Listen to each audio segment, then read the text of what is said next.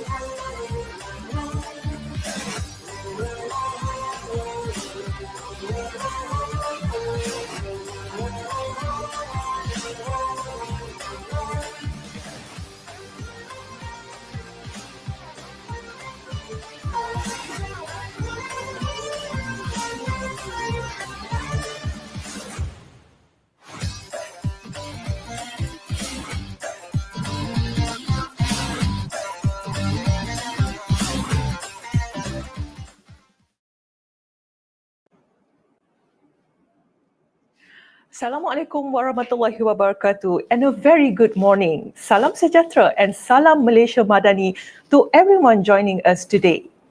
Distinguished guests, esteemed keynote speakers, respected colleagues and passionate participants from around the globe. Welcome to the International Virtual Go Green IVGG 2025 Professional Talk. I am Dr. Irani Abdul Halim Chu, and it is both my honor and pleasure to serve as your moderator and MC navigating for today's International Virtual Go Green 2025 Professional Talk. Before we dive into today's exciting program, allow me to share a brief glimpse into the vision and essence behind this meaningful event. The IVGG 2025 Professional Talk theme Sustainable Solutions for the Built Environment is a premier professional talk for both academic and industry organized by the Department of Built Environment Studies and Technology, UiTM Perak Branch, in collaboration with our valued strategic partner. As climate concerns escalate and cities grow more complex, this virtual conference unites leading minds to explore how we can create a more livable, resilient, and digitally advanced built environment. Today, 6 outstanding keynote speakers will share experts' insights on green architecture, smart urbanism, BIM application, digital environmental management, sustainable investment, and more. Whatever you're an academic, a student, or an industry professional, these programs offer not just knowledge, but a call to action.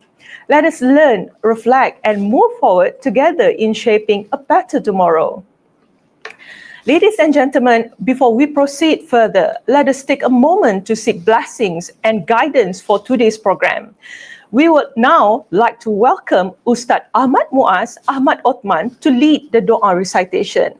May this gathering be filled with beneficial knowledge, meaningful connections, and success in all of our endeavors.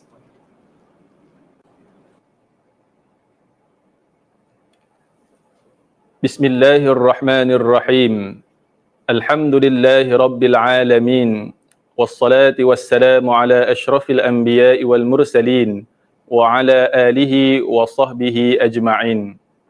Ya Allah, ya Tuhan kami berhimpun pada hari ini dalam satu majlis ilmu dan perkongsian akademik dengan niat untuk memperkukuh pengetahuan, memperluas pemahaman dan menyumbang kepada pembangunan ummah dan negara. Ya Allah, Kau limpahkanlah ke atas kami taufik dan hidayah-Mu. Kau bukakanlah pintu hati dan minda kami untuk menerima ilmu yang bermanfaat. Kau jadikanlah segala yang kami pelajari sebagai panduan dalam kehidupan seharian. Dan Kau jauhkanlah kami dari ilmu yang tidak memberi faedah. Ya Allah, berikanlah ketenangan kepada para penceramah kami. Permudahkanlah tutur kata mereka dan jadikanlah penyampaian mereka jelas, padat dan penuh hikmah. Kurniakan juga kepada para peserta kefahaman yang tajam, hati yang lapang, agar segala isi kandungan webinar ini dapat dimanfaatkan dengan sebaiknya. Ya Allah, jadikanlah segala usaha kami ini sebagai amal jariah yang berterusan pahalanya, dan bukakanlah jalan untuk kami terus menuntut ilmu sehingga ke akhir hayat kami.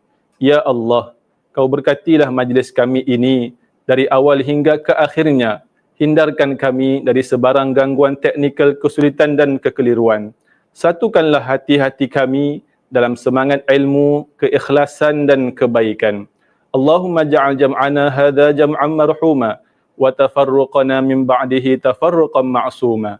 Rabbana atina fid dunya hasanah wa fil akhirati hasanah wa qina 'adzaban nar. Wa sallallahu ala sayyidina Muhammad وعلى آله وصحبه وبارك وسلم والحمد لله رب العالمين تقبل الله منكم.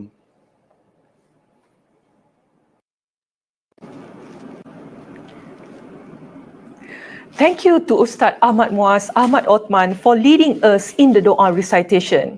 May the prayers and blessings guide us throughout today's session and inspire all of us to carry out our responsibilities with sincerity and purpose. Ladies and gentlemen, to officially commence our program, it is my honor to invite Associate Professor Dr. Nur Hisham Ibrahim, Director of University Technology Mara Perak Branch, to deliver the opening remarks.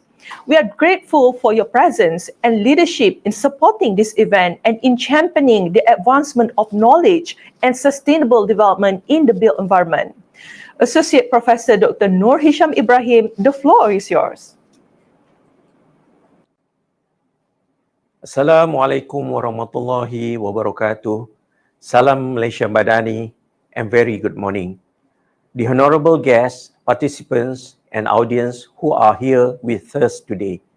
It is my great pleasure to welcome all of you to the International Virtual Go Green IVGG 2025 Professional Talk hosted by the Department of Built Environment Studies and Technology, Faculty of Built Environment, UITM Perak Branch. This year's theme, Sustainable Solutions for the Built Environment, reflects the urgent need to transform how we design, build, and manage our spaces. The challenges of climate change, urban expansion, and resource depletion are not distant threats. They are today's realities, and the built environment sector sits at the heart of both the problem and the solution. Today, we are privileged to host 6 distinguished panel of speakers, each offering a unique and valuable perspective. These experts bring together deep experience from architecture, engineering, urban planning, environmental science, and policy. From cutting-edge green technologies to community-driven design, each panel will explore practical, forward-thinking solutions that can be applied locally and globally. Their insights will not only challenge conventional thinking, but also inspire bold action towards a more sustainable, resilient future for our built environments. Dear esteemed guests and audience, this talk has also been submitted for Continuing Professional Development or CPD recognition with several professional boards including Lembaga Architect Malaysia, Board of Engineers Malaysia, Institute Landscape Architect Malaysia, Royal Institute of Surveyors Malaysia, Board of Valuers, Appraisals, Estate Agents and Property Managers, Malaysia Institute of Planner, and Board of Quantity Surveyors Malaysia. This affirms our commitment to nurture not only academic excellence, but also professional competency and lifelong learning. At UITM, we strongly believe that sustainability and innovation must be co-created, not in silos, but through collaboration across academia, industry, and government. That solution is manifested in this event. We are especially proud of the Department of Built Environment Studies and Technology and the organizing committee for curating this meaningful platform. It represents our larger institutional mission to embed the principle of Construction 4.0, sustainable development goals, and green innovation into our curriculum, research, and community outreach.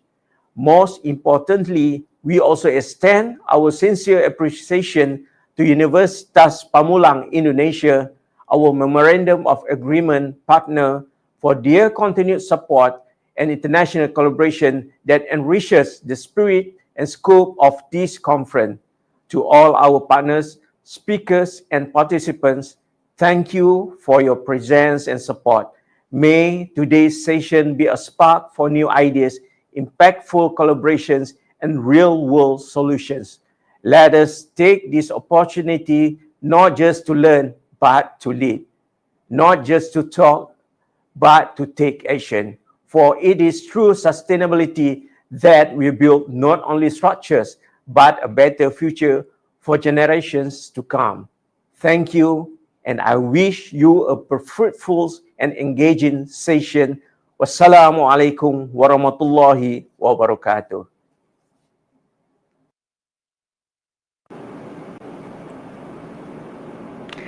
Thank you, Associate Professor Dr. Noor Hisham Ibrahim, for your thoughtful and encouraging words. We are grateful for your support and leadership. Let us now commence our session with the first keynote address, an occasion we have all been waiting for. In a moment, we will hear from an inspiring speaker who will lay the foundation for the meaningful discussion ahead. Before we begin, I would like to remind all participants that there will be a brief 10 minutes question and answer session at the end of each presentation. Therefore, you're encouraged to submit your questions in the comment box at the sidebar so the speaker can address them and help to deepen our understanding of the keynote topics. Our first speaker, Dato' Architect Interior designer Zulkhairi Mat Zain is a leading voice in architectural heritage and conservation. Dato' Architect Interior designer Zulkhairi Mat Zain is a distinguished architect and interior designer registered with the Board of Architects Malaysia, APAC and ASEAN. He holds degrees from University Technology Malaysia and the University of Texas at Arlington with additional training in heritage conservation.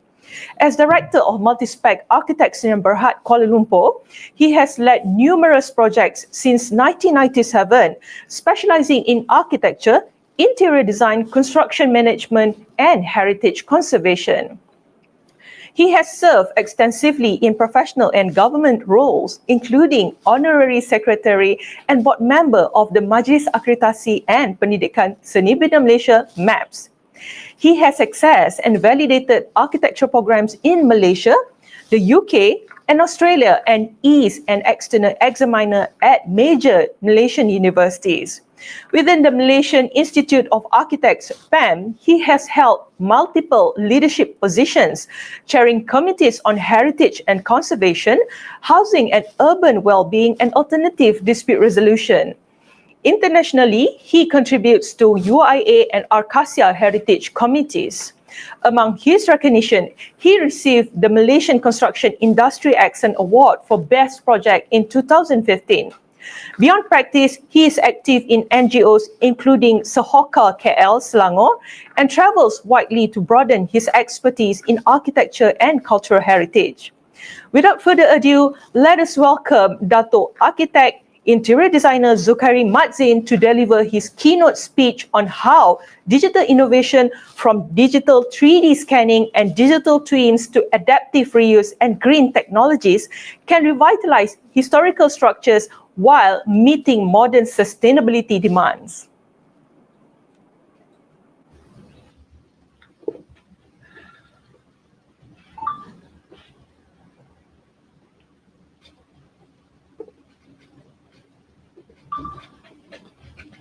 Assalamualaikum.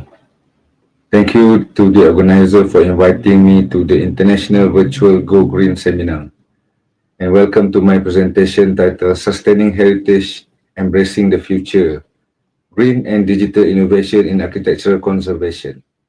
My name is Zulkhairi Mat Zain, the Director of Multispec Architects in Berhad, and I'm pleased to be sharing with you how traditional architecture can thrive in today's world of climate urgency and technological advancement. This talk aims to bridge the wisdom of the past with the tools of the future. We live in a time of rapid environmental change, technological advancement, and urban pressure. Our heritage buildings are vulnerable, not just physically, but also conceptually, if we treat them as relics instead of assets. Today, conservation isn't only about freezing buildings in time, but adapting them with purpose. We will explore how sustainability and digitalization offer new lifelines to our heritage. To move forward, we must expand our definition of conservation. It must be environmentally sustainable, economically viable, socially inclusive, and culturally sensitive. Digitally, we are moving from manual, reactive processes to data-driven and proactive heritage management. And all this requires multidisciplinary cooperation, where architects, historians, engineers, communities, and technologies are working together. Sustainability and heritage begin with adaptive reuse. Every time we reuse a building, we save embodied energy and reduce waste. Energy retrofits, like adding insulation, LED lighting, or solar shading, can make old buildings much more efficient without compromising their integrity. Climate responsive design is not new. Our traditional buildings were often perfectly aligned with natural ventilation and orientation. Let's learn from them and innovate with care. Sustainable material and low impact techniques should be our way of doing works now. Technology is revolutionizing how we document, restore, and manage heritage. We have 3D scanning and photogrammetry. It provides detailed documentation even in fragile condition. And number two, we have BIM for heritage, or we call it HBIM. It allows us to digitally capture, simulate, and manage conservation works precisely. And now, the latest one is digital twins. Digital twin is the latest and most advanced among the three technologies in the context of heritage conservation. AI can predict building failures before they happen, turning conservation from reactive to preventive.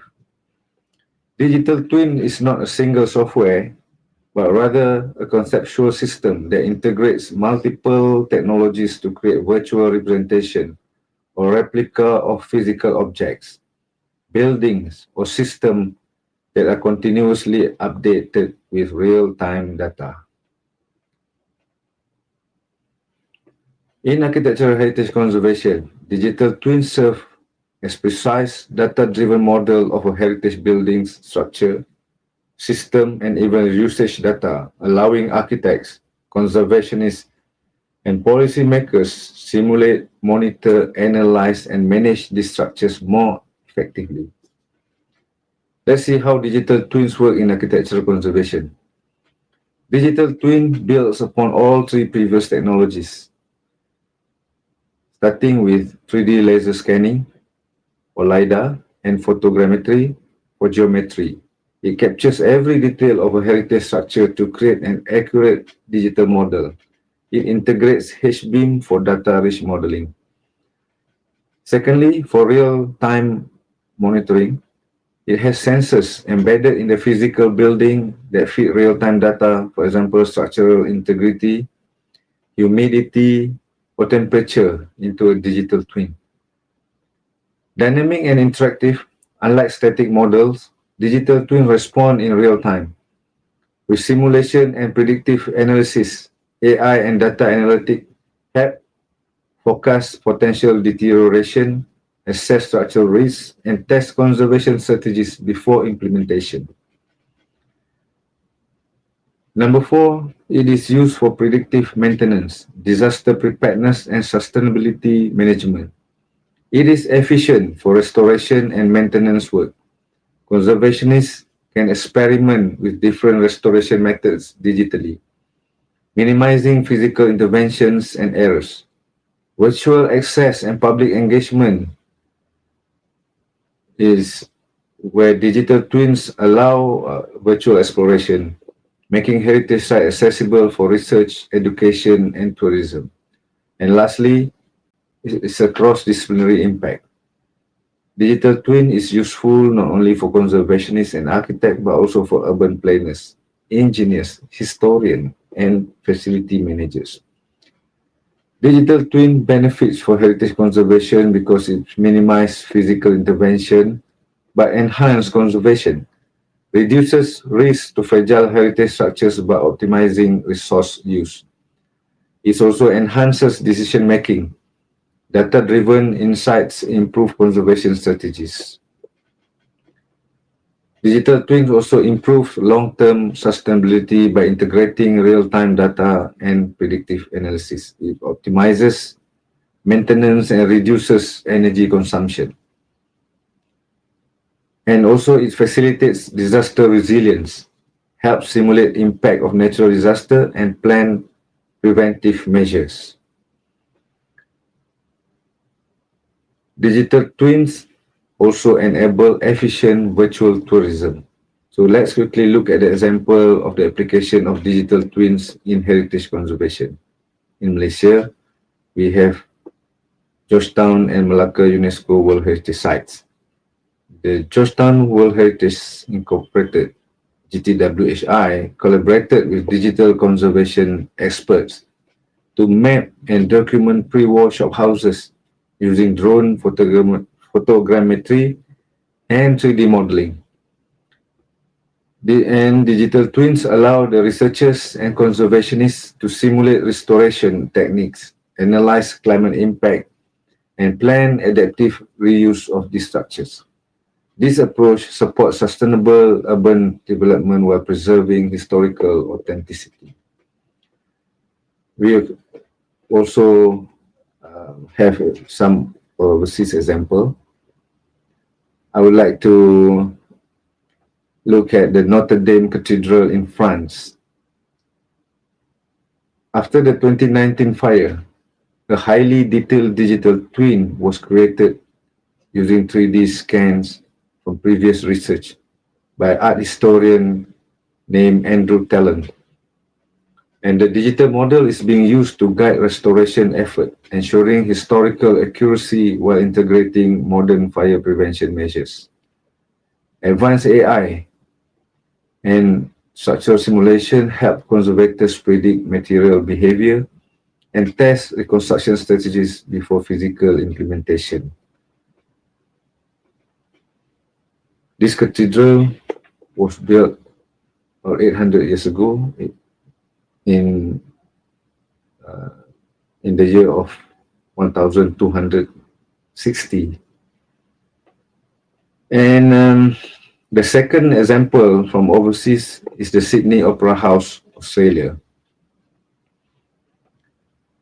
A real-time digital twin of this UNESCO-listed structure was developed, incorporating Internet of Things or IoT sensors to monitor energy use, structural health, and climate condition. This ensures building remains environmentally sustainable while preserving its architectural integrity. The model is used for long-term maintenance, planning and optimizing energy efficiency. So we can see the evolution from photogrammetry and 3D laser scanning into H-beam, and the recent one is digital twins. These are the tools that we use in our modern day conservation work.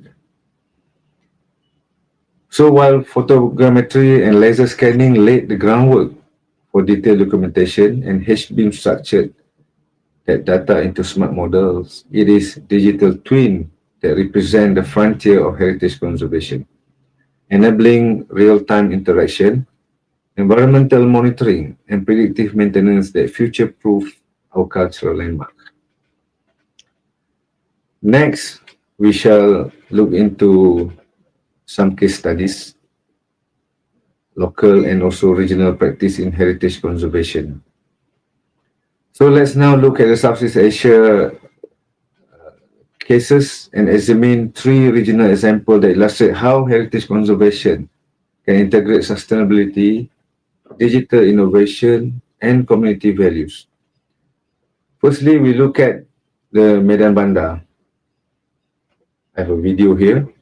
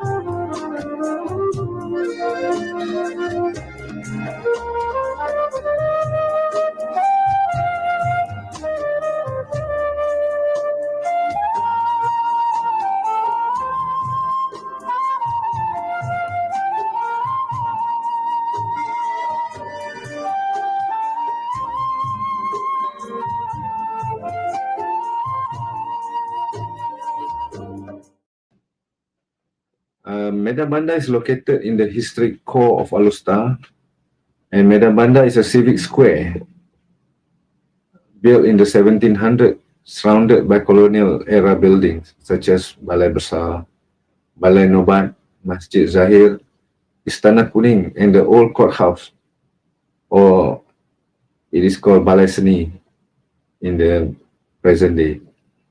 So once underutilized and fragmented, the site was revitalized through a community-focused adaptive reuse strategy between 2014 and 2017. The project prioritized placemaking and public accessibility, introducing shaded walkways, open-air performance spaces, and heritage interpretation signage without altering the heritage fabric. The revitalization maintained the urban grain and spatial hierarchy of the original square, allowing historical narrative to coexist with contemporary civic use. This initiative demonstrates how modest interventions grounded in cultural continuity and passive design can revive historic spaces without over-commercialization.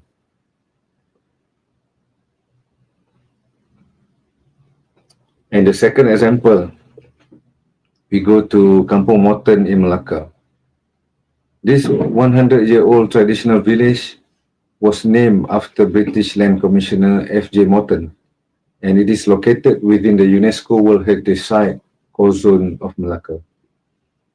Unlike static heritage monument, Kampung Moten represents a living heritage environment where daily life, vernacular architecture, and intangible cultural practices continue to thrive. Houses feature passive cooling, natural ventilation, and elevated floors using local timber and clay material. This exemplifying climate-responsive vernacular design. And digital initiatives like the Melaka Heritage Trail and virtual storytelling apps document family histories, architecture, and custom. One good example is Villa Sentosa. It's a key house museum, integrates digital curation to showcase traditional Malay living. In terms of cultural tourism with community-driven conservation, local residents lead tourism and conservation efforts, offering homestays, guided tours, and cultural performance.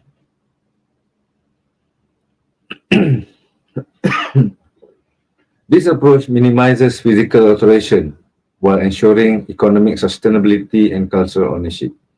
Kampung Moten stands as a model for low-impact urban heritage tourism sustained by grassroots knowledge and modest digital integration. The third example, we shall look into Asiatic Riverfront in Bangkok, Thailand. It is a landmark example of adaptive reuse of the former East Asiatic Company ports and warehouses, originally built in the early 20th century along the Chao Phraya River. The project transformed the derelict industrial complex into a vibrant cultural commercial waterfront, preserving the historic industrial character of the architecture. In terms of digital and experiential enhancement, visitors engage with the site through augmented reality or AR installation, theme lighting, wayfinding apps, and interactive display that communicate the site's layered history. These technologies turn Asiatic into a living heritage venue, particularly attractive to younger and international audience.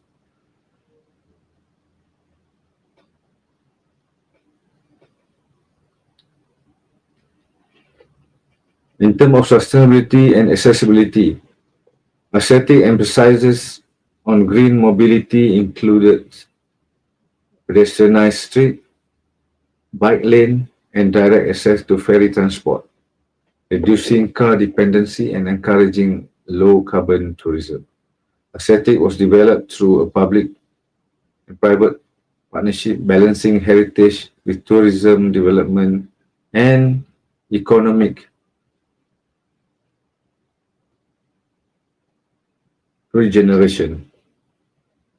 It exemplifies how commercial vibrancy and cultural integrity can coexist through visionary heritage planning supported by technology.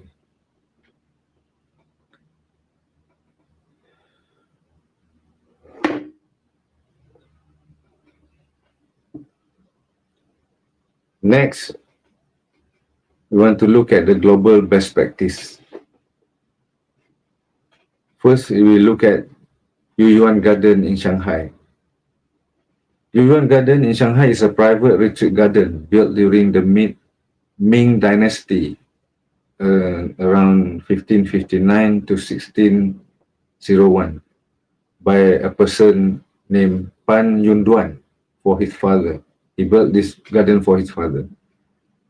It's designed as a luxurious classical Chinese garden with elegant pavilion, rockeries, bridges, and poetic inscriptions. It is once the most prestigious garden in Shanghai. Over time, it evolved into a military post during the Opium War in 1842, then fragmented and commercialized in the early 1900s into shops and eateries. It was later reclaimed as a public cultural park and revitalized through major conservation initiatives.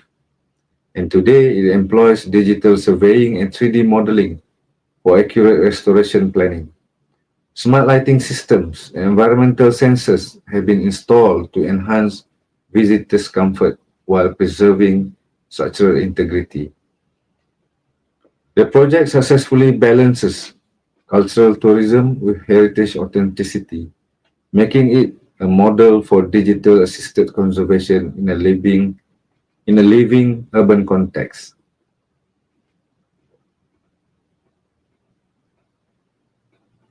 And the second example is the Battersea Power Station in London. It is a landmark of British industrial heritage. Built in the 1930s as a coal-fired power station and decommissioned in the 1980s, which was 50 years later. It stood unused for decades until its transformation into a vibrant mixed-use urban district. The conservation process employed building information modeling, BIM, laser scanning, and digital twin technologies to manage the intricate restoration of its Art Deco architecture and massive turbine halls. Integrated sustainable energy strategies include high-performance glazing, natural ventilation, and connection to a low-carbon energy network. The redevelopment maintains the site's iconic chimneys and structural silhouette, as we can see in the slides, preserving its industrial legacy while introducing retail, residential, and cultural facilities. Battersea today is a symbol of how adaptive reuse, digital innovation, and sustainable design can revive heritage into a dynamic urban experience without losing its spirits of place. Now we look at the key challenges and dilemma in the conservation work. Despite the success stories, challenges remain. First, the authenticity. We have to ask ourselves, how much changes is too much? And how do we retain meaning while allowing evolutions? We often hear from the architects or designers that, for example, in Malaysia, we have Uniform Building Bylaw, UBBL, especially on the fire requirement, where we have to ensure our building, our conserved building, fulfill the requirement of the UBBL in order to get approval for us to proceed with the conservation work or with the construction work. So we have to make sure that our UBBL can accommodate the process of approval for the heritage buildings. So we have to look into that. So the regulation it says that it's often lag behind innovation and is limiting what is possible. So, for example, in many of the heritage building built of timber, we have a dilemma to fulfill the requirement, the fire requirement, especially on the fire rating, especially on the material. So we have to look into the regulations to make sure that our preservation will not be limited to certain criteria that will hinder our innovation. And also, technology itself can become obsolete. This will raise concern about digital sustainability. The technology move so fast, so we have to make sure that we are catching up with the technology. So if we become obsolete, then we have to ensure that we always keep it updates. Otherwise, digitally it might not be sustainable. So this is another factor that we need to put our concern with. And then, of course, political will and public understanding about the importance of conservation. Without the political will, without the support from the lawmakers, it will be difficult for us to proceed with our conservation effort. Because conservation effort needs money, needs a certain budget from the government, and also for public understanding. Public must understand also that in the conservation work, it will involve some budgets before, during, and after. And after meaning that we need some budget for us to continue our management, what has been conserved. We have to manage. Without the proper management, sooner or later, our heritage buildings or asset can easily fail or easily become dilapidated again. So it is very important that the political support from our politician and also from public is in place in order for us to ensure the continuity of the conservation effort. And then lastly, I would say community involvement is very essential. It's important that conservation must serve people. What we conserve will be used by the community. And also, we need a community strong support and the feeling of ownership. For example, the case studies that I showed earlier in overseas, Yuyuan Garden, look at the Yuyuan Garden. So we can see there's a very strong support from the people. The community helps to ensure that the heritage asset within their community is well preserved, is well taken care of. Therefore, they will take ownership on it, even though it's a public garden. But the people in that area feel so proud with what they have, and they keep supporting the authority or the local government in maintaining and keeping the garden in a very good order. So it is very important on community involvement. And of course, um, we have to look at the way forward on how, on the strategic direction on how to go about, right? So where do we go from here? And we need the government policies that support rather than restrict innovation. So if we look at in the example of Malaysia, and specifically in Kuala Lumpur, the government, the federal government, has launched the initiative for Kuala Lumpur. It's called KL Warisan KL. So there are some initiative being tabled by the government, by the federal government, with the involvement of Dewan Bandaraya Kuala Lumpur, DBKL. Then it is an effort to preserve certain quarters within KL. If I'm not mistaken, there are 9 quarters. So partly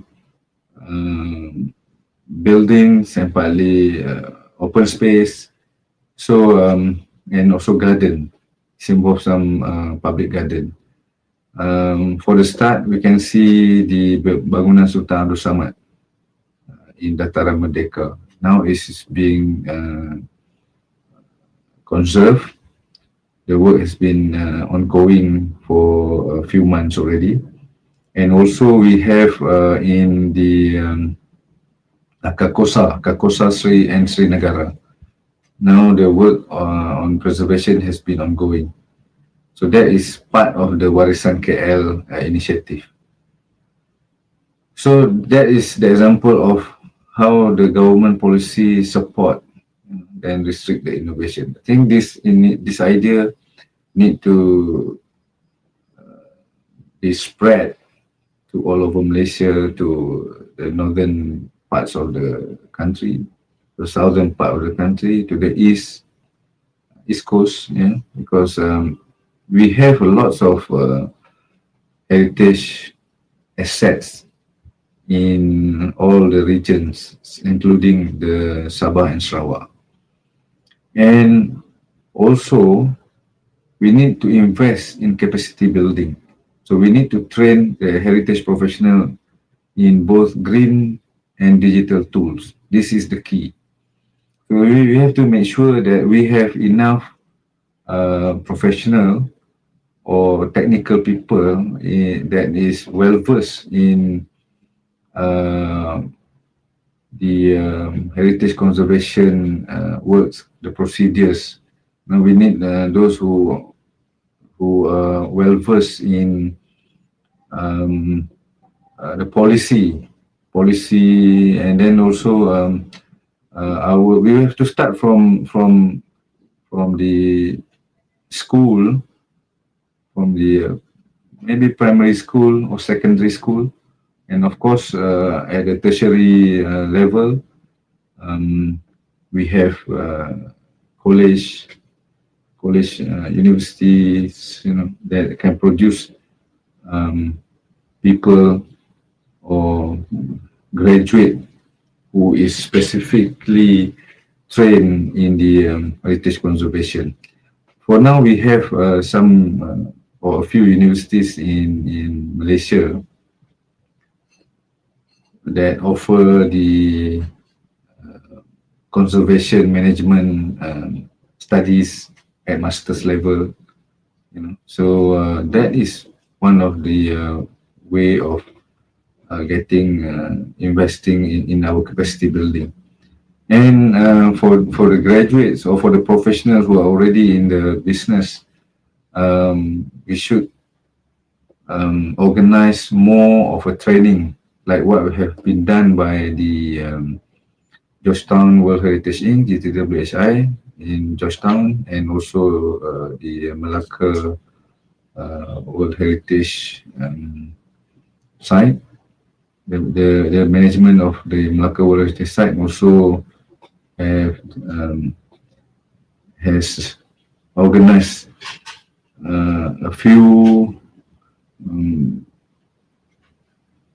seminars that relates to the trainings of the heritage conservation. So those are capacity building. So we need to also get collaboration between multidisciplinary. It should be a norm for the multidisciplinary collaboration, and it shouldn't be exception. Shouldn't be certain quarters only. So we should come together and collaborate. We should have architects, engineers, planners, quantity surveyors, all of the professional in multidiscipline have to well versed in the conservation effort. Then in order for them to collaborate well, okay. So we also need to encourage a pilot project to test new ideas in the real world context. Because normally we will be talking about conceptual ideas, in our training or in our seminars. So now let's put it in the real world context, which is we have to have pilot projects where we collaborate. We see how the impact or the result of that collaboration. And of course, last but not least, we have to strengthen the partnership between public, private, and community so that we can deliver a better result rather than working in silos. So to conclude my talk, our built heritage is not just a memory, it is a living asset. It's breathing part of our cultural identity. And we have the tools to make it resilient, relevant, and regenerative. By integrating sustainable practices and digital innovation, we don't lose the past, but we carry it forward. Let's reimagine heritage not as something to be protected from the future, but something that lead us into it, that lead us into the future. That will be the end of my presentation. Thank you so much. Assalamualaikum warahmatullahi wabarakatuh.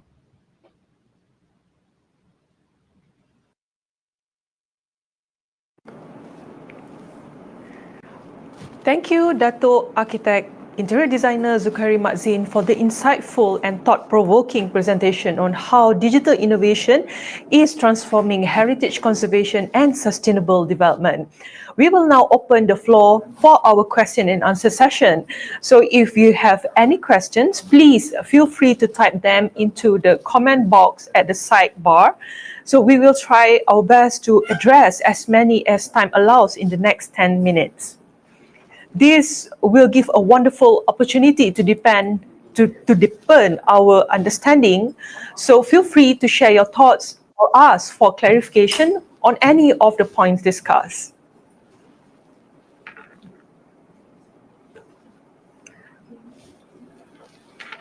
Assalamualaikum, Dato'. Ya, Waalaikumsalam. Boleh dengar? Are you ready, Dato', for the first question? Yes, boleh dengar. Alhamdulillah. Okey, insyaAllah. Cubalah. Okay, I think we're going to proceed with the first questions. So the first questions, in the current industry phenomena, what are the key challenges in implementing green and digital practices in heritage conservation? And from your point of view, how can policy reform help to address this issue? Okay, thank you. That's a very good question. I'll try to answer it as clear as possible. Okay. Alright, so one of the main challenges is that the heritage building, originally, many of them were not designed with the modern technologies. or energy system in mind. So now we are trying to integrate a green or digital solution. So this one can be very, very tricky without damaging the authenticity of that heritage building. So that's the first one. And secondly, many conservation regulations that we have, I'm taking the example of Malaysia and some of our other countries, we are very, can be called as a bit rigid. So, and it's focusing heavily on the physical preservation only, and it limits the flexibility to be innovative, and even for low impact upgrades such as fixing a solar panel on the rooftop, and fixing the intelligent monitoring or new material. It, sometimes it might not be possible, right? So we can call it it's a bit rigid. And thirdly, cost and the technical skill. So these are very significant barriers as well, especially in smaller Cut communities. you. In the smaller communities. Sorry to cut you. Your voice is not that very clear. Yeah. Oh, okay. Okay. Let me start again. The third one on the cost and technical skill. Is it okay? Can you hear me clearly? Yes. Now it's Okay. getting, I think it's better now. Yeah. Yeah. Okay. Thirdly is the cost and technical skill. So this is a very significant barrier, especially in the small communities, in a smaller town. Unlike Kuala Lumpur or a bigger town. So digital tools like 3D scanning, and then digital twins that I've spoken about earlier, they are very powerful, but of course they're expensive and require a skilled professional to handle it. So not all heritage sites can access them. Therefore, the policy reform is very important because we need updated guidelines that allow sustainable upgrades while still protecting the authenticity of the heritage building. And also financial incentive. These are very much welcome for the innovation and green upgrade. And this issue has been spoken or has been discussed worldwide, yeah, about the incentive. Even in the United States, I was attending courses in the United States, in the University of Southern California. So we discussed with officers from like a local like a PBTs in Malaysia, but they are come from all over the United States.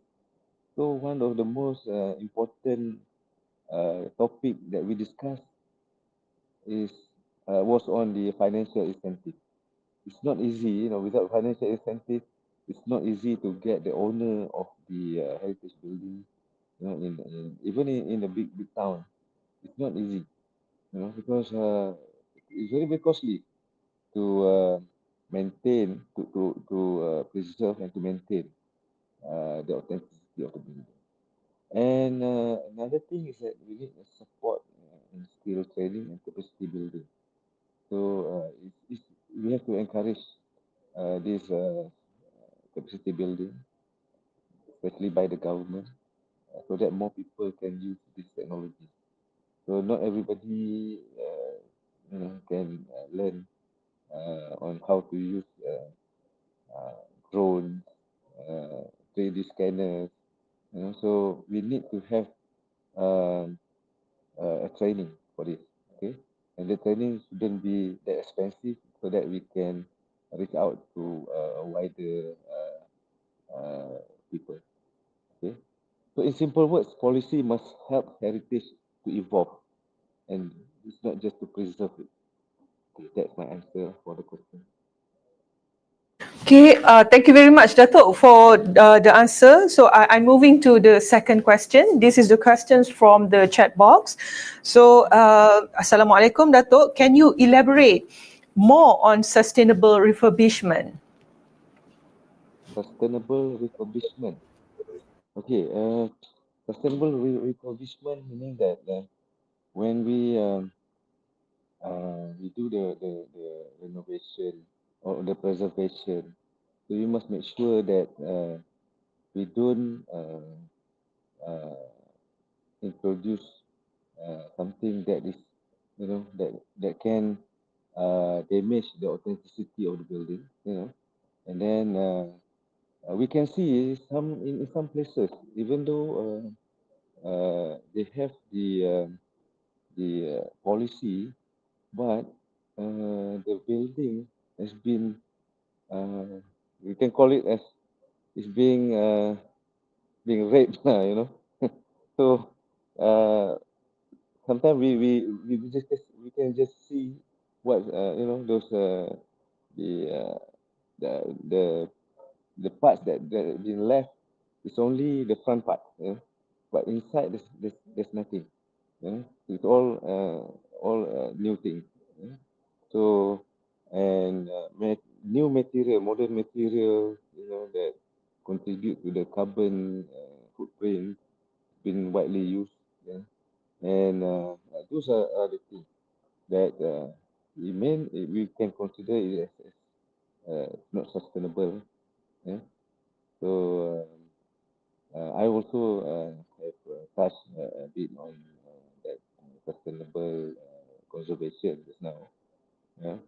So whereas if you are preserving the building, but then it's just left as, like a sculpture without people using it. So sooner or later it will rot, right? So we have to make sure that the preserved building being occupied, and if it's in the community, we empower the community to look after the building and be proud of it. Right? So there's a lot of things that contribute to the sustainable refurbishment of a heritage building and site. I think, Yes. yeah, hopefully I Thank you, have Dato'. answered that. Yeah, it seems that our your presentation today catch many eyes, and it is a very interesting topic. So we got a few questions here. Okay, so however it is, I would like to remind all the participants that we have 10 minutes for question and answer session. So we will try our best to fit all the questions wherever possible within the 10 minutes for the question and answer session. So the third question, Dato'. Salam, Dato', in your experience, which part of the heritage building or architecture required to be conserved first in order to address the symbol of heritage? Okay, the symbol of heritage. So to me, I look at the heritage conservation. The things that we need to tackle first is for me, is the structure of the building, and then concurrently we have to look at the outlook of the building, right? So in order to preserve the the memory of it, the authenticity of it, we have to make sure that it is presented as it was built originally, you know. But then we have to make sure that the structure is in good order, and if we need to strengthen it, we have to do it in a proper way without having to remove most of the originality of it. I've done some work in Medan Bandar, Alor. So the building was built 100 years ago, and it's a load-bearing building. You know. So we have to do because it has been adapted, reused to the current one as a gallery, art gallery. Okay, so we need to do some um, upgrading on the storage area for the painting, for the big painting, expensive painting, and the old paintings. And we need to put a new rack there, to keep the painting properly. So we have to strengthen the structure of it, the foundation. So it has to be done very carefully, slowly, and we have to prop it properly. So to me, structures is very important. Although sometimes from the outside, from the outlook of it, we just see the building. It looks very strong, very beautiful. But further interrogation inside, especially under the roof, uh, between the ceiling space, all the structures rot, they're rotten. They're very unsafe for us to enter, to walk in the ceiling. Normally, the ceiling is we have a walking space, but very dangerous. We have seen student doing measured drawing fell from the ceiling down to the floor. But thanks to the modern way of doing things now, we have drone, we have a laser scanner, we have LiDAR and everything. Even a mobile phone. Uh, I don't have to mention the name because I'm not an ambassador for it. But mobile phone has the capacity to scan, the in 3D. It has a LiDAR capability of it. So with all those technologies, I think that will help a lot in our effort of conserving the building. So come back to the question on which one is important. To me, structure is very important.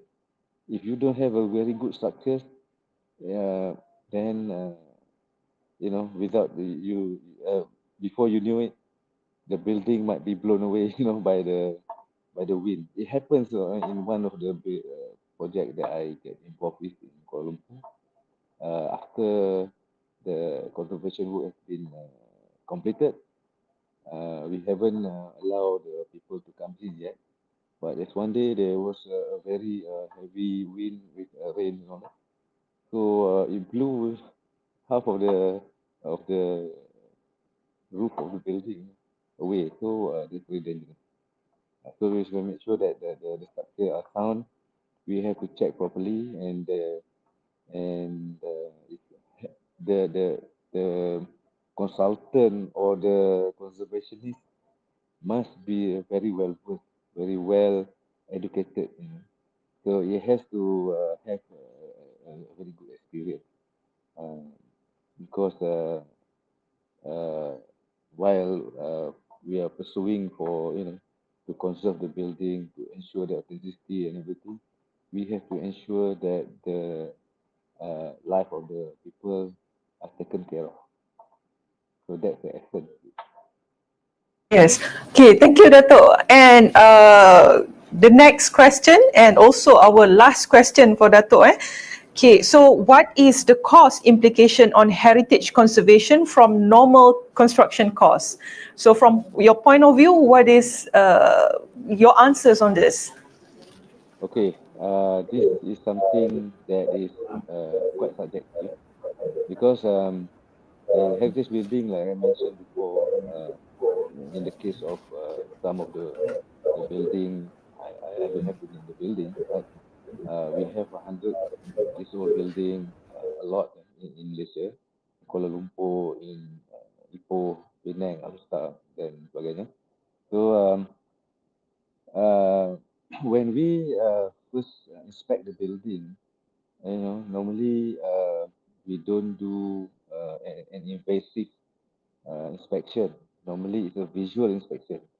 So we record whatever that we see, without having to knock the building and all that. So we come up with intelligent costing. So this is where our partners, quantity surveyors, must also be well trained, to deal with the heritage building. Then we will come up with a certain cost. Normally, we have to have some um, what do you call it? we have to have a certain amount, to cater for the unforeseen uh, issues that might arise. For example, as I mentioned, when we look at the ceiling, everything it looks very nice. Maybe just a little dent or little holes, but after upon further checking by the contractor lah, normally when the contractor comes in, they open up the ceiling or open up the wall or the floor, then they found out there's a lot of damage, done by the white ant or anai by the termite, so that is a new cost incurred. So we have to be ready with the VOs and all that. So I would say that as compared to the new building, the new project where you get an open site and then you design, you build, and if you compare to the heritage building, the cost might go into an extra 50% of the original costing. So that's why some VO will be expected, and we have to ensure that our contract is drafted properly, so that the contractor will not have a problem later, or the client will have a problem because of the wrong budget for it, right? So this is something that is not new. I think those with experience doing work in Georgetown, in Malacca, in Kuala Lumpur, they have faced this issue. It can be like 30% extra, 50% extra, or it can be double. So my advice is that the QS must be playing a good role in this. Not every QS can do it, and not every architect also can do it. Only the experienced one. How to get the experience? First, you have to get the knowledge maybe from the school, from the university, and then you have to follow all the seniors and all that, and after that you learn. So I think I have answered the question. Thank you very much, Dato'. Thank you again for your further clarification and also elaborations on all of the questions that has been put forward by the audience. I believe that this will extensively help to deepen our understandings on the topic and also the presentation that you have put forward just now. Thank you very much again, Dato'. Okay. Thank you again, Dato' Architect Interior Designer Zukairi Mat Zain, for your inspiring and insightful presentation and answers on the preservation of heritage through the integrations of green principles and digital innovation.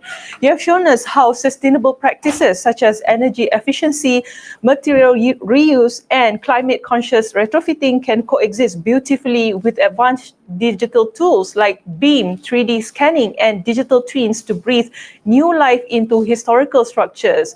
Your talk reframed heritage conservation not as a nostalgic exercise, but as a forward-thinking discipline where tradition, sustainability, and technology work hand in hand to ensure our built legacy remains relevant and resilient for the future. Ladies and gentlemen, our next keynote speaker is Engineer Dr. Mairizal Zainuddin, a specialist in environmental compliance and project management. Engineer Dr. Mairizal Zainuddin is a highly experienced Indonesian civil engineer, project management expert, and academic leader. He holds an engineering doctorate in civil engineering from University Technology Malaysia, alongside postgraduate degrees in industrial and civil engineering. With over 35 years in the industry, he has held senior positions at companies such as NGRCS, PT Rekayasa Industri, PT Wijaya Karya, and PT Archimedia Consultant, overseeing major infrastructure, power plants, and industrial construction projects across Indonesia. His professional expertise spans project management, construction supervision, quality control, and proposal development. Academically, Engineer Dr. Myrizal Zainuddin is a senior lecturer and external PhD and master supervisor at UTM Malaysia and UTHM Malaysia.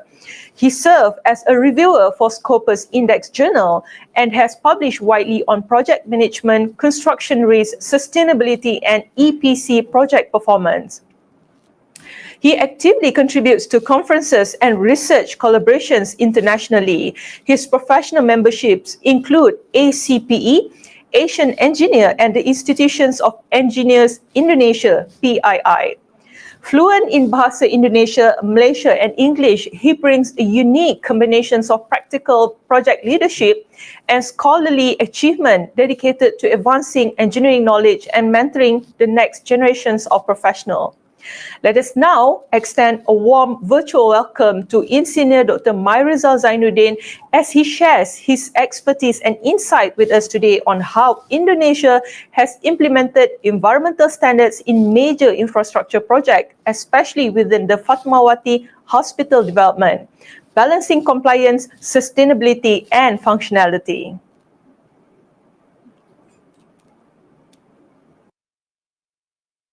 Good morning, ladies and gentlemen.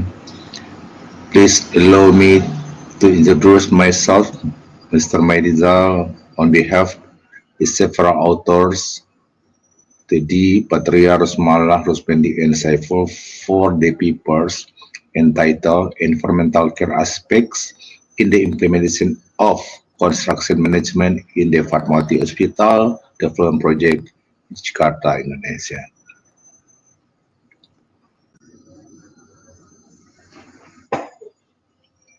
Background of this research are environmental protection and management that is consistent by all stakeholders.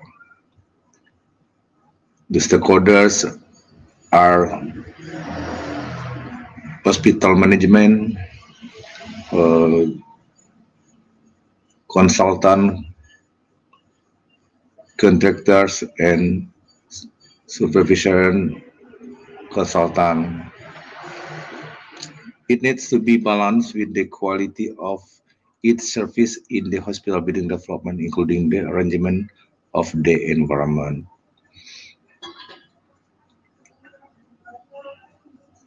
Local environment regulation and environmental management in the implementation of construction service will be considered during construction.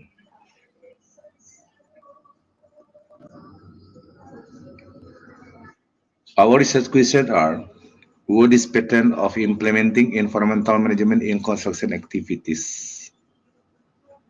We would like to know about the pattern of what are several factors in construction activities, and then the second, what are the steps taken by the company's management in making commitments in the implementation of environmental management? And then third one is, what extent are the results of the breakthrough made in carrying out these environmental activities?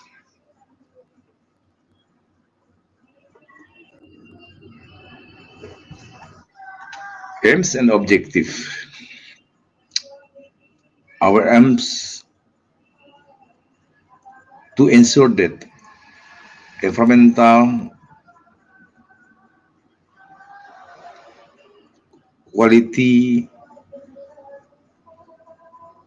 will be considered during step by step. Our objectives are to identify the pattern of implementing environmental management in construction activities. The second one is to ensure the step taken by the company management, making commitments in the implementation of environmental management. The third one is to extend the result of the breakthrough made in carrying out these environmental activities.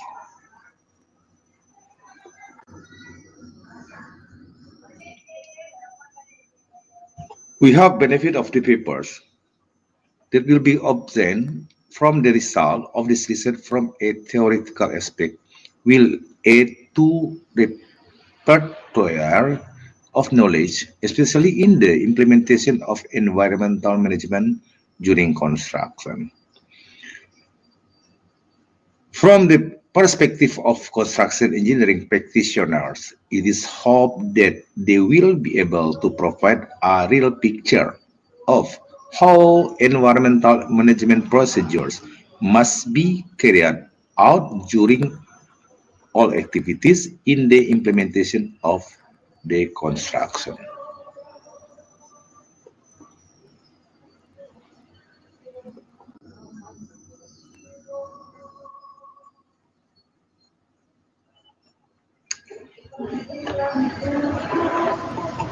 We use some literature for this paper. Uh, we collect from the government regulation and many others.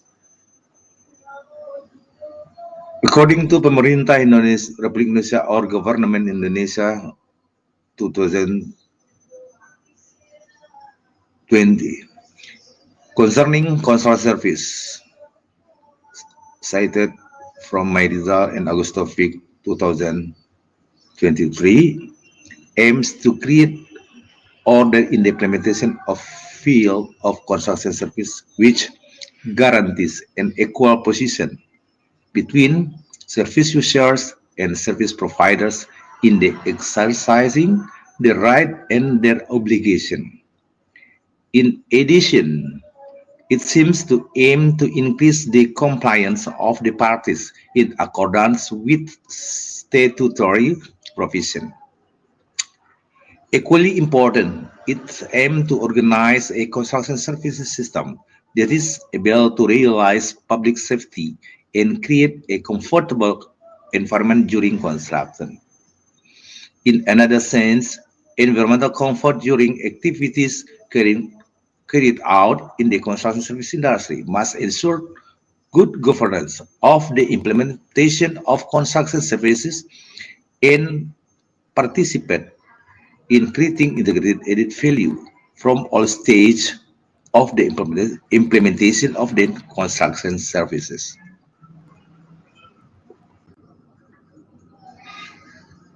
And then we refer to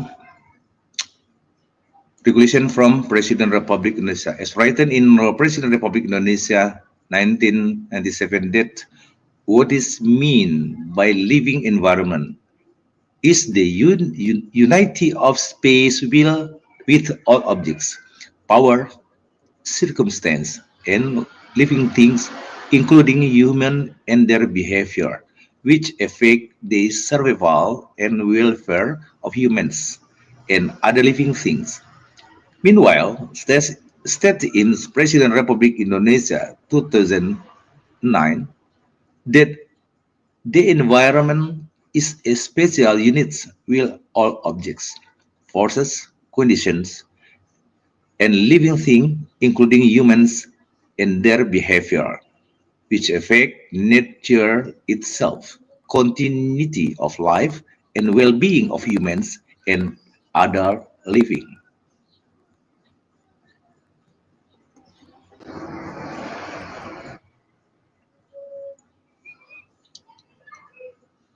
Next, environmental management can be defined as management of the interaction and impacts of human activities on the natural environment. Environmental management further aims to ensure that ecosystem service and biodiversity are protected and maintained for equitable using by future generation of humans, as well as maintaining ecosystem integrity as the ultimate goal, taking into account ethical, economic, and scientific variables.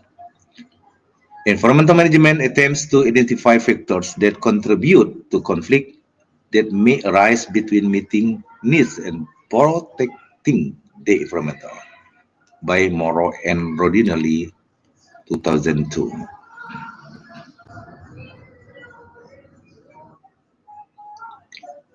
And then environmental management systems have attracted a great deal of attention from organizational and management scholars due to their wide adoption in most industrial sectors.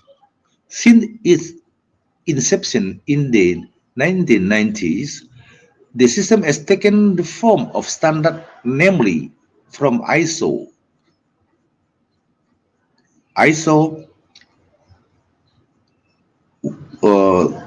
14001, and which have represented the most widely recognized environmental management system or EMS standards for integrating auditable environmental policies into the daily business, practice, and operation. When we viewed as a whole, the environmental management system or EMS is an integrated program to manage the environmental impact of an organization with the ultimate goal of helping improve environmental performance by Maherba et al. 2012.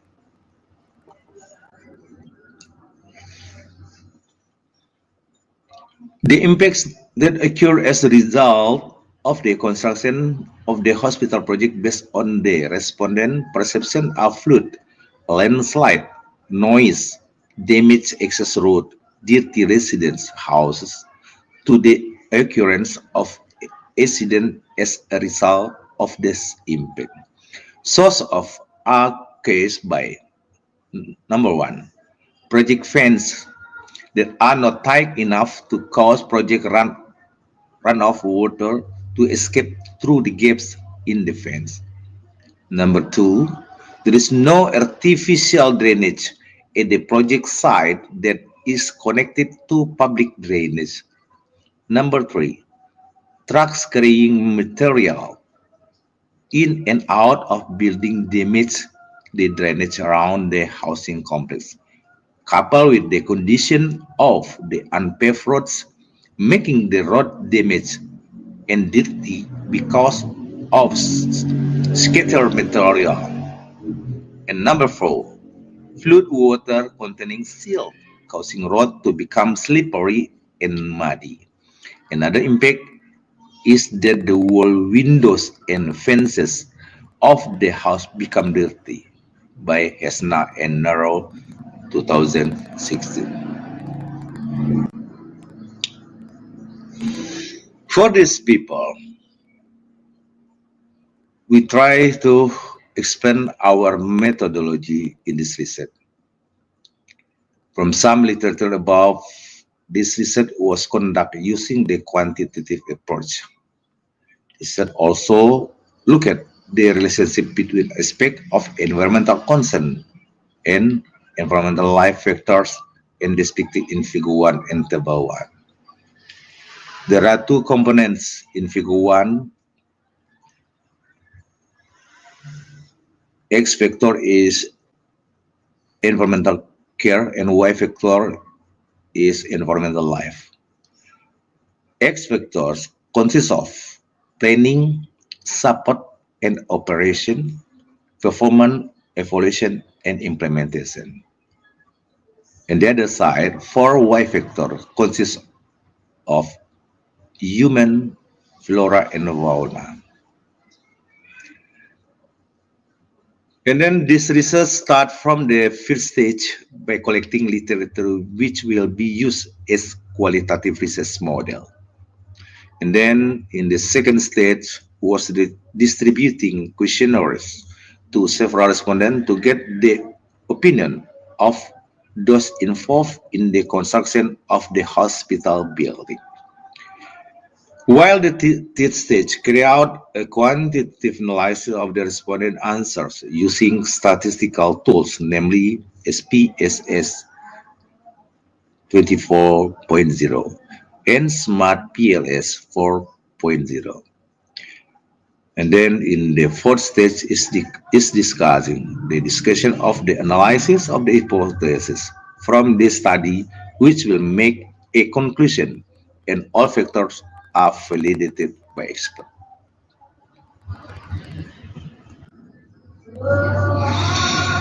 In table 1, for X vectors consists of organization x1.1, activities x1.2, products x1.3, services x1.4, and then support and operation or x2, or namely x2, consists of resources x2.1, internal communication x2.2, external communication x2.3, and then performance evaluation or x3 consists of monitoring x3.1, measuring x3.2, analyzing x3.3, evaluating x3.4, and then implementation or x4 consists of protection x4.1, maintenance x4.2, or and biodiversity x4.3. The study used the concept of statistical approach that can be used as a statistical analysis in the process of collecting and processing data, namely a quantitative approach. This quantitative approach is not the same as various other methods or techniques used previously. The overall method or technique includes objectives, concept, research approach, sampling, data collection, method, and data analysis. From my result in August Taufik 2023. Starting from the initial stage of research in the form of collecting literature that is closely related to environmental aspect in environmental life in the hospital project. This study is not only limited to various collection of various articles published in several peer-reviewed and prestigious journals, where the articles were published by various well-known publishers, including other previous research such as thesis writing, student dissertation, and various books. A collecting of various literature was carried out on studies conducted between 2014 and 2023, including studies that also yields new finding.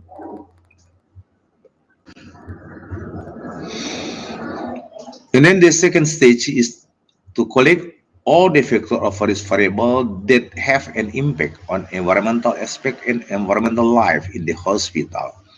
After these factors have been collected, it is followed by distributing questionnaires to several respondents using the purposive sampling method.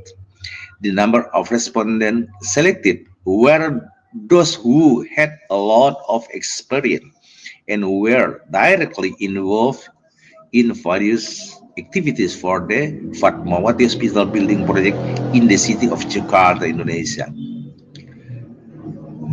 We prepared the questionnaires contain general information about their background of the respondent, followed by various data stating the importance of environmental life and every aspect identified through the literature as shown in previous figure.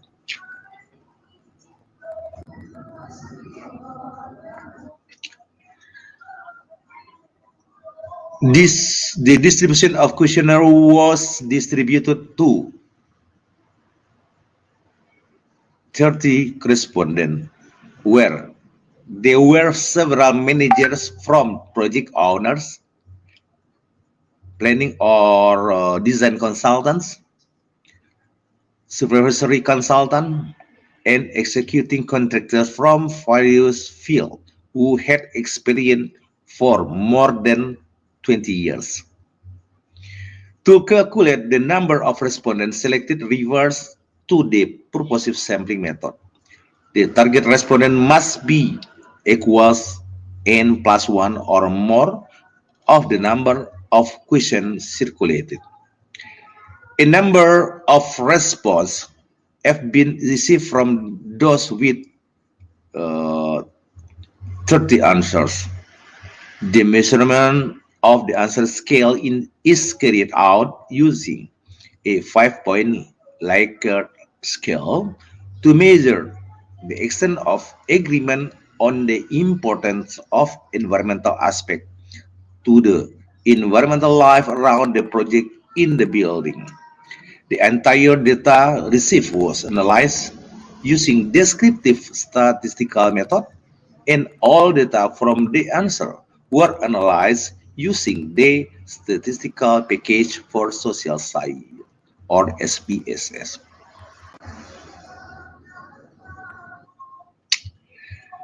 For reference, the minimum reliability value is 0.70 or Cronbach alpha, while the validity value exceed the R value, must exceed the reference table value. For data processing used in this study using testing techniques in validity testing is person bivariate correlation or person moment product in item total correlation correction. The study used the corrected item total method with the result that the number of data n equal 30 and obtained error table is 0.3061. We compare to L double person product moment with a significant level is 0.05 or 5%. The result is that none of the R count is below the R table value, or it is concluded that all factors meet the validity test. In addition, the reliability test method uses the reference Cronbach alpha method, whose value is more than 0.7. For the result of the reliability value showing Cronbach alpha for all factor start from 0.924 till 0.935. The result, all factors Cronbach alpha more than 0.7.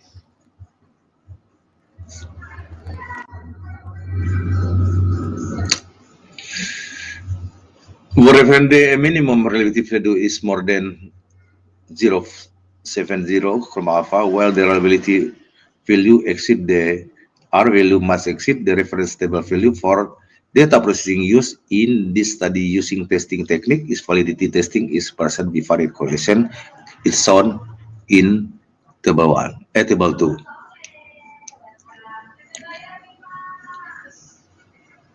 Is scale mean if item delete, and then in second column scale variant in item delete, and third column corrected item total correction is it's shown as representative of R count more than R double from reference, and then Cronbach alpha.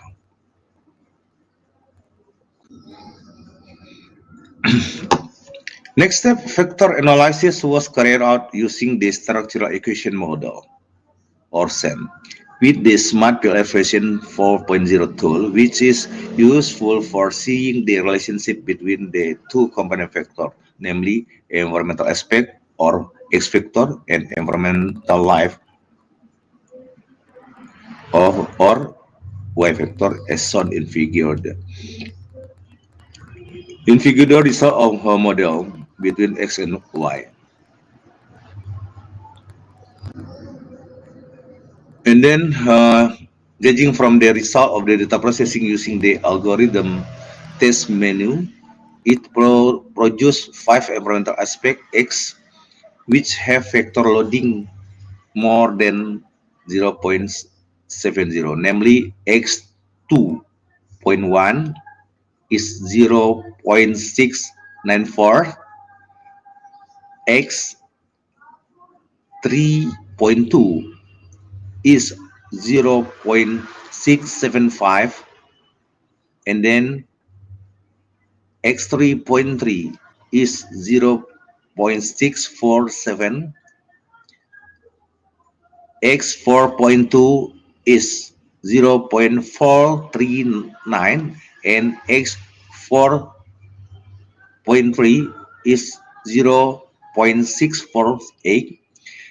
Because the five factors have a loading factor value less than 0.70, these five factors are excluded from the factor analysis process, and further processing of the algorithm test is carried out in figure 3.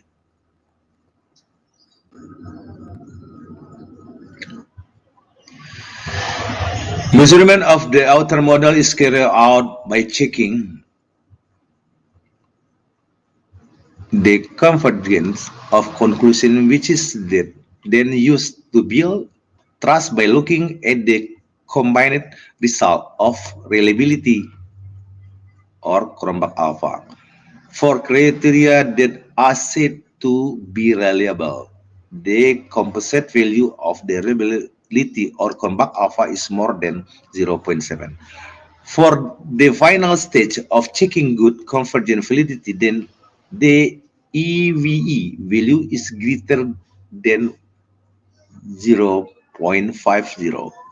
The two nine factors of the two nine factor of environmental aspects or X factor above are critical environmental life factors. It's shown in table 3, corrected item total correction result. Cronbach alpha X more than 0.70. It's shown in our table. For X factor is 0.926 and Y factor 0.756, and composite reliability and RU or RU for factor X is 0.733 0.933, and Y factor 0.776, and composite reliability for X factor is 0.938, Y factor 0.862.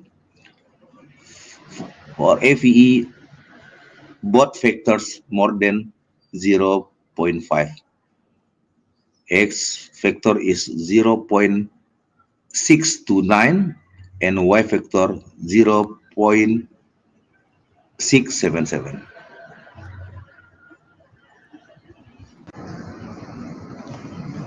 And then next step is to see the result of the research hypothesis test design, which are present based on the research objective in the form of bootstrapping resampling test.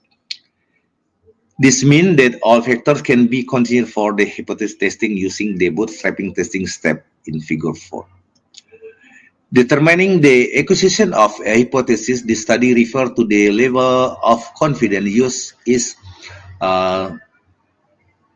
95% or the limit of its accuracy, or alpha is 5%, and produce a t-table value of more than 1.96.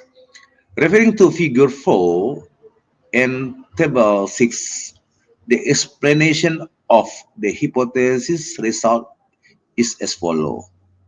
X and Y means the environmental aspect are strongly influenced by environmental factor with a t-statistic value is 13.722 more than 1.96, and p value 0.000. It means less than 0.05.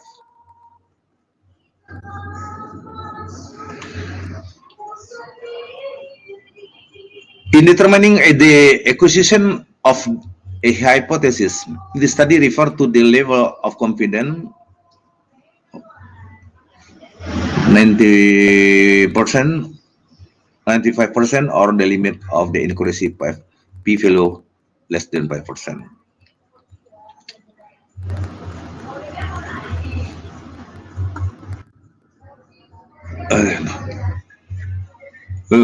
Finally, the conclusion of our research from the detail of the result of the hypothesis calculation above, it can be concluded that environmental X factor can affect environmental life or Y factor in the Fatmawati Hospital building project in Jakarta, Indonesia.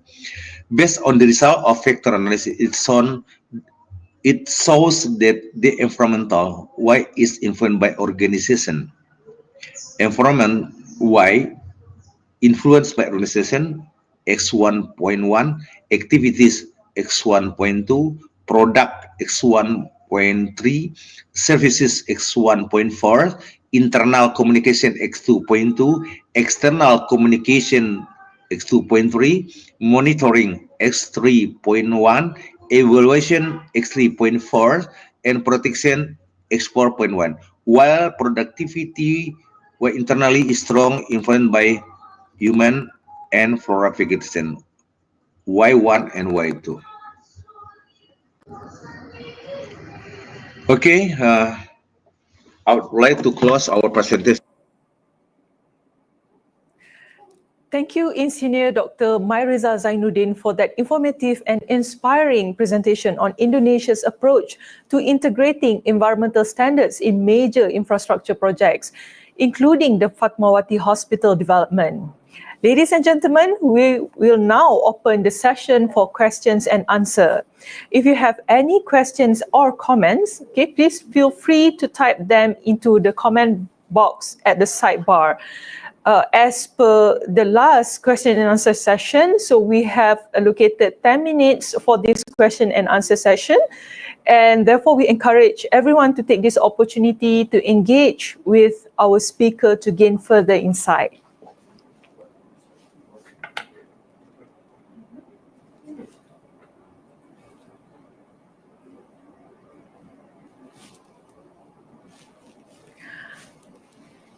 Assalamualaikum, Dr. Mairiza. Waalaikumsalam. I'm sorry because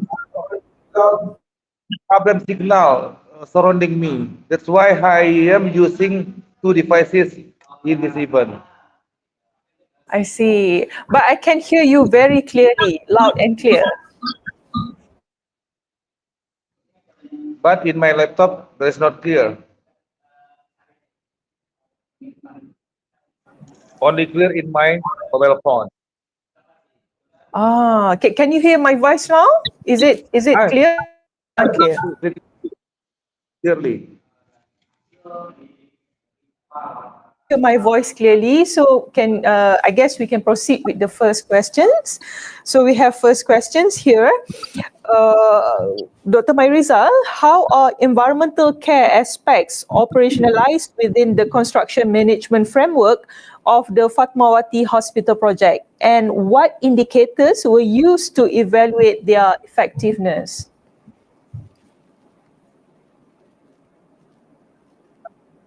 Our framework, in the first time, I would like to explain about this is my my project. This is my project. I already implemented the environmental aspect in this project. That's why the framework I was collecting from the several reference and then choose the some factors to do to make awareness in this project. This is the framework only my experience in my practical project. I have not received the other framework using the same factors. Is it clear? Yes, I guess that answers the first questions. We move to the second question. So the second question, in what ways did the implementations of construction management at the Fatmawati Hospital project address environmental sustainability challenges specific to urban healthcare infrastructure development in Jakarta?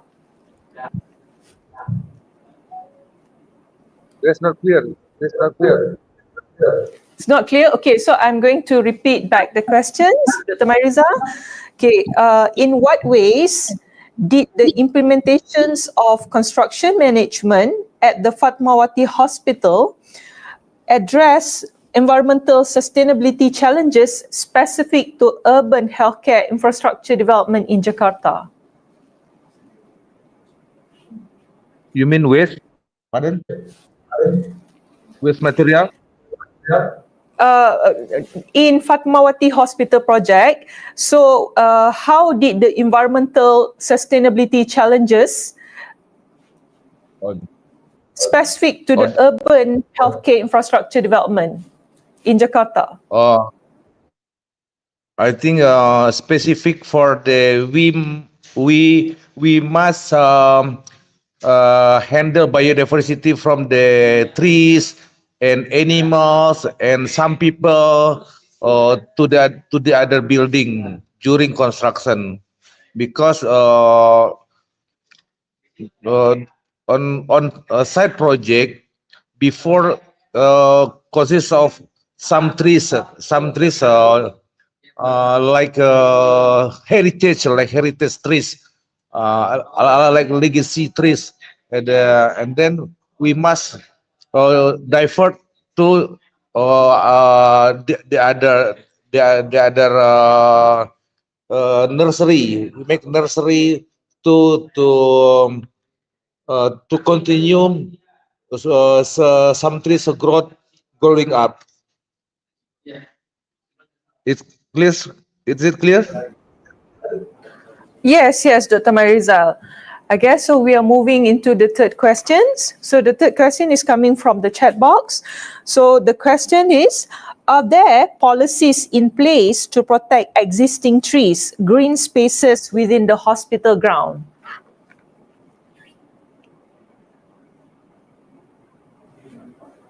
Sorry, Can you hear my question? Okay, I repeat back the questions. Are there policies in place to protect existing trees, green spaces within the hospital ground? We protect using like camp and some plastic sheet to protect the something impact during construction. Yeah, plastic sheet. We are using plastic sheet because the trees tall. The trees not high, at least 3 meters. 3 meters only. It's simple to protect all of the trees.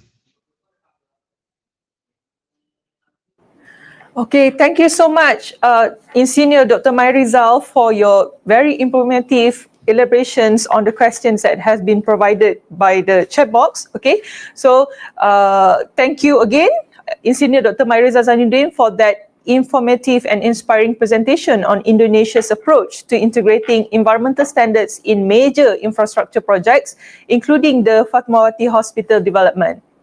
We will now proceed with our next speaker. Our third speaker, Associate Professor, Technologist Dr. Nur Hafizah Abdul Rahman, will share her work on urban resilience through human-centered planning. Professor Madya, Technologist Dr. Nur Hafizah Abdul Rahman is an Associate Professor at University Technology Mara Sri Iskandar, specializing in urban studies, habitat and human settlement. She holds a PhD from Nottingham University, UK, and Master of Science in Landscape Architecture and Bachelor of Science in Architecture from University Science Malaysia. Her research focuses on urban design, sustainable environments, and the social impacts of public spaces. She has led and contributed to numerous studies on hydroponic farming for persons with disabilities, waterfront development, sustainable typographic landscapes, and youth-friendly urban streets. Associate Professor Technologist Dr. Nur Hafizah Abdul Rahman has published widely in index journals and proceedings with work addressing digital cultural preservation, biophilic environments, urban farming, and place identity. She has supervised doctoral research on healing landscapes and biophilic design and actively consults on landscape planning projects in Malaysia, including master plans and environmental improvements.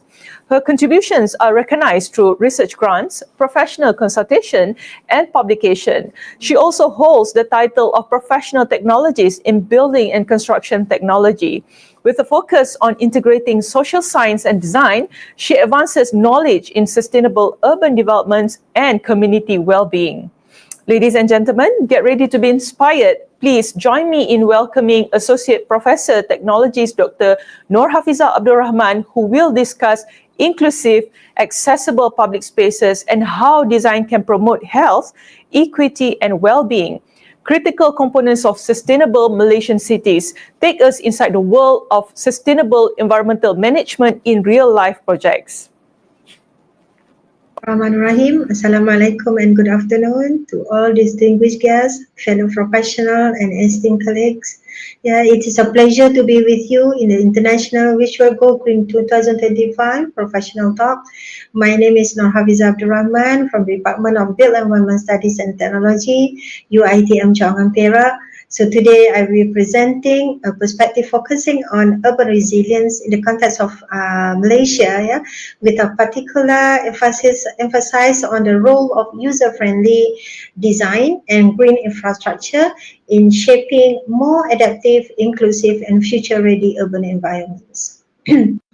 So this is the 5 section that I will present it to you in this presentation, starting from the introduction and then resilience urban environments, urban resilience in a Malaysia context, and we'll go deeper into the role of urban spaces in urban resilience, which is nature-based solution to enhance urban resilience, and also focusing on urban-centered design in our urban spaces, and looking at the designing resilience for the future in the Malaysia context.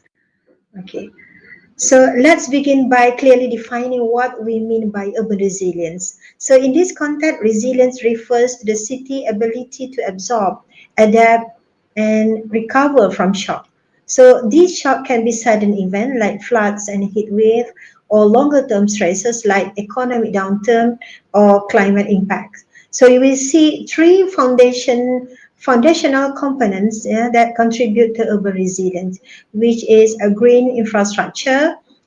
This include elements like urban park, wetland, tree canopies, 3 features. These features are just are not just decorative. They actively help in climate regulations, biodiversity support, and stormwater management. And they also absorb excess rainwater, reduce heat wave, and create healthier environments. Number 2 is a smart urban planning. So cities that are compact, mixed use, and walkable can respond more flexible to disruption. Public transit systems, well-connected neighborhood, and multi-use zoning all help in reducing vulnerability and promoting the adaptability.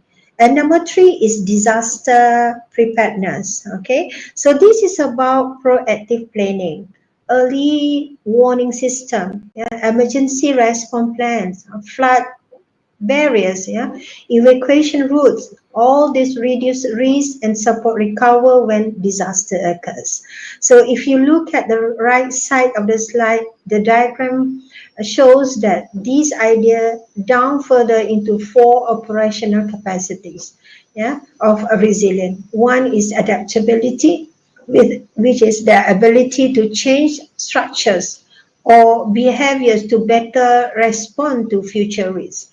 foresight and preparedness, which is anticipation or risk planning in terms of long-term thinking. Another one is absorptions, which is the capacity to take into shock without collapsing, often linked with a system diversity and also redundancy. And last is recovery. Recovery is the process for bouncing back and bouncing forward after an event. So each of these capacity is supported by underlying principle such as flexibility. You can see from the graphic there, learning and robustness, and that should be designed into our cities. So together, these framework help us into move from theory into practical actions. Okay, so it allows the city planner, designer, and decision makers to ask: Are our urban systems flexible? Can they absorb the impact? And do they support recovery? And are they future proof through planning and anticipation? So before we explore the strategies and design principle, it is important for us to understand what urban resilience actually means. Okay, so if you look at from the UN Habitat, define that resilience as the ability of any urban system to withstand, to adapt and recover quickly from the range of shock and stresses. Okay, so these highlight resilience as a functional response, the ability to continue operating despite disruption, whether environmental, economic, and also social. Another, the second definition, from 100 resilient city, broaden that scope. It speaks that not only to infrastructure, but also to people and also an institution. The capacity of individuals, communities, institutions, systems to survive, adapt, and grow, no matter what kind of chronic stresses and acute shock they experience. So this shift of focus from just recover to also growth and adaptation, particularly over the long term. So on the right is the simplified version of the resilient cycle. Okay, so often used in this resilient cycle often used in the disaster planning. So it's identify 4 key stages in identify 4 key stages, which is plan before an event, resist during the disruption, recover, which is after the impact, and the adapt, to future the threats. Okay, so each stage involves a set of actions, from climate adaptation plans, shoreline protection, to emergency power and long-term rebuilding. So you will notice that this cycle encourages us to move beyond reaction toward and continuous learning and system strengthening. So by combining these definition and framework, we can think of resilience not as a fixed trait, but as a process. It's a process, one that requires coordination from across planning, social system, infrastructure, and also the governance. So this will be the foundation as we move forward to explore how design, particularly use-friendly and nature-based how design, particularly user-friendly and nature-based design, contributes to building more resilient cities in Malaysia. So let's take a step back, understand what we mean when we talk about resilient cities. So according to UK Department of International Development, DFID, so resilient is defined as the ability of a countries, of communities, and a household to manage change by maintaining or transforming living standard in the face of shock or stresses, such as earthquake, such as violent conflict, without compromising their long-term prospect. So this definition doesn't limit resilience to the physical infrastructure only. So it extends to the social, to the economic, to the environmental and institutional system that shape how cities function, respond under pressure. So the FID framework highlight three key capacities, which is absorption capacity. This is ability to absorb and cope with the immediate shock while maintaining essential function for cities. For example, for cities, this could include flood barrier, emergency system, or even informal support network working crisis. Okay, and number two is adaptive capacity. Okay, so adaptive capacity is refer to the ability to make incremental adjustment over the include cities revising zoning law in response to the climate change, or upgrading drainage system based on the past flood data, let's say. Okay. The third one is transformative capacity. So this is where cities go beyond short-term fix and pursue deeper systematic change, such as shifting from car-dominated to walkable, green urban models. It's about addressing root vulnerabilities, not just symptoms. Okay, so these three capacities are not isolated, so they interact. Yeah, a resilient city need a balance of all these three.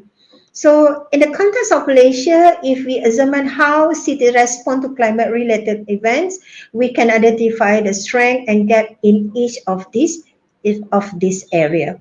Okay, so for instance, we may be strong in absorption responses like pumps and floodgates, but weaker in adaptive and transformative planning. Okay, so particularly in how we integrate community needs, mobility access, and nature-based solution. So understanding resilience through this lens reminds us that it's not just about bouncing back, but it's about bouncing forward to stronger, more inclusive and sustainable urban future. So to build a truly resilient city, we need to understand that resilience does not stand on its own. It's deeply embedded with the proper concept of sustainability. So these two diagrams help us visualize the relationship. On the left, if you can see, represent a framework that balances three key dimensions of sustainability, which is social, environmental, and economic. In the center, there are dimensions overlap. We see the core goals of sustainability that is sociability, beneficial, and environmental sound, and also economical viable. So these directly align with the topic of today's talk. How user-friendly design, and green spaces contribute not just to visual our ecological quality, but also to social well-being, long-term urban, and also urban long-term stability. So now on the right, if you can see the framework extend the concept of specifically to urban resilience, illustrating that it's shaped by 5 interconnected systems, which is environmental, physical, social, economic, institutional, and also infrastructural dimension. So let's relate this to the Malaysia context. So on the social front, open spaces like community space offer safe, inclusive spaces, places that enhance well-being and social cohesion. So especially important in the diverse urban areas. Environmental resilience is strengthened through green infrastructure, tree canopies, urban wetlands, and shaded walkways mitigate heat and support biodiversity. In terms of economically well-designed public space can reduce healthcare costs, increase property value, support local and local businesses, let's say. So in terms of the institutional dimension involved in city council, agencies actively planning, regulating, and also maintaining spaces to support public need. And infrastructurally, this space must be durable, flood resistant, and accessible, adaptable to future stress, And all of this show that resilience is not just a reaction to disaster, okay? It's a long-term strategy embedded in urban planning and design decision. So when we talk about integrating user-friendly design and green spaces, we are really talking about reinforcing all 5 dimensions of urban resilience while contributing to broader sustainable goal. So let's go to the next slide. So this slide outlines several global frameworks that guide and support how we think about implement urban resilience. Okay, so particularly in connection to the design and green space in urban environments. So first, we have a Sustainable Development Goal 11, which is sustainable cities and communities. Yeah. So within this, if you can see, target 11.5, yeah, aims to reduce impact of disaster on vulnerable communities, and 11.7 directly address the importance of safe, inclusive, and accessible green urban public spaces. So these goals directly support our focus, yeah, on user-friendly and inclusive design and the integration of green infrastructure in the Malaysia urban planning. And next, if you can see, is SDG 13, which is climate action. So these urge cities to plan and act in a way that mitigate climate change, such as through green roof, yeah, urban tree canopies, better stormwater design, and all of which are key resilience strategies in heat-prone, flood vulnerable regions like ours.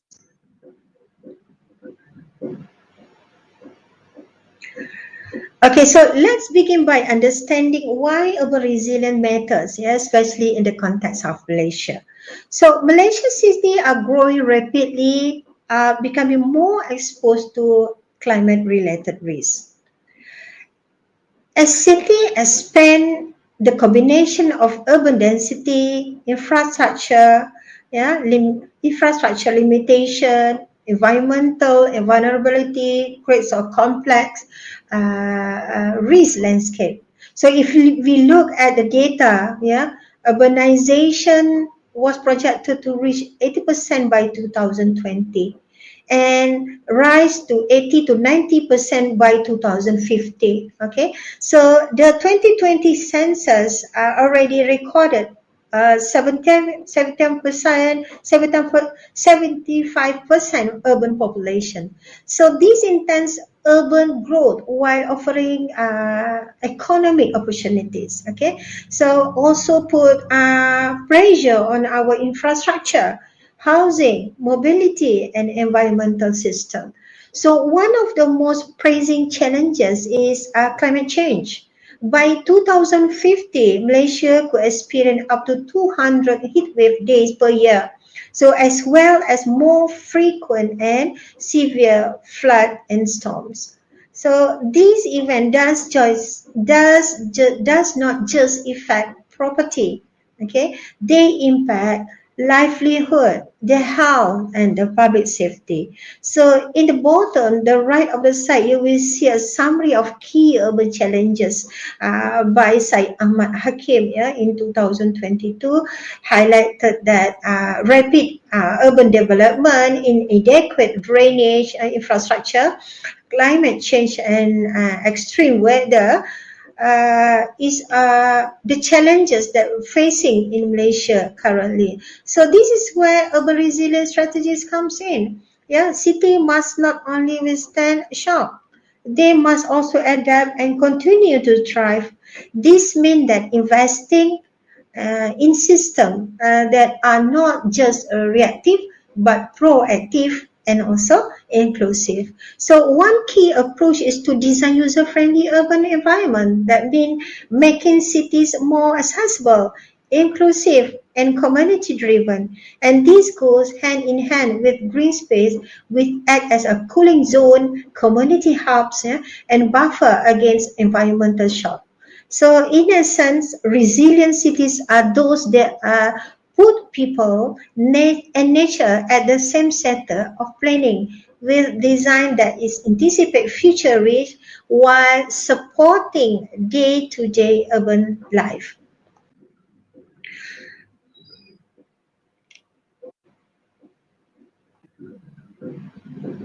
Let me draw your attention to these recent headlines from the Star date of April 13, 2025 in Johor. The flash flood were triggered by just over an hour of intense rainfall. Several districts, including Johor, Bahru, Kulai, and Kota Tinggi, experienced a rising water level. And meanwhile, in Selangor, saw an improvement in its flood situation, but temporarily relief center was still active, a sign that flood risk remain and persistent urban challenges. For example, in Sabah, conditions remain unchanged, indicating prolonged vulnerability. What this headline illustrated that is increasing the unpredictability and intensity of the urban climate impact, and how even moderate rainfall can overwhelm city system if we are unprepared. Okay, so this is just about infrastructure failure. It is about how we build our city, the lack of movable surfaces, the dominance of grey infrastructure, the inadequate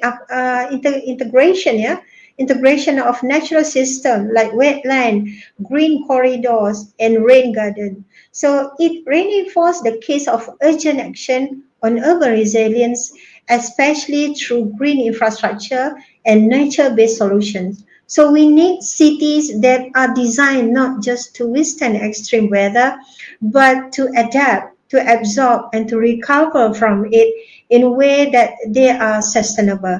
So the question we face is not whether we should act, but how fast we can scale and embed these strategies across every layer of urban planning and the governance.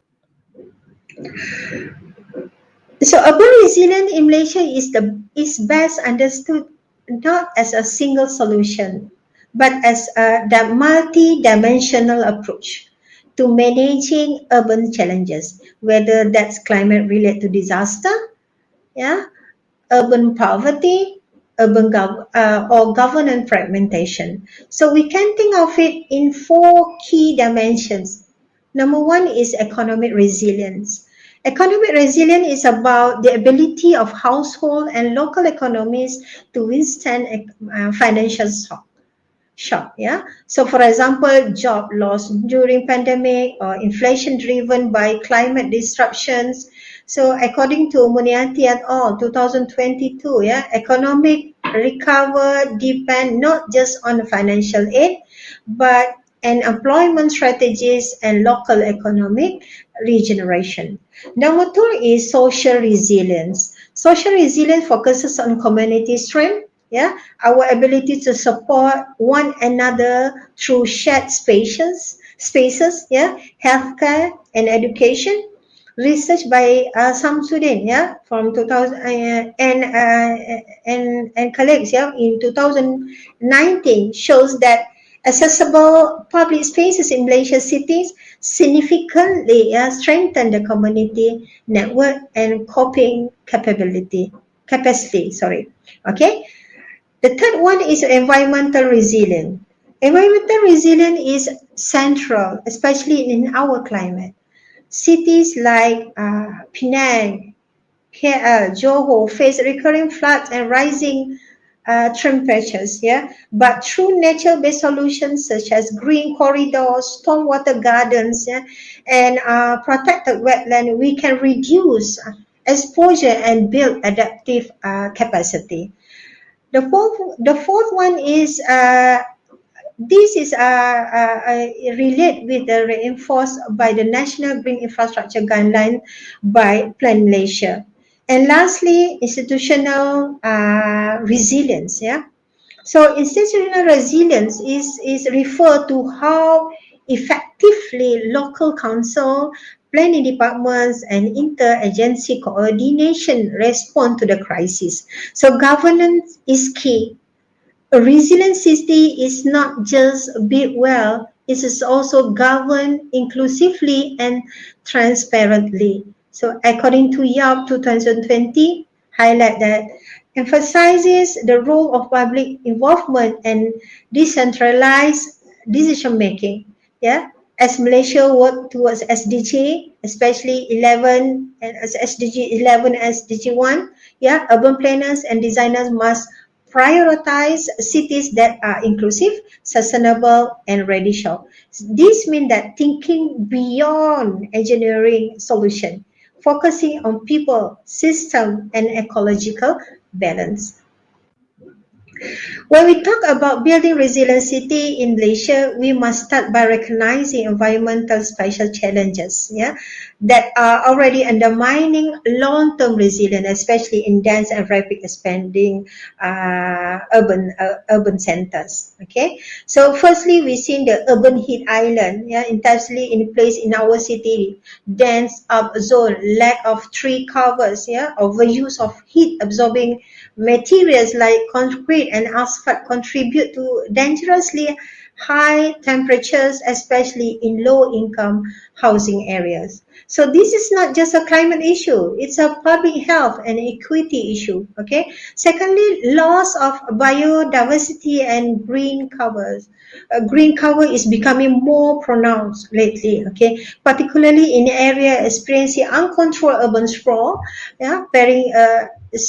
for example, peri-urban zone, in Klang Valley, part of Penang, be converted into high-rise or industrial zone, let's say, without adequate ecological buffer. Okay, so this is not only fragment ecosystem but also remove natural defenses against climate impact like flood and air pollution.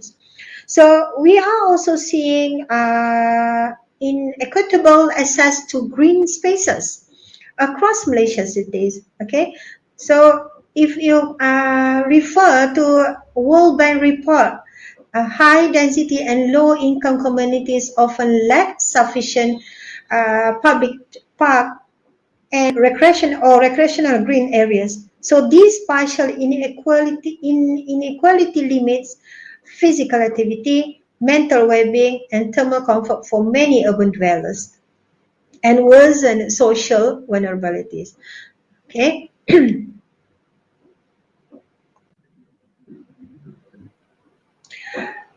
So when we think about green spaces, we often associate with leisure and beautification, but it's really in reality they are a critical part of urban infrastructure, especially when we talk about resilience. Okay, so in Malaysia, increasingly dense climate. Stress city grids serve multiple functions. They are cooling system, flood management tools, health promoter, the social equalizer. So let's start about with the climate angle. Okay, park and trees, line street level surface, air temperature, key defense against the urban heat island. In fact, the studies such as near Kuala Lumpur City Centre have shown that shade zone can be up to 3 to 5 degree cooler than exposed concrete surroundings. So in high-rise area, that cooling makes a real difference for resident comfort and energy use. So green spaces also play a role in stormwater management, rain garden, mitigated swale, retention pond, parks, like those developed in Penang nature-based drainage system. This is help absorb heavy rain and reduce the risk of flash flood, which we know as increasingly frequent in our big cities currently. Okay, so beyond the environmental benefit, these spaces provide critical social value. In dense urban areas, access to public greeneries, improve mental health, encourage physical activities, and promote social connection, particularly for those living in small flat, limited indoor space. So the World Health Organization have identified that urban green space access as a determinant of public health. Okay. Importantly, green spaces also support urban biodiversity, just like Taman Tugu in Kuala Lumpur, for let's say, helping to restore urban ecosystem, protect native flora and fauna, and reconnect people with natural heritage, even in the heart of the city. So we also need to consider equity. Not all community in Indonesia is enjoy same access to the green infrastructure. So poorer areas tend to have fewer parks and more concrete.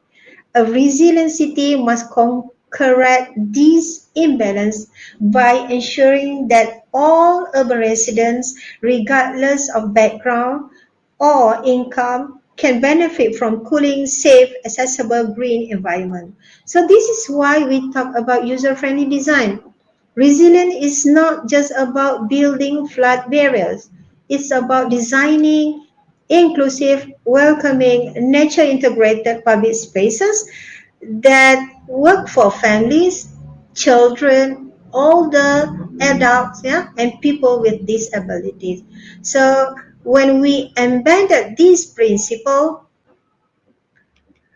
into our city plan, as seen in the city plan, as seen in the initiative like River of Life project, yeah, in Klang Valley, we are not only creating greener city, we are creating safer, more inclusive, yeah, ready urban environment. So in short, green spaces are not optional; they are essential, yeah, for ensuring our city that can adapt to climate stress, promote equity, and foster long-term resilience. Okay. So when we talk about the role of urban spaces in climate resilience, mitigation is one of the most immediate and measurable benefits.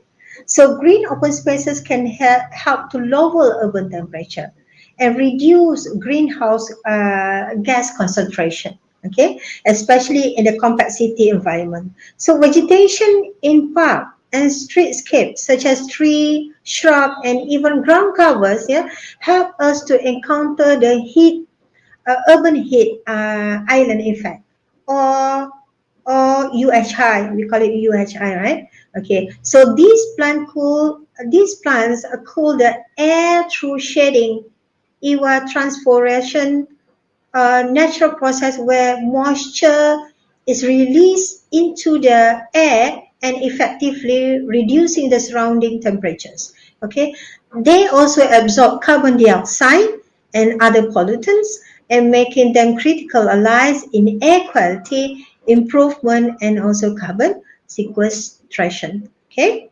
so what's important is that this is not theoretical. We have a real example on the ground. In Malaysia, for let's say, KLCC Park is a good case. It's not just a landscape park for recreation. It contains over 1,900 indigenous trees, which reduce surface temperature and improve comfort and nearby pedestrian and also office workers. It's formed as a passive urban cooling embedded into the heart of Kuala Lumpur itself. Yeah. Globally, cities are recognizing too. Like if you know that New York City's Million Trees (NYC) initiative, yeah, a program that plant over 1 million trees across the city to combat heat, to absorb CO2 and improve stormwater management. The data from the program shows that real reductions in the urban temperature and long-term benefit in carbon storage. So it is also worth mentioning that green roof, vertical gardens, and urban forests provide the same benefit, particularly in dense area where space is limited. So these green solution help cools buildings and demand for air conditioning and cut emissions. Okay, so in short, green open spaces are not passive landscape; they are active climate tool. They absorb.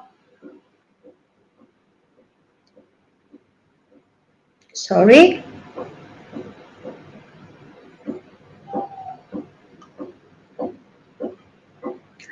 So when we talk about resilience, we must remember that it's not just about infrastructure and climate adaptation, yeah.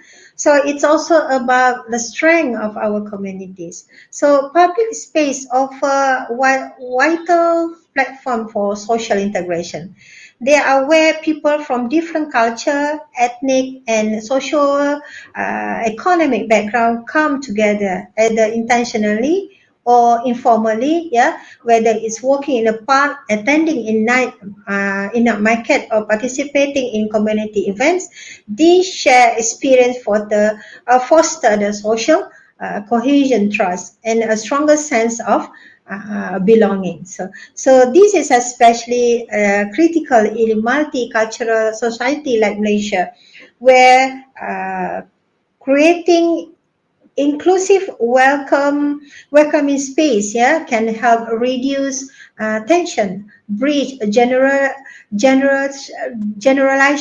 gaps, yeah, generational gap, and support social harmony. So in cities, they are becoming denser then and more vertical, and public spaces are one of the few remaining places where equity in access to leisure and culture is possible. So we also see this in the example shows here that the lively street scene in Little India, Malacca, yeah, the communal lantern celebration in local park.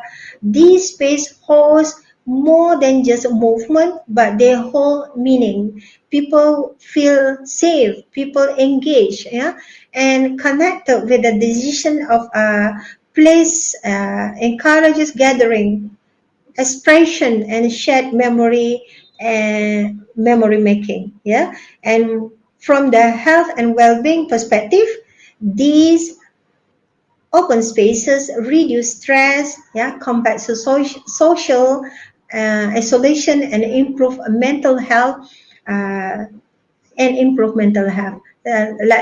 the World Health Organization 2017 highlight that, confirm that access to quality green and public spaces support both physical activity, emotional wellness, which is particularly important in high density urban areas where indoor living dominates daily life. Okay, so when we design resilient cities, we must include space that invite people, yeah, out of their home, encourage face-to-face interaction, and offer cultural and also recreational activities that make urban life not just bearable but joyful and meaningful. So this is why open spaces are not just urban decoration.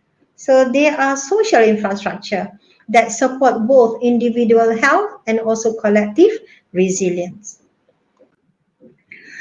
So in discussing urban resilience, we must acknowledge that resilience is not just about infrastructure and environmental system.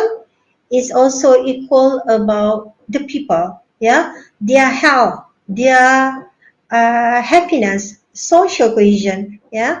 Okay, so this slide focuses on the importance of connection between open space, urban design, and social well-being. So urban open spaces act as a vital arenas for social engagement and cultural and cultural expression. Sorry. So public park, community squares, and neighborhood green areas, yeah, become the site where the people gather during festival, where night markets, yeah, public events, and even daily walks, yeah, and even daily walks and street, yeah. Okay, so these spaces foster a shared experience, yeah, that are essential for building trust, social bond, yeah, social bond, and a deeper sense of belonging of within a community. So measuring these social interactions may be complex, yeah, but they are critical, and social opportunity shape, yeah, how people feel about the place, how they behave within it, and whether they stay engaged in their neighborhoods. So this is very important. All right. So this is where creative placemaking comes in. Okay, an approach that involve designing spaces in a way that reflects social diversity, inclusivity, and even democratic values.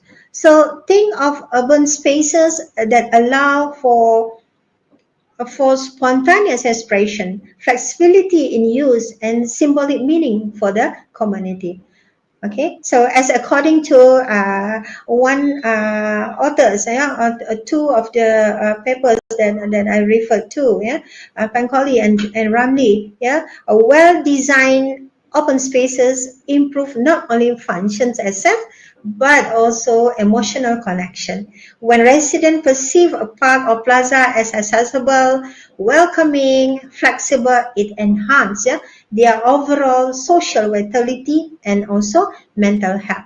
So urban design characteristics such as accessibility, symbolic identity, a multi-use flexibility strongly influence how people's behavior and attach to place. So these are the hidden layers of resilience. The psychological, the cultural layers that help city thrive in the face of stress or disruption. Yeah, as the diagram shows, as urban well-being is interconnected within environmental quality, health, and development. So resilient city must support this balance, and it starts with designing everyday spaces that foster health, community, and shared sense of place. So designing for urban resilience is not just about infrastructure or engineering, it's about human-centered design or HCD. Yeah, it's about powerful approach that prioritize how people live and move and feel in urban spaces. This is especially important in dense, diverse environments like Malaysia City, where community needs a multi-facet and deeply rooted in local context. And it is core for HDD put users first. Yeah, it's about understanding behavior, preference, and limitation. Whether it is a child playing in a park, an elderly person navigating walkway, or commuter waiting in shade public space. So the principle we follow usability, comfort, safety, equity, inclusivity. Yeah, it's not just about aesthetic or form. It's not about how the space functions for everyone. And that means that co-creating with the community, inviting them to participate in shaping, refining spaces through feedback and testing. So in the context of Malaysia, where cultural and age diversity are high, this method becomes crucial for designing park, walkability, sitting areas, and green nodes that are truly serve all users. So it ensures that the space is not just used but owned, loved, and maintained by the people who live around it. So as we think about urban resilience, let's remember that cities that are more inclusive, empathic, and accessible are inherently more resilient. So why has DC enhanced about urban resilience? Okay, so as per what we discussed, first is help strengthen psychology and social resilience, by designing space that promote trust, interaction, and sense of belonging. As per what you can see in the photos, especially in diverse urban communities, we build stronger social fabrics that can better withstand stress and crisis. Okay, and it also ensures inclusive access to public infrastructure, not just during everyday use, but also during heat wave, during floods, during other extreme events. So things uh, And the third one is when public space are designed for comfort, yeah, usability and regular use, they are not left empty. So people take ownership. The spaces are better maintained and they become more safer and more resilient over time. It's not about only about aesthetic, it's about designing for daily life. I would like to end this slide with a quote inspired by Yangel. Yeah? A resilient city is one where everyone has a place. So this reflects the core of human-centered design, a commitment to creating an environment where everyone, regardless of background, ability, feel included, valued, and safe.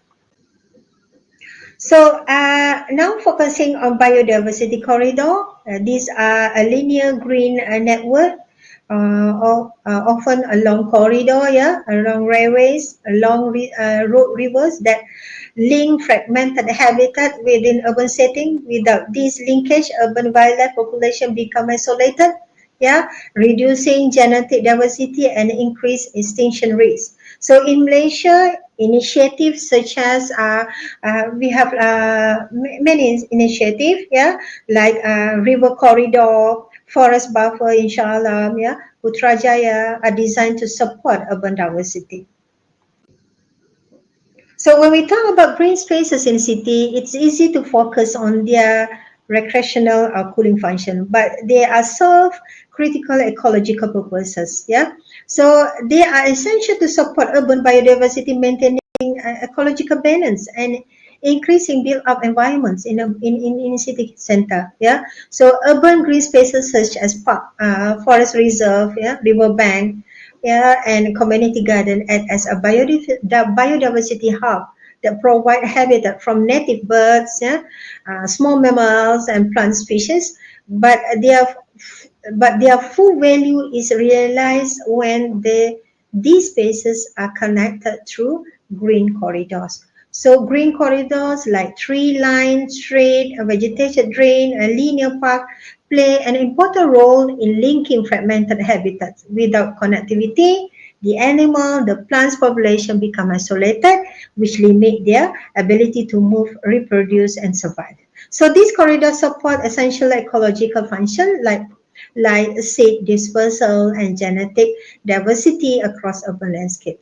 So a standout global example is if you know and you can see from the slide is Singapore's Park Connector Network, which link more than 300 kilometers of green trail, yeah, throughout the island. These integrate the network not only encourage walking and cycling, but also allow species to move freely between park, wetland, and forested areas. So it's a great case of a multifunctional infrastructure serving both the people and the nature.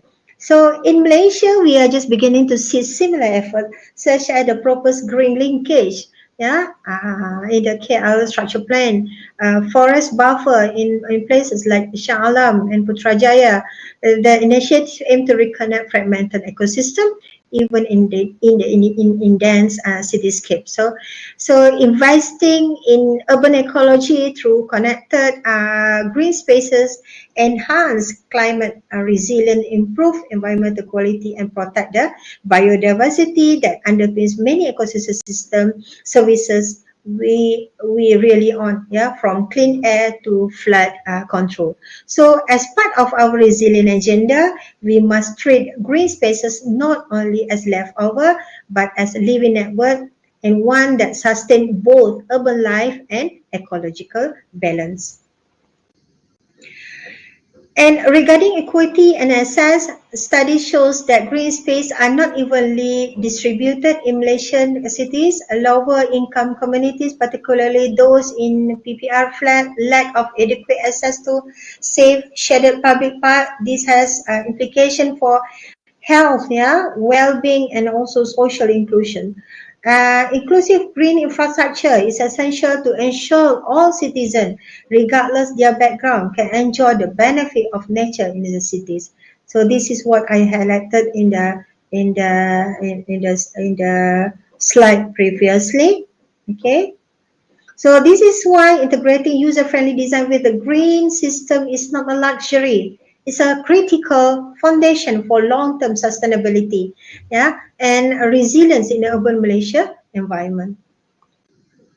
So nature-based solution is one of the initiative to enhance urban resilience. So, okay, so nature-based solution on NBS, yeah, has become a cornerstone of a global effort to build urban resilience. So these are ecosystem-based approaches that not only address environmental issues like climate change and biodiversity loss, but also tackle broader urban challenges from disaster risk to human health and also social inequality. Okay, so the IUCN define MBS as a action that protects sustainability, manage and restore natural and modify ecosystem in ways that benefit both biodiversity and human well-being. So this includes a wetland that absorb flood waters, yeah, green roof that reduce urban heat, and or urban forests that provide both shade and carbon sequestration. Okay, so what makes NBS powerful is their multi-benefit characters. Unlike conventional grey infrastructure that focuses on one function, says storm drains, NBI provide ecological, social, and economic co-benefit. For example, as well of design park can manage stormwater, reduce temperature, and serve as gathering space for local community. So, as shown in the graphic in this slide, yeah, if you can see, the IUCN Global Standard for Nature-Based Solution is might be quite small. Maybe you can refer, yeah, from the website. As there are a set of 8 criteria that ranging from addressing societal challenges and applying design at a scale to ensure biodiversity, net gain, and inclusive governance. So these principles help us assess whether an NBS initiative is truly effective or merely greenwash. Yeah. So this standard is important for Malaysia, where various stakeholders, from city council to developers, are starting to adopt NBS, but often lack clear framework. So aligning our project with global benchmark like this ensure that our green intervention deliver measurable resilient outcome. So in a sense, that NBS are not add-on, yeah, it's not an add-on. They are integrate system that strengthen the city capacity to cope with both climate and social pressure while improving quality of life for all urban resilience. One of the most urgent climate-related challenges in city is urban flooding. So rapid urbanization has led to more paved surface, which means that less ground for rains to absorb this, and more stress on drainage and infrastructure. This is where green infrastructure comes in. NBS such as floodable park, bioswale, rain gardens offer a way to absorb, store, and slow down rainwater naturally. These systems help relieve pressure on grey infrastructure like drains, concrete tunnels, and while also bringing environmental and social benefit. Take the smart tunnel in Kuala Lumpur as one of the examples. It's a brilliant, it is a dual-use project functioning as a both of traffic tunnel and stormwater reservoir. So it's one of Malaysia's early effort to combine engineering with the climate adaptation. One of the global example, if you can look at Rotterdam Water Squares, these are multifunctional public plaza that transform water storage zone during heavy rainfall. When dry, they serve as a vibrant social spaces this kind of design where infrastructure serve both people and the environment is at the heart of the resilient urban design. Okay, so we need more this thinking in Malaysia cities, solution that manage water naturally, adapt to climate extreme, and make public space more functional, green, and engaging for all.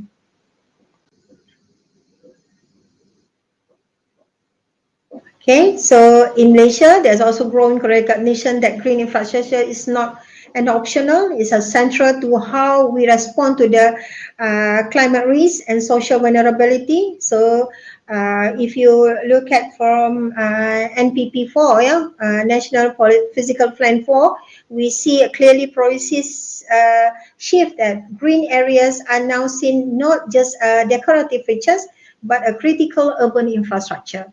So these include everything from park, street, yeah, street trees to wetland, yeah, green roof and a rain garden. So these NBS provide essential ecosystem services. They cool urban areas, absorb stormwater, yeah, sequester carbon and support biodiversity before the environmental functions. And green spaces also support mental health and community well-being, helping build socially cohesive and healthier neighborhoods. So Malaysia planners are beginning to mainstream this element into development plan, linking climate action, livability, and resilience under shared vision. Okay, to translate policies into real change, we need to implementation. So I think this is some sample. Yeah, Penang has taken lead with Malaysia first NBS urban adaptation program, piloting solution like rooftop garden, pocket parks, and infiltration system in urban district like Georgetown. Yeah. So meanwhile in KL, Kuala Lumpur, although policies acknowledge the importance of green infrastructure, challenges remain in execution. The study suggests a need for national level framework for retrofitting existing grey infrastructure with green system, yeah, much like UK Green Infrastructure Standard or Singapore City in a nature approach. Yeah. So by closing the policy to practice, cities across Malaysia can scale up resilience, climate adaptation, and ecological health with ways that are practical and inclusive. So this slide brings you together to essential components of urban resilience, yeah, user-friendly design and green spaces. These two elements work in tandem to improve livability and environmental quality and climate adaptability in Malaysian cities. So let's start with user-friendly design. It's about creating under environment that easy and safe to navigate for all, whether you are walking, using a wheelchair, pushing a stroller, or just looking for a shade bench to rest. Inclusive design consider the needs of children, elderly people, and also people with disability. So it ensures public spaces are accessible, legible, and comfortable. So walkable street, proper shade, tactile paving, and barrier-free pathway contribute to this. Okay, so next are green spaces. These act as the city lung, yeah, improving air quality, reducing urban heat. So in cities like Kuala Lumpur, tree-lined street and pocket park can make a measurable difference in temperature.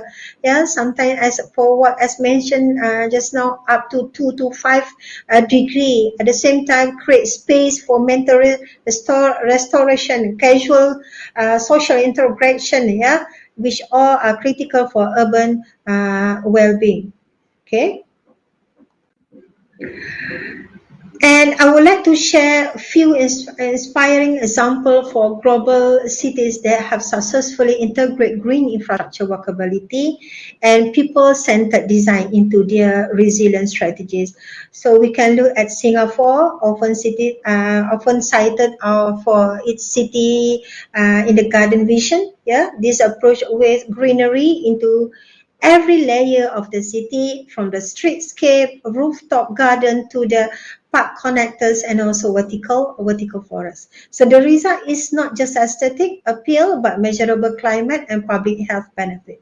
One example is Bishan Ang Kyo Park, yeah, which is transformed from a concrete canal, yeah, into a biodiverse flood resilient park that not serve both, but that serve both, yeah, ecological and social functions. Okay, and you can also see Copenhagen stand out for its cloudburst management plan, a strategy that turns flood-prone areas into use of public space. So there are lots of good example that we can use as a reference, yeah, for our practice in Malaysia.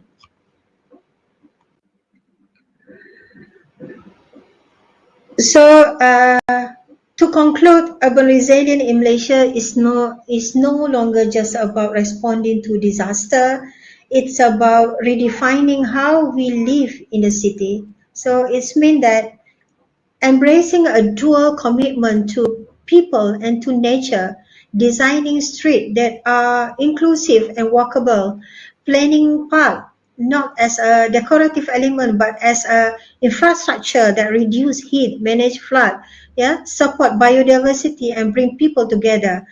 And urban green infrastructure is not just as an aesthetic after though, yeah, it is the foundation of city ability to cope, to recover and thrive. So from Kuala Lumpur Revitalization Riverfront to Penang Climate Adaptive Pilot District, we are beginning to see what possible. But resilience does not happen overnight. It requires sustained leadership, public participation, and strong coordination between sectors. It also means that making sure that policies like the National Physical Plan, SDG 11, don't just stay on paper. They must shape how neighborhoods are designed and maintained. The goal is clear: city where a shaded park or garden is always nearby, where infrastructure is adaptive. Every resident, especially the vulnerable, has a stake in shaping their surroundings. That is the Malaysia we can build, a Malaysia where urban life is not just sustainable, but equitable, connected, and resilient.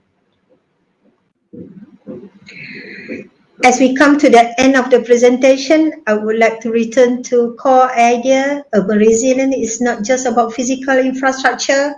It's about rethinking how we design cities to protect people, ecosystem, and future generation. So in Malaysia, resilience means connecting user-friendly design like accessible street and inclusive public spaces with the nature-based strategies such as green corridors, rooftop gardens, and floodable park.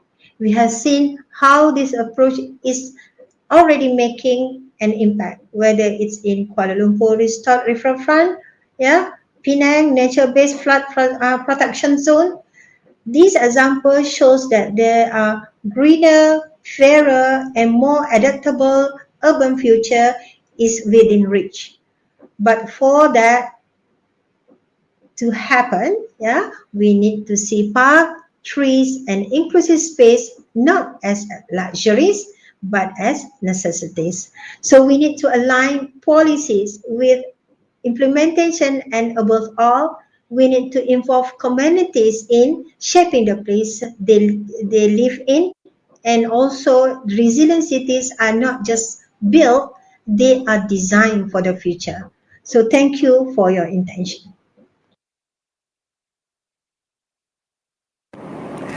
Thank you, Associate Professor Technologies Dr. Nur Hafizah Abdul Rahman, for that enlightening and engaging presentation on creating inclusive, resilient, accessible public spaces and their role in advancing health, equity, and sustainability in Malaysian cities. We will now proceed with the question and answer session. I can see that there are a few questions from the participant already appear in the comment box. Okay, so maybe you can proceed with the first questions for the speakers. Assalamualaikum. Prof, Assalamualaikum. Can you hear me?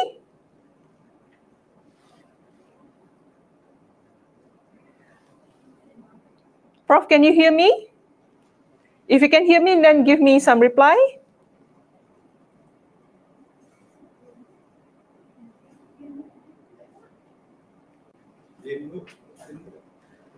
Assalamualaikum, Prof.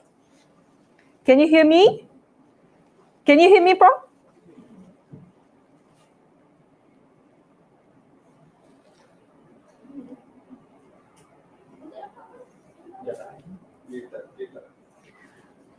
Prof? I think mute.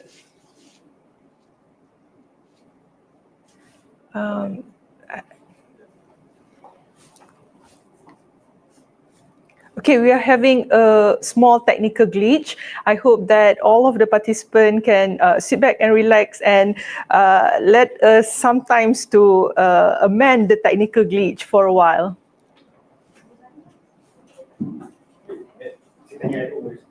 Yeah.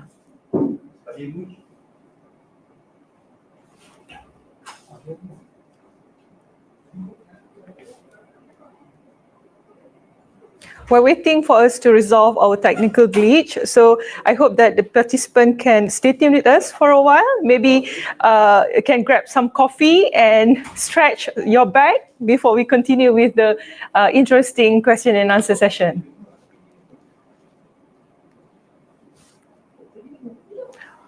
Prof, can you hear me, Prof? Tak ada. I cannot. Tak ada respon, ya. I see.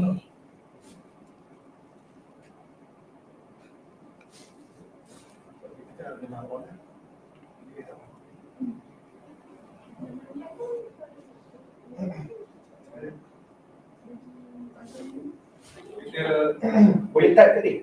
Boleh tak tadi? Itu dia kat hold. Okey, dia kat hold.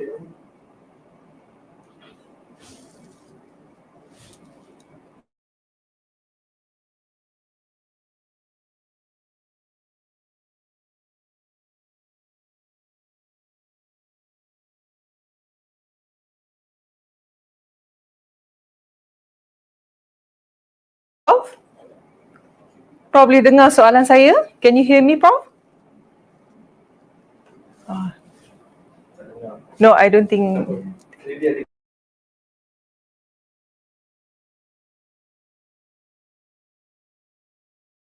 Short technical glitch. We are still configuring the technical glitch, and we hope that all of our participants still stay tuned with us.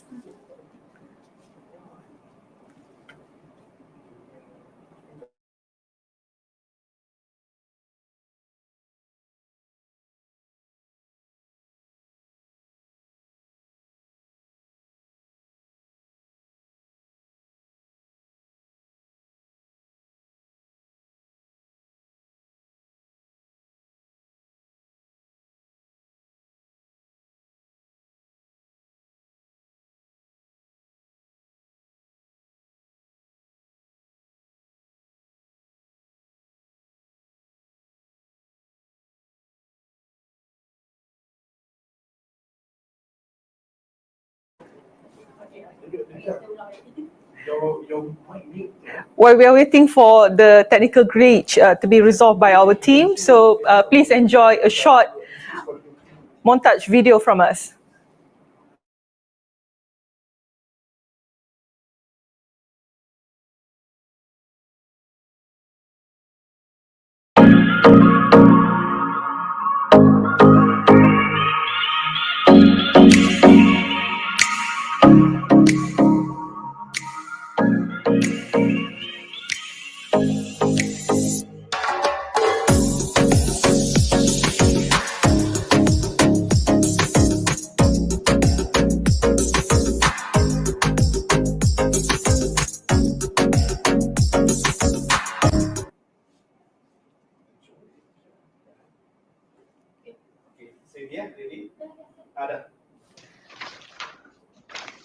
Ladies and gentlemen, welcome back again. So we are going to proceed with our question and answer session.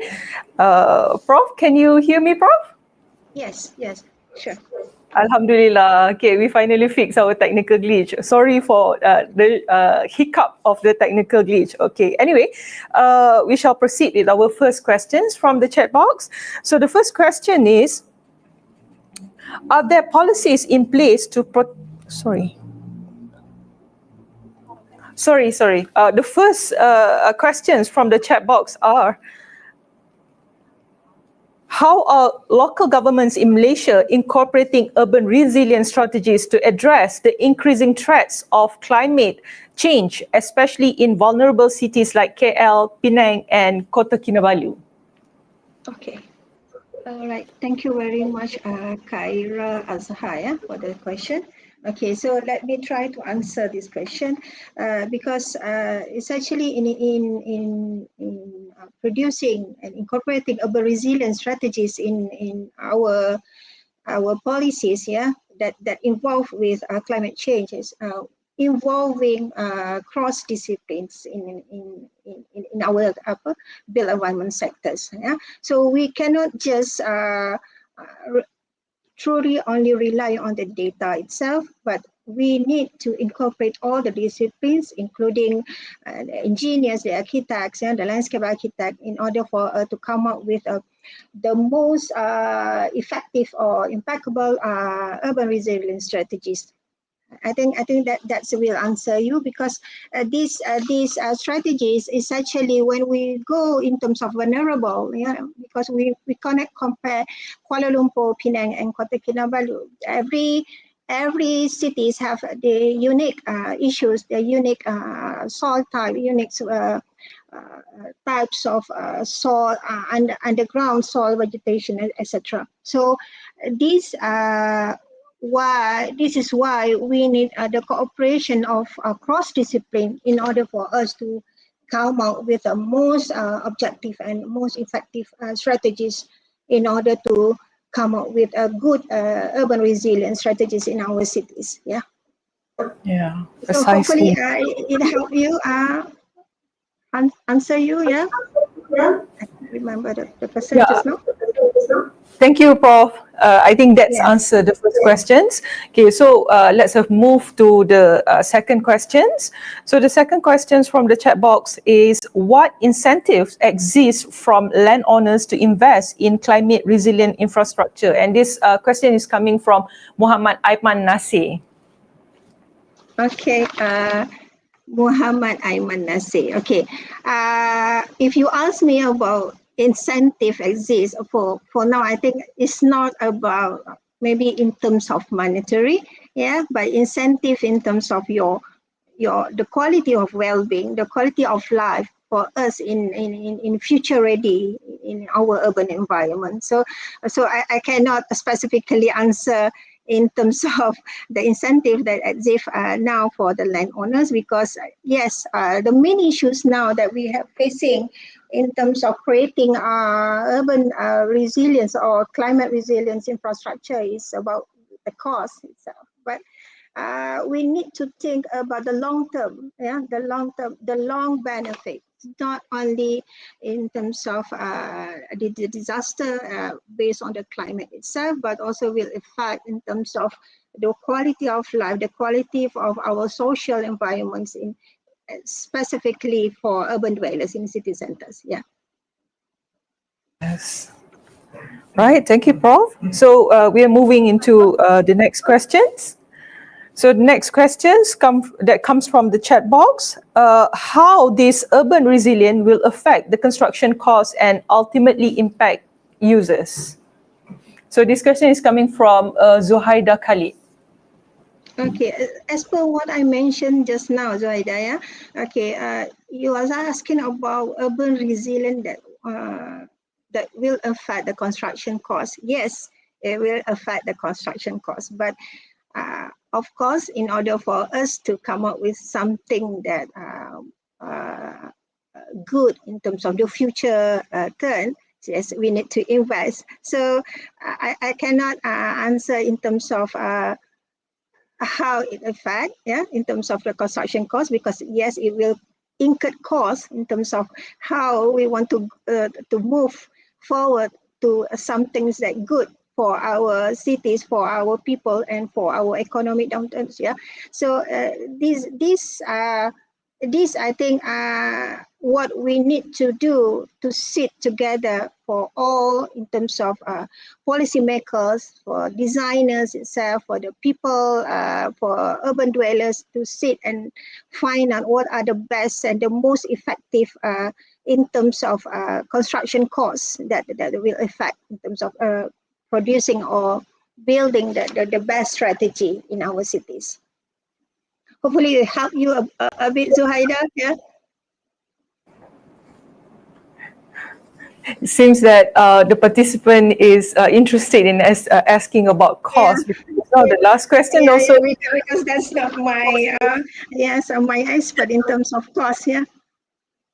Yeah. Okay. Anyway, thank you so much, Prof, for the answer, because That's why the quantity surveyor should come in the decision during the discussion in order for us to calculate in terms of what the projection of the cost. Yeah, in terms of this.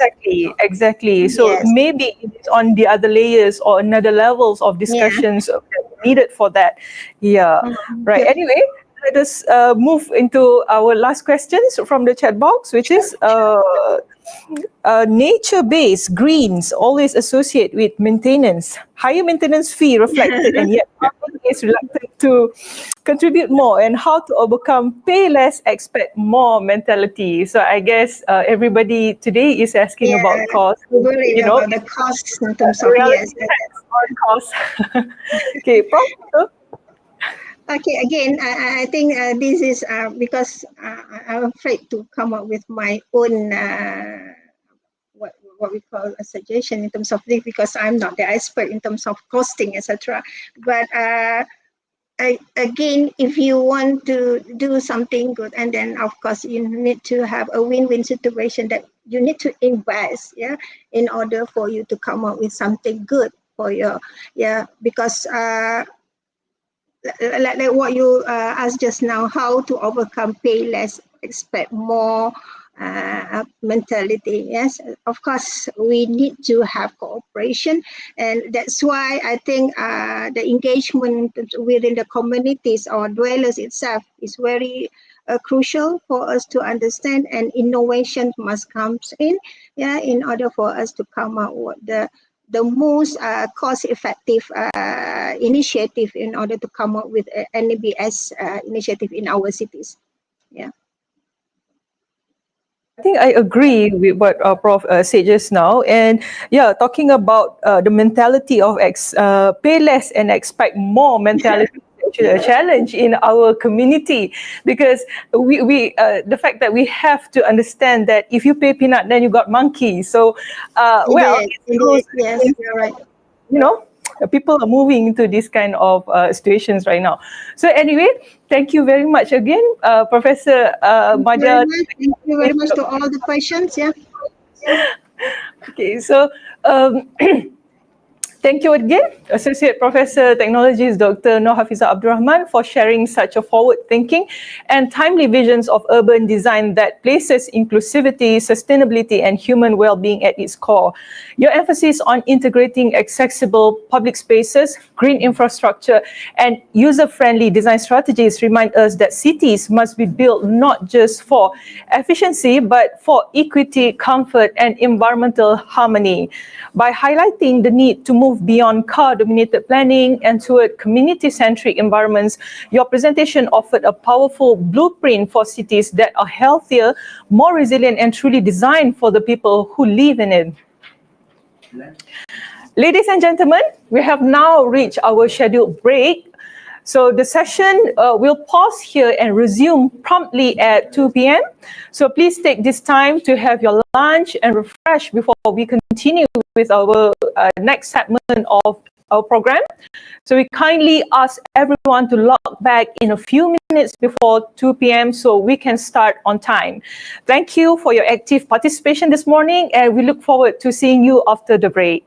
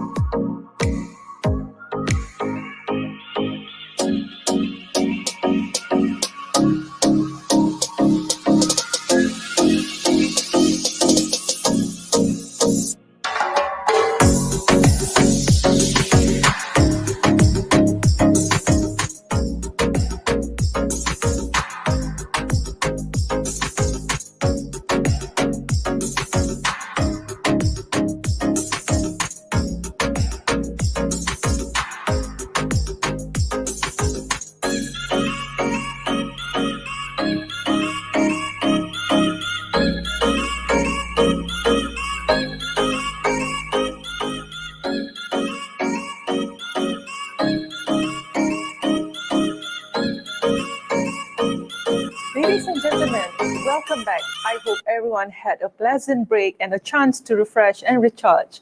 We will now resume our session. Thank you for returning on time and for your continued engagement with today's program. Please ensure that your microphones remain muted during the keynote session and feel free to post any question in the chat box for the question and answer session later. Ladies and gentlemen, without further ado, let us proceed with our first speaker for the evening session, which is Technology Surveyor Nur Ashikin Akia or Khairuddin, that will share how Building Information Modeling and Facility Management (BIM-FM) is transforming government operation. Technology Surveyor Nur Ashikin Akia Khairuddin is a registered building surveyor and professional technologist with the Malaysian Board of Technologies (MBOT). She holds a diploma and bachelor degrees in building surveying and a Master of Science in Facilities Management, all from University Technology Mara. She began her career as a building surveyor at Alam Asset Management before joining the Public Work Department, JKR, where she now serves in the Unit Perundingan Pengurusan Facility. Her expertise includes facilities management, scheduled maintenance, BIM for assets management, and computerized maintenance system. She has led and supervised comprehensive facilities management contracts for numerous government complexes, including Bukit Aman Police Headquarters, Mahkamah Syariah, MAKA, and training centers under the Prime Minister's Department. She is also involved in developing technical specification, implementing ISO 9001 quality systems, and coordinating building readiness inspection. As a trainer, she frequently conducts briefing for government agencies on facilities management contracts, maintenance guidelines, and BIM integration. Her professional credentials include Registered Building Surveyor, RISM, and Professional Technologies, MBOT. Committed to advancing public asset management practices, she combines technical expertise with leadership in large-scale government facilities operation. Ladies and gentlemen, let us welcome our fourth speaker, Technology Surveyor Nur Ashikin Akia, to deliver her keynote speech. Assalamualaikum and hello to everyone. First of all, thank you to the organizers of the International Virtual Go Green 2025 for the kind invitation. I'm truly honored to be here with all of you today. My name is Nur Ashikin binti Akia Elias Khairuddin, and I'm a building surveyor from the Public Works Department, JKR Malaysia. So the topic I'll be sharing today is something that I'm truly passionate about, smart and sustainable, BIM-FM as the future of the government facility management. In this session, I'll take you through how BIM-FM, which combines building information modeling with facility management, can transform the way we manage the public assets. So we will explore how this approach supports better coordination, long-term cost savings, and of course, sustainability in line with global green goals. So I hope this sharing sparks some new ideas, encourage collaboration, and give us all something meaningful to bring back to our respective roles. Okay, so let's get started. So here's the outline. I will cover what BIM-FM is, where we stand, what it matters, and what we can do moving forward. Okay, let's jump into the first part of my presentation. Okay, as we can see, the built environment has a significant impact on sustainability. Whether we are talking about energy consumption, water usage, or carbon emissions, so buildings are responsible for a large share of these environmental effects throughout their life cycle. However, many of our facility management practices are still traditional and fragmented. So this creates challenges in managing assets efficiently, especially when data is scattered or manually handled. So that's why there is a growing need for digital, the integrated solutions that support the full life cycle of assets, which from the design, stage and construction, all the way through operations and maintenance. Unfortunately, in many cases, the adoption of smart FM technologies remains very limited, mainly due to low awareness, also the lack of training, and some sort of unclear direction. So these are the issues that we need to address if we want to manage public facilities more sustainably and intelligently. So here comes the curious part of the presentation. So what exactly is BIM? So BIM stands for Building Information Modeling. It is not just about 3D drawings or visuals, but BIM is actually a process, which is a digital way to plan, to design, to build, and to manage buildings using informed 3D models. In simple terms, BIM brings together all the information related to a building. Its design, the structure, the systems, the materials, the costs, and even maintenance data into one central model that can be shared and updated by everyone involved. So, as shown in this infographic, BIM supports the entire asset life cycle from early planning and conceptual design through construction and even into facility operations and the disposal stage. Let's see some example. For example, during design, we can visualize the space and also simulate the energy use and coordinate different disciplines to avoid clashes. And during construction, this BIM helps with scheduling, cost estimation, and better site coordination. And most importantly, in the operation phase, we can use the BIM data to manage space, the track asset performance, and also to plan maintenance and respond to emergencies more effectively.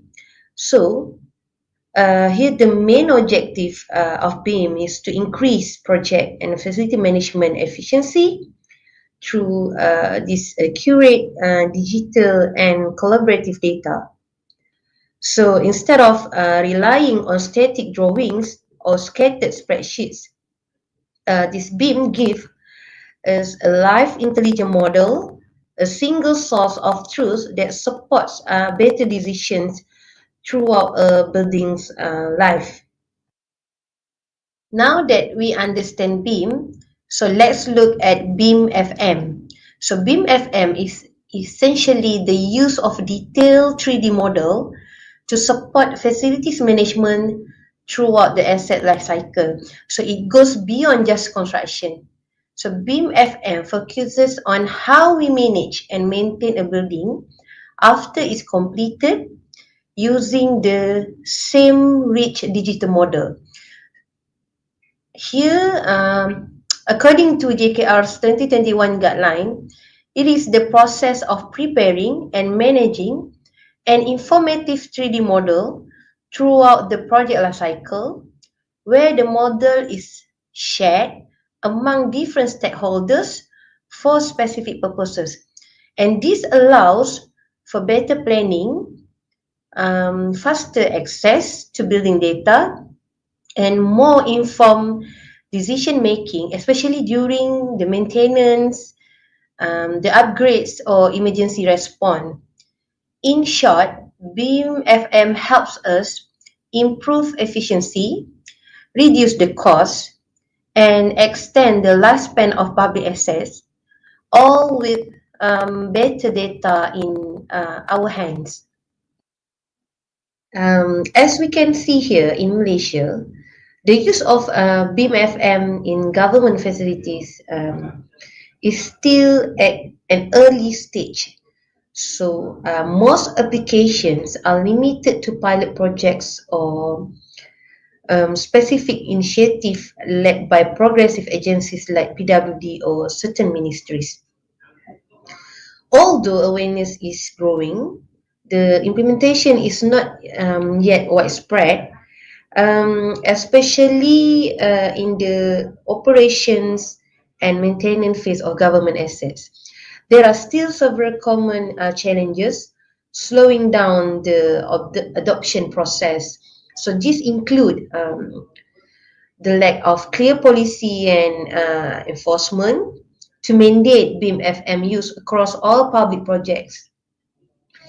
Then the technical readiness, including insufficient training or digital infrastructure, and of course, the funding limitations. So many departments are still working with limited budgets and legacy systems.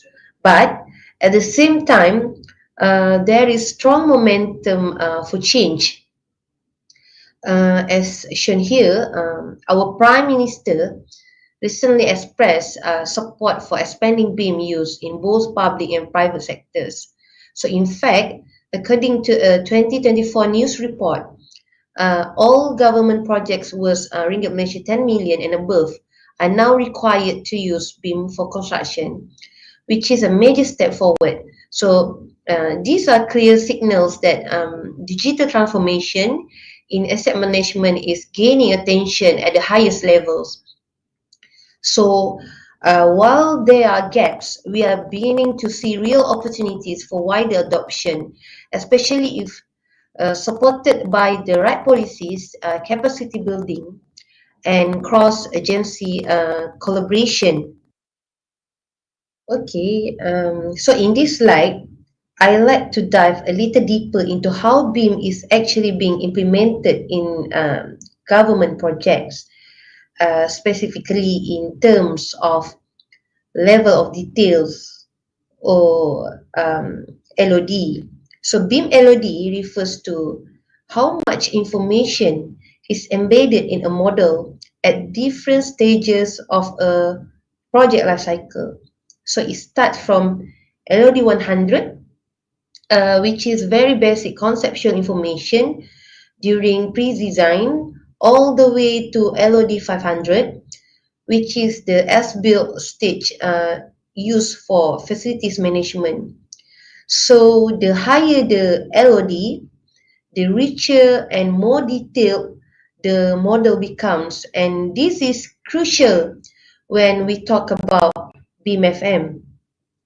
So on the left, we can see the progression from LOD 100 to 300 typically covers the design phases.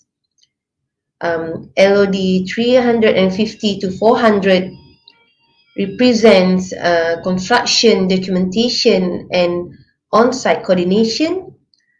And LOD 500 is the final product handed over to facility managers, where asset data is linked to the model for long-term use. However, as shown in the table, only 54 projects under RMK 12 have achieved LOD 500 as of May 2025, based on data from PWD. That means most projects are still stopping at the design or construction stage without fully extending the BEAM model for FM purposes. So on the right, we also can see a breakdown of project delivery methods. So out of 658 BEAM projects, 212 were carried out using conventional in-house methods.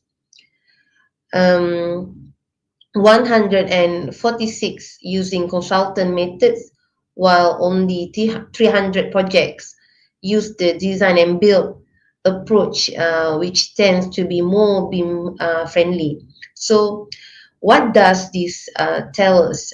Firstly, the potential is there. Agencies have started using BEAM and some have reached LOD 500. But secondly, we still have a long way to go if we want BIM to truly support facilities management. So the challenge now is to encourage consistent use of BIM beyond the construction phase and make LOD 500 as the norm, not the exception, especially for public buildings that require long-term operation and maintenance. This slide gives us a timeline of key milestones related to BIM-FM adoption and policy alignment in the Malaysian government sector, particularly under PWD. So starting from 2007, we saw the introduction of the NAFAM conference and the Building and Common Property Maintenance and Management Act, 663 Act, which were among the earliest efforts to bring attention to facilities management on a national level. So in 2008, PWD published the Garis Panduan Penyelenggaraan Berjadual, a foundational guideline for stage maintenance in government buildings, and also the PWD FMMC 2008 with 48 detailed clauses. As we move into 2010, technical specification for managing government facilities were formalized. So this included the key performance indicator KPI and also a certain performance deduction APD framework, ensuring measurable performance and strategic asset planning. So the year 2012 to 2015 saw the development of digital systems like Pedata and the launch of platforms like SCADA and computerized maintenance management system, CMMS. So these were crucial for digitizing building data and maintenance tracking. So in 2016 and 2017, PWD introduced more structured procurement and administration guidelines. So this include the facilities management and maintenance contract, the risk management tools, and also the mobile apps for site monitoring, indicating progress toward digitally enabled FM practices. So the momentum continued in 2018 and 2019 with the release of the technical specification for building FMMC, maintenance requirement checklist, and more robust building schedule maintenance guidelines. So this formed the operational backbone for BIM-FM readiness. Then, in 2020 and 2021, we saw the release of more targeted materials like the contractor termination guidelines, facility management contract, and PWD BIM parameters, which further integrated FM considerations into BIM implementation. So most importantly, in 2021, the PWD Strategic Plan 2021 to 2025 was launched with a clear mission, which is to achieve excellence in delivering comprehensive asset management by implementing the best practices of total asset management. So this reflects a strategic shift from traditional maintenance to data-driven, life cycle-based asset management, where BIM-FM plays a central role. And now, starting in 2025, we have entered a new and practical phase, which is Scan to BIM initiative have begun, especially for existing government buildings without digital records. So this means we are using laser scanning and photogrammetry to recreate as-built 3D models. So these assets can be brought into the BIM-FM system and managed more effectively. So overall, this timeline shows that while policy development has been ongoing for over 15 years, the alignment toward BIM-FM has become more structured in recent years, and in 2025, implementation is finally taking shape on the ground. When it comes to nationwide implementation of BIM-FM, policy support and strategy alignment play a huge role. Malaysia already has several key frameworks that support this digital transition. So among them, the Arahan Perbendaharaan 182, which provides official guidance for BIM implementation in public sector projects. Then the My Digital Blueprint, which outlines Malaysia's vision for becoming a digitally driven nation, and the Construction Industry Transformation Programs, ITP, which highlights productivity, environmental sustainability, and quality as strategic thrust. So these policies make it clear that digital tools like BIM-FM are no longer optional. They are part of national priorities. At the same time, the Public Works Department plays an important advisory and technical role in standardizing facility management practices for government assets. So PWD has developed several key documents to support this, including the GKR BIM implementation guidelines, the asset and facility management guideline, and the GKR BIM parameters, which define how digital models should be structured and maintained for long-term use. So the document in the middle, the white cover, is Building Information Modeling Implementation, published by the Ministry of Finance, MOF. So it reinforces that all government projects above Ringgit Malaysia 10 million must implement BIM, not only at the design stage, but also for project delivery and asset management. So in this directive, BIM is not only seen as a tool for visualization or clash detection, but as a full life cycle enabler, supporting both construction and long-term facility maintenance. So now, it is also important to mention that BIM-FM is being increasingly aligned with broader goals such as the Sustainable Development Goals, SDGs, and Malaysia's National Construction Policy 2030. For example, SDG 9 on resilient infrastructure and SDG 11 on sustainable cities can both be supported through smart facility management and data-driven building operations. The National Construction Policy 2030, as shown on the left, highlights the need for digital transformation in the construction sector, which includes not just building smarter, but managing smarter too. So, in summary, the strategic direction is very clear. Malaysia is aligning BIM-FM with digital governance, the economic efficiency, and also the sustainability. So our job now is to ensure that these policies are translated into action on the ground, not only on the ground, across agencies and throughout the full building life cycle. Okay, now let's talk about the key benefits of BIM-FM for the public sector, especially in managing government buildings and infrastructure. First, BIM-FM supports improved asset performance and sustainability. So with better data and 3D models, we can track energy usage, monitor equipment performance, and also plan retrofitting more accurately. So this helps reduce operational costs and environmental impact, which aligns with our national and global sustainability goals. So secondly, it enables cost-efficient and proactive maintenance. Instead of waiting for breakdowns, FM teams can use this BIM data to plan preventive maintenance. For example, they can access equipment specs or service history and also the asset locations directly from the model. So this is saving time and reducing the downtime.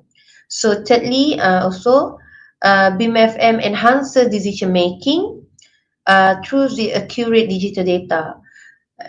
Then the facility managers, consultants, and even policymakers can access a shared database for planning renovations, budgeting, or responding to emergencies.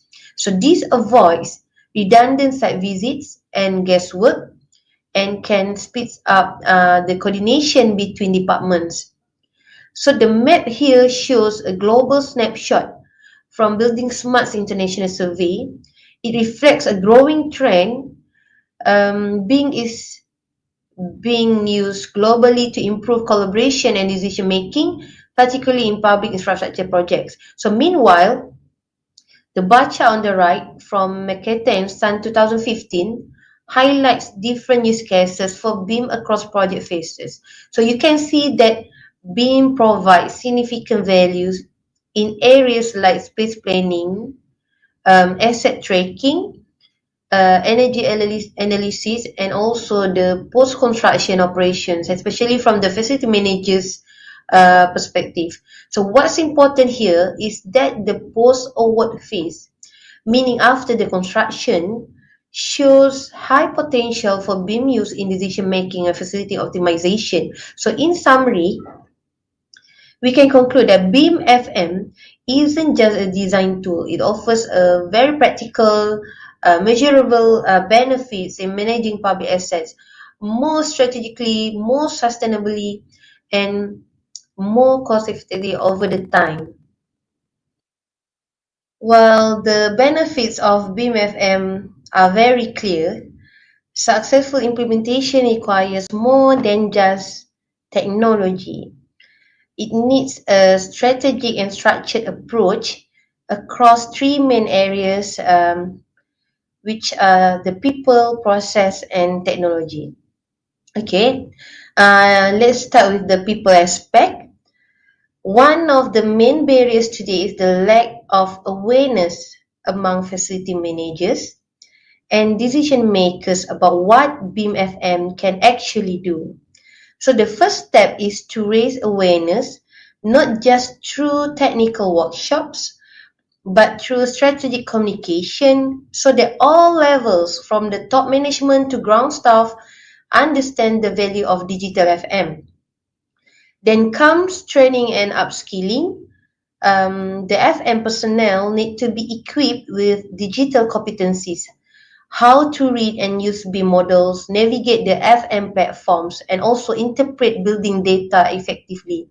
So moving on to the processes, the clear guidelines and manuals need to be established to standardize how BIM FM is implemented across agencies. So these documents should cover everything from asset registration, the maintenance logging, to handover procedures. So in procurement and planning, this BIM FM must be incorporated as part of project delivery requirements. It's not treated as an optional add-on. For example, tender document should specify the expected BIM level of detail, which is the LOD, the data formats, and asset handover protocols. So finally, under the technology, organization need to have the right software and hardware to support BIM FM. So this includes tools for 3D modeling, facility management systems, and also the mobile application for on-site staff. But beyond the tools, we also need well-organized digital infrastructure, such as cloud storage, secure servers, and BIM object libraries. So to ensure the data consistency across the asset lifecycle. These three layers, people, process, and technology, must be implemented in sync. And that's where the collaboration becomes essential. So we need cross-agency cooperation, especially between ministries, local authorities, and technical departments like PWD. There should also be active industry academia partnerships to develop talent pipelines, test the new tools, and align research with real-world FM needs. So in short, this strategy implementation is not just about buying software. It's about building the right ecosystem with skilled people, the strong processes, and supportive technology all will working together. Okay, let's take a look at what we can learn from other countries that are further along in their BIM and FM journey, especially the United Kingdom. So this chart shows feedback from professionals who have worked on BIM projects in the UK. Two major impacts stand out. First, the reduction in time and cost, particularly during the design and construction phases. Over 60% of respondents reported positive results in pre-construction planning and project delivery time savings. Second, BIM significantly helps to strengthen collaboration and coordination. So this includes reducing siloed workflows, improving communication between stakeholders, and also enabling better planning across different phases. So these are the key benefits that we are also want to achieve in Malaysia, especially in public projects where coordination between agencies and consultants is often a challenge. So beyond the UK, countries like Singapore have also been successful with early adoption of BIM. What made them successful was strong leadership, clear national roadmaps, and integration of BIM into procurement, regulatory frameworks, and even education. So one key takeaway is that BIM success is not accidental. It requires the policy alignment, early commitment, and consistent investment in capacity building. At the same time, every country has its own context. That's why Malaysia needs to focus on adapting international strategies to suit our specific government structures, project delivery system, and also FM maturity levels. So, while we can learn a lot from others, we must design our own BIM FM approach that works for our local agencies and assets. As shown in this slide, it shows a simple yet powerful comparison of BIM adoption and awareness levels between Malaysia and several other countries. Based on data from CIDB report in 2019. So if we look at Malaysia at the top of the table, we had only 17% adoption and 45% awareness back in 2016. So this clearly shows that while BIM was introduced, awareness was still low and actual implementation was very limited to a small number of projects. Now compare this to countries like the United Kingdom, Canada, Denmark, and Japan, where awareness level exceeds 90% and adoption is significantly higher, ranging from 46% up to 78%. For example, we can see Denmark shows a high adoption rate of 78%, reflecting strong policy enforcement and public sector leadership, while Canada and Japan also demonstrate high levels of awareness, which typically leads to faster industry readiness and smoother implementation. So the takeaway here is that awareness drives adoption. So countries with strong national strategies, educational initiative, and early stakeholder engagement saw higher levels of both. So it also reminds us that Malaysia's journey must prioritize not just policy and infrastructure, but also continuous awareness building, the training, and inter-agency promotion. The good news is we have seen growth in this 2016 data, especially with the launch of government mandates and digitalization strategies.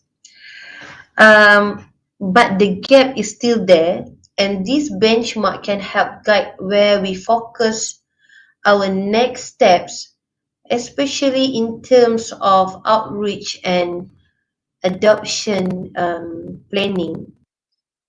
As we look ahead, the future of BIM-FM in the government sectors is very promising. especially as new technologies continue to evolve and become more accessible. So the first major direction is integration with emerging technologies like IoT, Internet of Things, AI, artificial intelligence, and also digital twin technology. So with IoT sensors embedded in buildings, we can collect real-time data on temperature, humidity, the energy use, and even occupancy. So this data can be processed using AI to detect patterns, predict maintenance needs, or suggest ways to improve performance. A digital twin goes one step further. It's a dynamic, real-time replica of a physical asset connected to live operational data. So this enables facility managers to simulate, then monitor and also manage the assets remotely and accurately. Secondly, BIM-FM will enable real-time monitoring and ESG tracking. ESG meaning to say here is the environmental, social, and governance. The metrics are now becoming essential in public project reporting. So BIM-FM platforms can help track energy efficiency, the waste management, water usage, and indoor environmental quality. So this makes it easier for government agencies to meet the sustainability goals, generate the audit-ready reports, and also maintain compliance with green building certifications. And third, the future is all about moving towards data-driven and smart facility management. Instead of relying on manual logs or reactive maintenance, we can make decisions based on live dashboards, automated alerts, and predictive analytics. So this creates a more responsive, cost-effective, and accountable facility management system. Ultimately, the future of BIM-FM is not just about better tools, it's about smarter ways of working. And for government agencies, this means improving the long-term value of public assets, enhancing service delivery, and also supporting a digital first public sector. As we come to the end of this presentation, I'd like to leave you with a few final thoughts and a clear call to action. First, it's important to recognize that BIM-FM is not just a technical upgrade. It is a strategic enabler. It empowers us to manage public assets more sustainably, more efficiently, and more transparently across their full life cycle. So, with this BIM-FM, we can improve asset performance, reduce waste, support green initiative, and extend the life of buildings while improving the service delivery to the rakyat. Secondly, success requires more than tools. It demands support, collaboration, and commitment. Meaning to say, from policymakers who can provide clear direction and mandate digital FM across ministries, from practitioners and consultants who will drive implementation on the ground, and from facilities managers who must be empowered and trained to make use of these technologies in their day-to-day work. We need collaboration across agencies, interdisciplinary support, and consistent training pipelines to make this transformation a reality. And finally, let's remind ourselves of the bigger goals. We are here to build smarter, greener government infrastructure, not just for operational savings, but to support national digitalization goals, climate resilient, and future-ready public service delivery. So let us move forward with confidence and purpose, bringing this BIM-FM into mainstream government practice and setting the foundation for a more connected and sustainable built environment.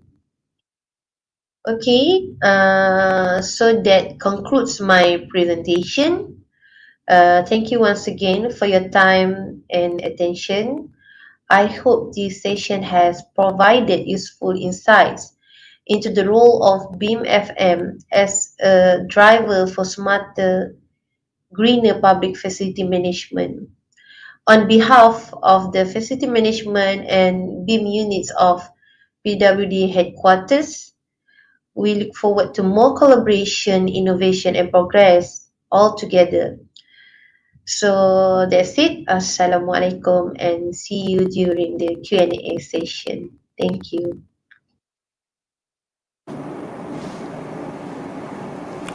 Thank you, Technology Surveyor Norashikin Akia Khairuddin, for that insightful presentation on how building information modeling and facilities management are revolutionizing government operations and public assets management. We will now continue with our question and answer session. So far we have already picked up around 5 questions from the comment box. So, Surveyor Norashikin, are you ready? Ready, inshallah. Alhamdulillah. Okay, so if you're ready, then we start with our first questions from the audience, which is, from your experience, what are the main barriers hindering the nationwide adoptions of BEAM FM in Malaysia's public sector, and how can we overcome them? And this question is coming from Salimi Samsudin. Okay. Assalamualaikum. Thank you to Mr. who asked the question. Okay, about the barriers, I think about the barriers. Certainly, from my experience, especially in DKR, the adoption of BEAM FM in the public sector faces multi-dimensional barriers, which I would broadly classify into technical, organizational, and also the cultural categories. Okay, for example, many of our government buildings, especially those completed before 2015, were not designed with digital handover in mind. So they often lack complete of accurate as-built documentation, and even fewer have structured digital asset registers. So this makes transitioning into level of development 500, LOD 500, where a model supports facility operation and maintenance highly complex without this significant retrofitting or scan to beam efforts. Furthermore, most facility departments still rely on manual or semi-digital systems such as the spreadsheet, the CAFM tools, which are very not integrated with BIM model. So this lack of centralized, we call it as a common data environment, CDE, across the agency also prevent seamless certain of information exchange throughout the asset life cycle. So from the perspective of organizational, the main issue is life in fragmented workflows, where the planning, the construction, the handover, even the operation are often treated as separate and work in silos. So each unit may use different kind of system or standards. So this is will lead to breakdown in data continuity. So this is what we are facing. For instance, asset information developed during construction is not always structured in a way that supports lifecycle maintenance. So this results in duplicated effort, very inefficiencies, and loss a lot of data value. So the lack of standardization in how BIM deliverables are defined in the government sector or in the government contracts, especially for O&M purposes. So this will make it very difficult to ensure consistency in asset information required for FM system integration.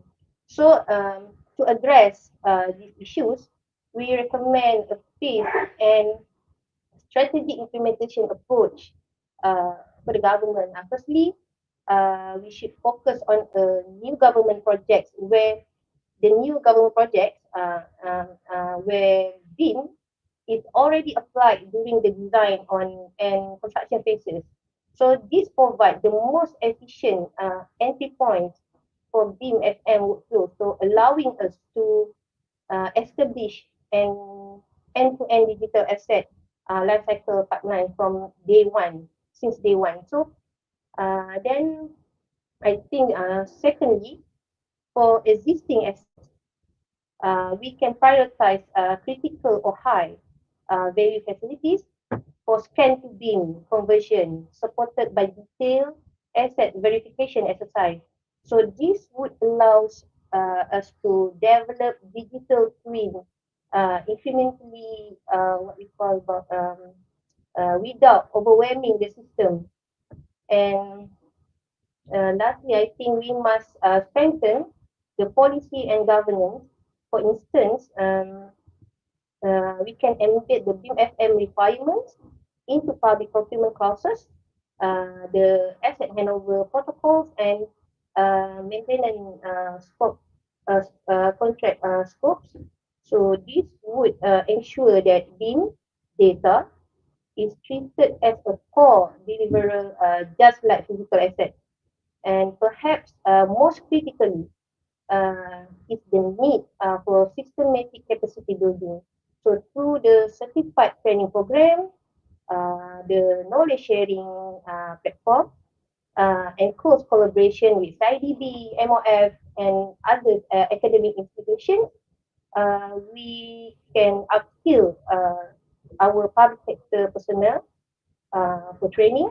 So this is essential to shift the mindset from the document-based maintenance to model-based asset management. So these barriers in a coordinated and progressive manner actually. So we can build a foundation for a truly smart and sustainable government as an ecosystem which is powered by BIM-FM. I hope answered the question. Okay, I think that answers the questions very well. It's very elaborate and detailed. Thank you so much, Surveyor Nora Shikin. Okay, so we move to the next questions. So question number 2 is the integrations of BIM FM with IoT, AI, and digital twins.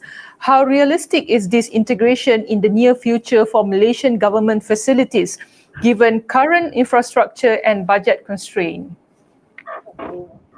Okay, about this IoT, AI, and digital twins, this is very popular kan? Okay, so for me, this question is very relevant and timely question. So about the integration of BIM FM with these emerging technologies, especially such as IoT, AI, digital twins, is no longer just theoretical, because globally we've seen how this integration enable smarter facilities, which is we have the real-time monitoring, predictive maintenance, the energy tracking, and also even ESG reporting. So for the Malaysian context especially, we must acknowledge that not all buildings are digitally ready, and the infrastructure limitation surely exists. So however, this kind of integration is increasingly realistic because for the new builds and selected high value assets under the PWD, we have kind of direction. So in fact, we are already seeing the pilot initiative. For example, some facilities are now equipped with energy sensors and automatic HVAC tracking. So we are also exploring how AI can assist in fault detection and asset performance analytics, for example. So the key is to approach integration more strategically and incrementally. So we don't need the full scale digital twins immediately. Instead, start with more with IoT sensors and critical system, and inshallah link it to BIM-FM database. And over the time, this can evolve into a more comprehensive, we call it a digital twin ecosystem. But despite the budget limitations, we should see this as an investment in life cycle cost savings. So the predictive maintenance, for example, reduce breakdowns and can optimize the space usage leads to operational efficiency. So this will gain and can justify the cost over the long term, especially when aligned with central government sustainability agenda. Thank you. All right, thank you again for the answers. And next we move to next questions. So next question is, facilities managers are often not involved early in BIM projects, leading to incomplete or non-FM ready models during handover. Yet they are the party who are responsible to manage the building. What is your point of view on this? Sorry, can you repeat the question? I'll repeat it again. Okay, facilities managers are often not involved early in BIM projects, leading to incomplete or non-FM ready models during handover. Yet they are the party who are responsible to manage the building. So please comment on this. Okay, this is quite a critical and recurring issues in BIM implementation for facilities management. One that directly underneath the long-term value of BIM in government asset portfolio. For that question, you are absolutely right. In many BIM-enabled projects, particularly in the Malaysian public sector, FM facilities managers are brought in very or too late, often only during the commissioning or post-construction handover stage. So by then, most of the information embedded in the model reflects the construction priorities and not the operational needs. So this late involvement leads to certain several of challenges. For example, the incomplete or irrelevant FM data in the model. So, which is where the B model often lack of the asset tagging, equipment, we call equipment metadata, or maintenance parameters like the service interval, the warranty details, or supplier contact. So, as a result, FM often revert to traditional methods or spend additional time and cost to rework the model to meet the operational requirement. Furthermore, it also leads to the disconnection between design intent and the operational reality. So, if FM professionals are not involved in the early design coordination meetings, for example, so the critical inputs such as accessibility for maintenance, the spare part availability or space utilization efficiency are always overlooked. So this will lead to costly retrofit or we call operational workarounds such as the equipment being placed in inaccessible location, for example, or MN systems that are difficult to maintain. Again, it also leads to the loss, we call the loss opportunity for life cycle cost optimization, which is the one of the biggest promises of BIM is the life cycle based decision making. So, but when the FMs are excluded, so these decisions are made based on initial capital costs without considering implications on energy consumption, the downtime risk, for example, or O&M budget. So consequently, the whole life cost benefits are not realized. So for me, what should be done is by to unlock the full value of the FM is always involve the FM early FM involvement, especially this means by engaging FM team from the design stage as part of the BEAM Education Plan, BEP. So they should review the model requirement and define the FM data delivered upfront. And of course, to include the FM use. For example, the space planning, the preventive maintenance, and energy monitoring within the project employee information requirement, or we call it EI. Also, make the model deliverable to FM system, especially when using the maybe Combi or IFC schemas that can integrate with asset management platform.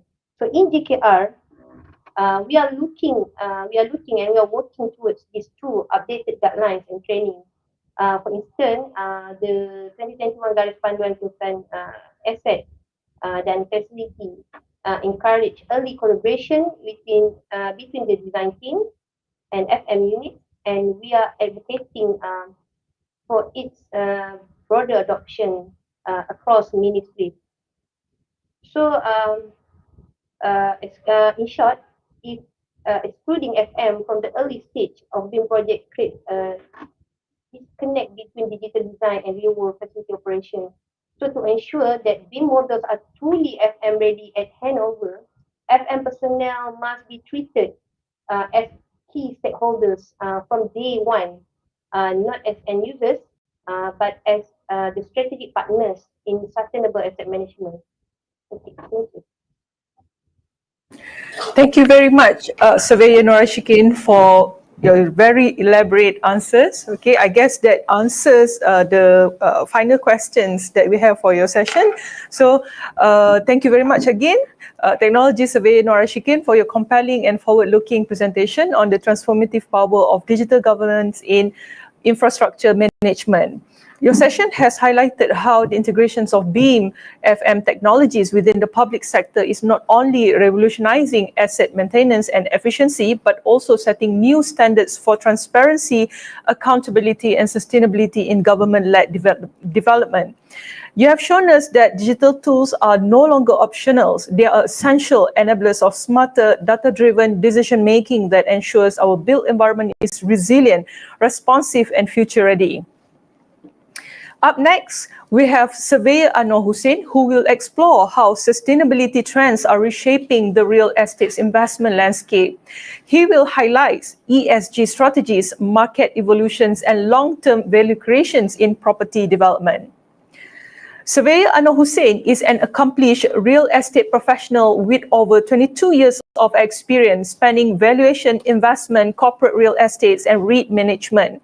He is currently served as Assets Lifecycle Appraisal Advisor at Beat My Assets Resources Malaysia Sdn Bhd. Previously, he served as Assistant Vice President at MBSB Bank and Senior Manager at Tenaga Nasional Berhad, where he managed market intelligence, asset commercialization, and financing strategies. Earlier, he held senior roles at MREIT Managers, overseeing property management of commercial portfolios including Menara M-Bank, the Summit Subang, and Mydin Hypermarket. Surveyor Anwar holds a Master in Property Investment and dual bachelor's degree in Estate Management and Finance from UiTM.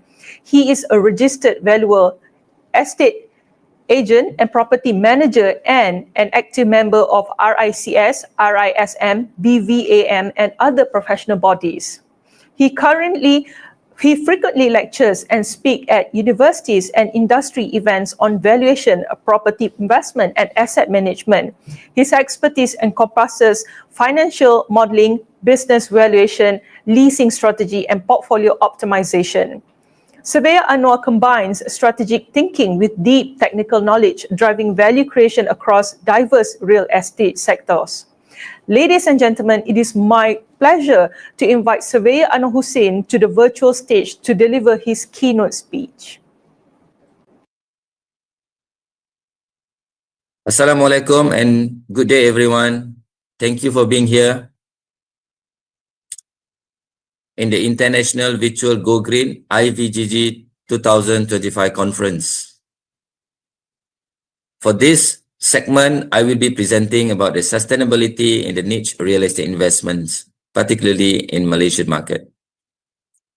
As everyone aware about the global sustainability megatrends is very, very crucial, not only in Malaysia, but all over the world.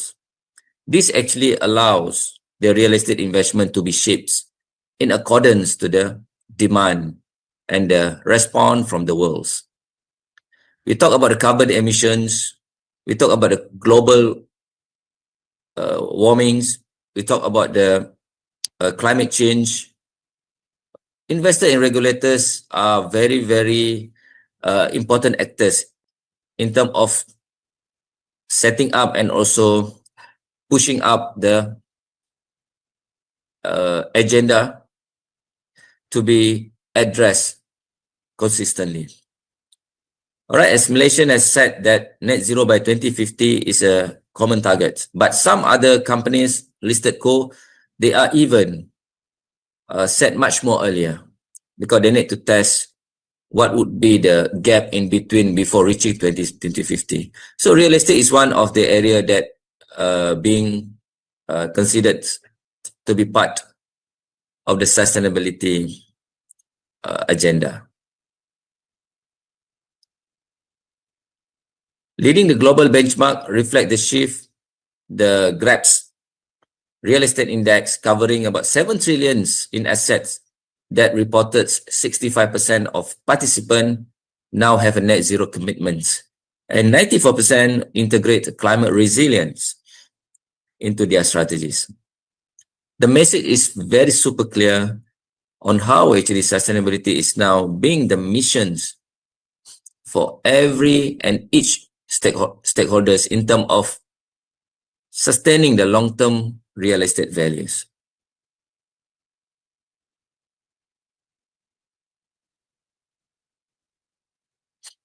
From the investment perspective, aligning with the sustainability is increasingly seen as sound strategies. Studies indicate that real estate companies with superior ESG performance tend to outperform peers financially. As you can see, the building owners that having certified for a green buildings, all right, having a proper reportings and initiative on the ESG, technically will command a slightly better rental rates, right? So the financials institution also looking to get such client because the financial institution like banks, commercial banks, investment bank, they also have to comply in terms of getting the right clients that complying with the ESG. Investors are rewarding with a low carbon, socially responsible portfolio with greater capitals and higher demand, like I mentioned just now. For example, in our country, EPF has pledged to achieve a fully ESG compliant portfolio by 2030. This is actually a strong signal that the capital will flow to companies meeting the high standards, ESG high standard. Sustainability also is found tied to both risk management and potential and return potential.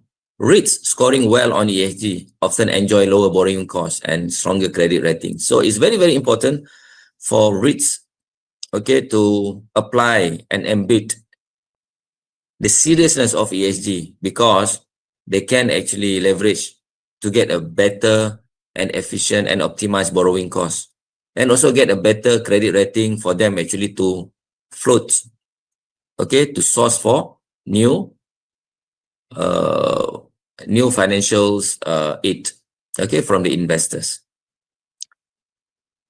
In addition, the green financing surged in early to 2025. Over half of the new emerging market debt issuance were ESG themed sukuk. REITs with robust ESG profile will tap into a deeper pool and global liquidity. That's why we can see some of the Malaysian REITs started with the ESG compliance sukuk. This actually to entice and attract investor actually to pump, okay, to pump and invest in that particular REITs. Let's look what actually the Malaysian real estate landscape. In Malaysia, this global megatrend resonates strongly with the local realities. The Malaysian government has committed to net zero greenhouse emission by 2050 and is rolling out policies to drive sustainable developments. Okay, for instance, National Energy Transition Roadmap. The REIT sector, as of 2024, having a 19 listed trust with 41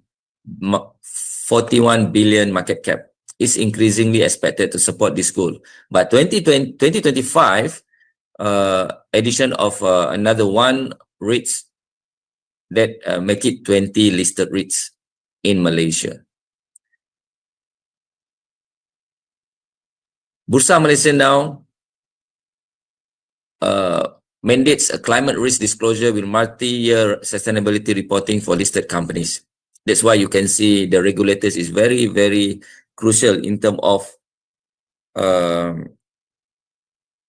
supporting and also guiding the listed co and also the other industry players to comply with the ESG and sustainability reporting.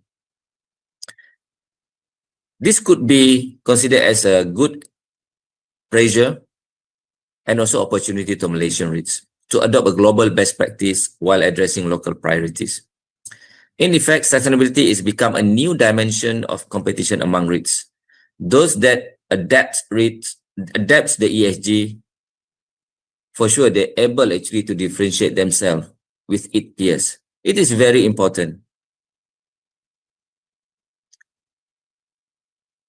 Sustainability in niche real estate investment is about marrying worldwide ESG megatrend with Malaysian unique markets.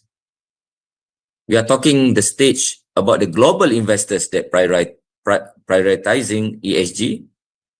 The local regulators are raising standards, and at the same time, real estate fundamentals are evolved in their response. As you can see, I bring you a bit about the property markets in Malaysia as 2024 that you can see is very, very super fantastic in terms of the transaction, in terms of volumes and also value. I think it's the record breaker if you notice what actually reported by JPPH, you know. The volume transaction for that particular year, 2024, crossing 400,000. So 420,000 units carries the values about 232 billions, where actually the large part of the transaction, if you could see from the regions, there would be the southern regions and followed by the northern regions, right? And the central region come to number 3. Okay, that one volume by region. But for sure, when we talk about the value, the central region commands actually much better values in terms of the per square footage and whatnot, and followed by southern regions. Now you can see the volume actually not only focusing in the central region, but they are moving to southern and northern regions. All right. This is actually the transaction volume like I mentioned just now. Okay. On the left side, on the blue bar that you can see, top notch in 2024 for the against the last 10 years. This is among the highest. All right. And also in terms of the transaction value and volume, respectively. The price value, the price range for the highest transacted is below 300,000. All right, in 2024. This is actually not far different in terms of the segmentation against 2023. But we must remember, along the way with the good transactions in terms of volume and value, we always actually having some issues in terms of the overhangs in our market.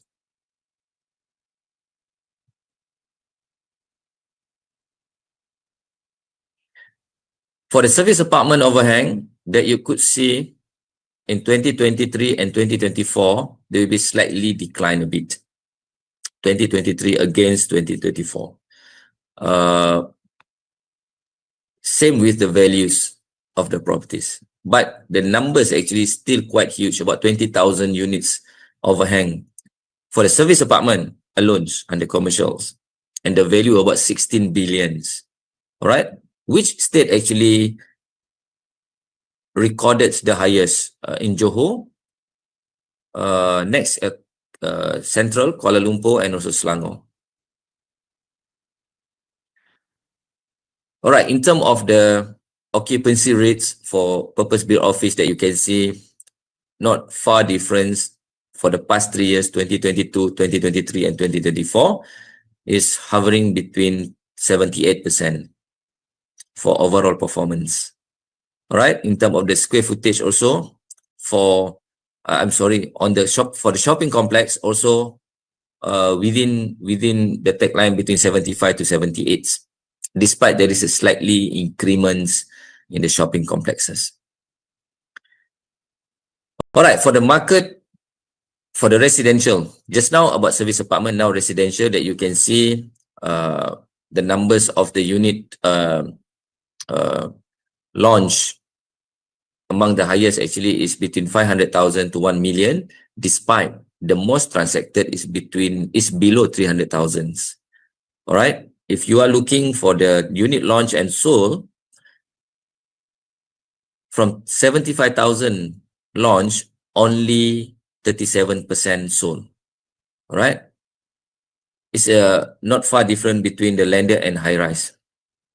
Okay, that you can see here is about less than 40%. So that actually the unsold unit, okay, it could be turned into the overhang.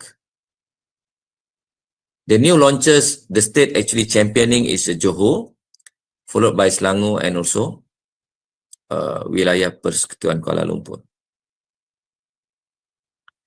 Overhang for residential. Just now, overhang for service apartment that you could see here. Another 23,000 units unsold in 2024.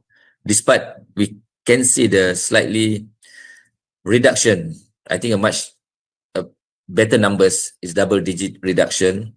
The value actually declined from 17 to 14 billions. But in totality, if you add on with the service apartment, it's about 30 billion values that not being unlocked, not being monetized yet. All right, it's still huge. All right, in totality for the residential, the most in KL, okay, about 4,000 units, followed by Johor, Perak, and also Pulau Pinang. Okay, let's look what actually happening in 2025. Just now I shared with you about 2024 performance. 2025, based on the first quarter performance, we found it is slightly the reductions. Okay, reduction again the previous quarter. If you can see here from the orange line here, orange bar here, that you could see the volume reduced from 109,000 to 97,000 in terms of the volume. For sure, the values also decline from 17 million to 51 million. All right, now you can see the pattern declining. All right, there must be a certain reasons. Okay, let's look what would be happening for the second quarter this year. The residential new launches still in the market. Okay, that you could see just now in 2024 is about 37% sold. But based on the first quarter 2025, based on the launches about 12,000 units, only 11% sold within the first quarter. All right. The sad thing that you can see the high rise. Okay, the unit sold is very, very small in terms of the numbers, about less than 5%. Okay, so this actually worrying us. What actually happening in terms of supply and demands in our country, right? Residential overhang for the first quarter, okay, that you could see increase a bit against the previous quarter. Okay, that you can see increase in terms of volume and values. All right, I don't want to touch a lot here. You can take this one as your reading material later on, but at least we understand a bit about the market, the property market landscape in our country. Let's look at the Malaysian landscape, REIT landscape overview. As of 2024, we have 19 listed. 2025, we have another additional one listed REIT in the market. So in totality, as of now, we have 20 listed REITs. From my opinion, still small. The Malaysian market for REITs is considered small. Therefore, a lot of things need to be considered by the REIT player in terms of investing overseas. There are very diverse asset classes from shopping mall, office, industrial, logistic, hotel, healthcare, even education properties. It's quite a variety in terms of the asset classes. Who actually the regulators is the Securities Commissions that actually providing the guidelines for REITs actually to operationalize. Quite a steady growth since its launch in 2005 and reconstituted in 2006, 2007. Okay, that we could see the presence of the Malaysian REITs is quite significant to the property market, despite the market is having some limitation in terms of the good and REITable assets. Bursa Malaysian REIT Index was introduced in 2017. This actually to improve, okay, the presence of the REITs, improve the governance, transparency, in order to align with the global practices. Why actually you invest in REITs? Because of very steady growth, dividend distributions. It's a dividend counter anyway. The range of distribution is between 5 to 7% annual yield. All right, because the REIT actually required to distribute at least 90% of their NPI in order to get tax exemptions or enjoy the tax withholding tax. Affordability, you can buy as low as RM1 per share, depending on the counters. All right. The liquidity is very, very liquid. You can enter, you can trade intraday, you can hold for whatever reason based on your strategy. It's very diversified, like I mentioned just now, in every state and every types. All right. But considering Malaysian market is not that big, having a 20 listed REITs is quite interesting to see how actually the market actually react to the supply and demands. They are actually being managed by professional managements that handle in terms of the getting tenants, maintenance, acquisition, disposal, and also engagement with the investors, retail and institutional investors. All right. So it's very, very structured composition of investment. It's very stable yield, like I mentioned just now, inflation hedge. Okay, because the rental normally locked for 2 or 3 years, depending on the structure of the properties. All right. And rent reversion, technically between 5 to 10% or even double digit for every 3 years. This is one of the good inflation hedge strategy for them actually to sustain and to grow. Attractive yield spread, if we consider 10 years MGS yield is about 3.7 or below 4%, but yield able to distribute between 5 to 6 or 7%. Right? So technically it exceeds the risk-free rates. Tax efficiency in terms of getting enjoying the withholding tax of 10%, but the REITs must actually pay dividend 90% of their NPI. Assuming their NPI 100 million per annum, they need actually to they need to distribute at least 90 million to the unit holders. And also, stamp duty has been waived for REIT transactions and also RPGT to the seller, where actually they sell the REITs, sell the asset to REITs. Let me share with you some information about Malaysian REITs performance by DPU. We call it DPU distribution per unit. The top 10 based on the DPU actually is KLCC. As you can see, about 44 cents per unit, followed by IGB. Right? And the lowest one actually is that you can see the bottom 5. Okay? But in this regard, as an investor, you need to understand about the pricing mechanism. The share price actually is very dynamic. Based on the closing price, that actually the distribution yield, okay, being analyzed.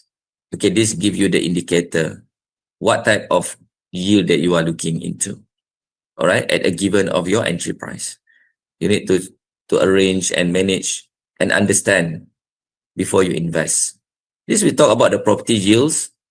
Before that, the distribution yield in Malaysia, the average is about 6%. Property yield in Malaysia, okay, that you can see is between as low as 2.5% and as high as 8.38%. That you can see the average property yield is about 5.2%. This is more on the performing yields.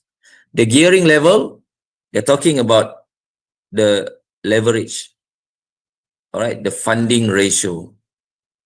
Okay, they Malaysian REIT not allowed to cross 50% of their AUM. Assuming their AUM is 1 billion, they only can borrow from the bank, maximum is 500 million. This a percentage actually dictates the ratio to ensure the growth of the every REITs. Those actually below 40%, that would be considered. There is a headroom and potential for the REIT to grow in terms of buying new asset by pledge to the bank in terms of getting the funds. This is based on the distribution yield like I mentioned just now. Despite just now KLCC actually having a higher DPU at a given of RM8.92 price that you need to enter for each unit, just give you about 5% distribution yields. When we talk about the highest distribution yield, you just need to pay 77 cents per unit. You are getting 6 cents is a central REITs that giving you about 8.31% distribution yield.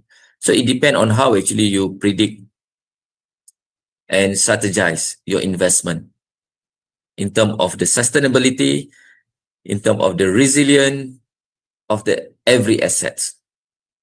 That's why you need to read through all the annual reports of the every Malaysian REITs, all actually published. What actually the investor sentiment considering based on the current consideration? For sure, the interest rate environment, highly sensitive to REITs. If the interest rate increase, you will be receiving lower dividend. Simple as that, because REIT have to pay more financing costs to the bank. In terms of performance, the quality REITs is very, very important in terms of the asset types, the sponsor, and to deliver the stable occupancy and dividends. All right, that's why you can see a lot of REITs having a mixed portfolio, office, shoppings, retail, shopping malls, industrial. Some REITs, they're very super focused on the industrial, like Atrium REITs. Okay, Hectare REIT focus on the shopping and retail REITs, but now they are moving to industrial as well. All right, so that's why you need to study every REITs, make you have a better understanding about the investment, how actually resilient of this REIT, despite this more on the dividend play that you are taking dividend every quarter and every year, but very important, because if you actually is the real investor, normally you will keep your share there for dividend and also for the capital gains. In Malaysia, there is a Malaysian REIT Managers Association that actually to guide all the members and also some other unlisted REITs and associate members in regards to the Malaysian REITs in Malaysia. The mandate given to foster the conducive environment for REIT growth in terms of developing the industry framework, understanding the guidelines,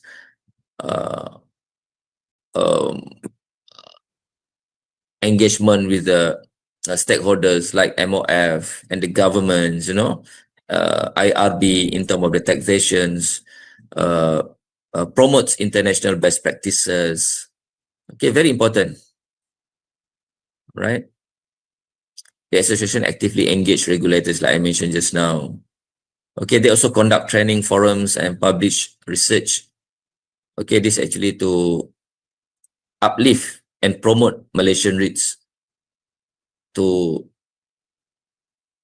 every segment of investors in Malaysia. All right. Okay, let me share what actually the latest transacted Malaysian REITs deals for industrial. This is actually very important to give you heads up in what segment that you think, okay, in what segment that you think is very, very important for you to invest. These 9 industrial transactions for the past 12 months, okay, for the past 12 months, 2024 and 2025, that you could see all the REITs actually acquired factories, warehouse, all actually come under industrial segment. The location, you can actually do market scanning. Bayan Lepas is very, very matured. Elmina is emerging area. Senai is very matured. Cheras is super matured. All right. Pulau Indah, Pasir Gudang, why actually matured, super matured, and also near to the ports. Klang and Prai. So now you can see the rental, you can see the yield here. What actually the amount that they acquired. This actually give you some indications. When they got and obtained the higher yield, meaning to say you are actually going to receive much more DPU, the distribution per unit. All right. This additional another 708 on the industrial in Klang, Kulai, I think the new emerging area next to the airports, where you can see all the technology park. Seremban, wow, Seremban also. PJ is matured area and Batu Cave. All right. Now you can see all these things become very, very important and significant when you make a decision to invest. Other sectors like retails, education, and office, there is some of the segment as well. Okay, when you look for the shopping complexes or retails, okay, that you can see shopping center like Sunway, KIP on the Dipals, actually this Dipals on the shopping complex in Cyberjaya. All right, Sunway, Axis Street also invested in small malls in Temerloh. Okay, Hectarit from the retail sector actually acquired education in Melaka. Okay, Amanah Raya REIT also acquired private schools in Glen Mary. Central REITs acquired Menara Digicelcoms, okay, in PJ. So out of 30, almost 30 transactions, which sector that you think is very, very resilient and sustainable? For sure, industrial. Only one office for the past 24 months that you can see is something, give you some indication. The market may not be so strong. Education, that you can see the REIT started to eye for the educational subsector. Okay. So this is actually the composition of industrial asset by location that you can see here. The most actually in Johor Bahru. Okay. Second in Kulai. Third in Petaling Jaya and in Klang. Okay. And also in Shah Alam. So this composition of industrial asset. How many REITs actually invested in industrial asset? Out of 20, only 6. CapitaLand, Axis REIT, Atrium, AME, Amanah Raya, and Sunway. Not many, but that actually you can see the potential. Alright? Total asset under management for all the 19 REITs about 74 billions. Industrial asset only 4 billion, meaning to say just 5.5% of the industrial asset being acquired and injected into REITs. All right. So there is a lot of room and potentials. Let me share with you the latest transaction of REITs, but you can see a lot of others transaction as well through a Bursa announcement. This is Central REITs to buy a UM Sunrise Mont Kiara Retails for 70 million. I think this is quite recent, last month. Amanah Raya REITs buy industrial asset in Teluk Panlima Garang for 39 millions. All right, this industrial. This is a potential REITs to invest in the respective location. So when you look from the sustainability, so many things in terms of the asset, in terms of the location, in terms of the tenancy, in terms of the your master lessee. All right. So just give you some heads up among of the top consideration for REIT to invest. In Johor, in Selangor for sure, Perak, Kulim, Penang, that will be the second area in Batu Kawan, and also the in Seberang Perai, the mature area in Seberang Perai, and also Nilai. All right, so this would be the location that I would share with you. Let's deep dive on the macroeconomics and criteria. What need to be considered by REITs, okay, before they actually move into specific acquisition. They need to understand about the interest rate environment, inflation outlook, currency stability, GDP, regulatory support, okay, the yield spread and the risk-free, ESG and government policy alignments, and labor markets and the talent access for operation. So this is a very important checklist for them to look into. All right. From the macro side, on the external condition, that some they can have some a little control, some they don't have. That's why this actually where actually the risk assessment we talk all about. All right. From the ESG, asset must support ESG roadmap or national plans, repower, my or smart city, avoiding the flood and sea level rise exposures. You know, this is climate change, all those things. This is very, very important. Then we deep dive for the specific property play on the micro level, on the asset level, and the strategic fit in terms of negotiating what would be the entry yields, what actually the lease tenure, the wills, the weighted average lease period, technically minimum of 10 years, the entry triple net yield at least minimum 6%, the tenant covenants, having a positive cash flow, occupancy level for 100%, having a reversionary rents for every year or every 3 years. All right. So the demonstrate the exit strategy on the worst case scenarios. All right. So this actually among of the consideration that need to be done by the REITs to ensure the sustainability of the investment can sustain organic and inorganics. It's not like when you buy inflated investment asset, there will be a artificial sustainability element actually come from the artificial perspective. You need to see them consistently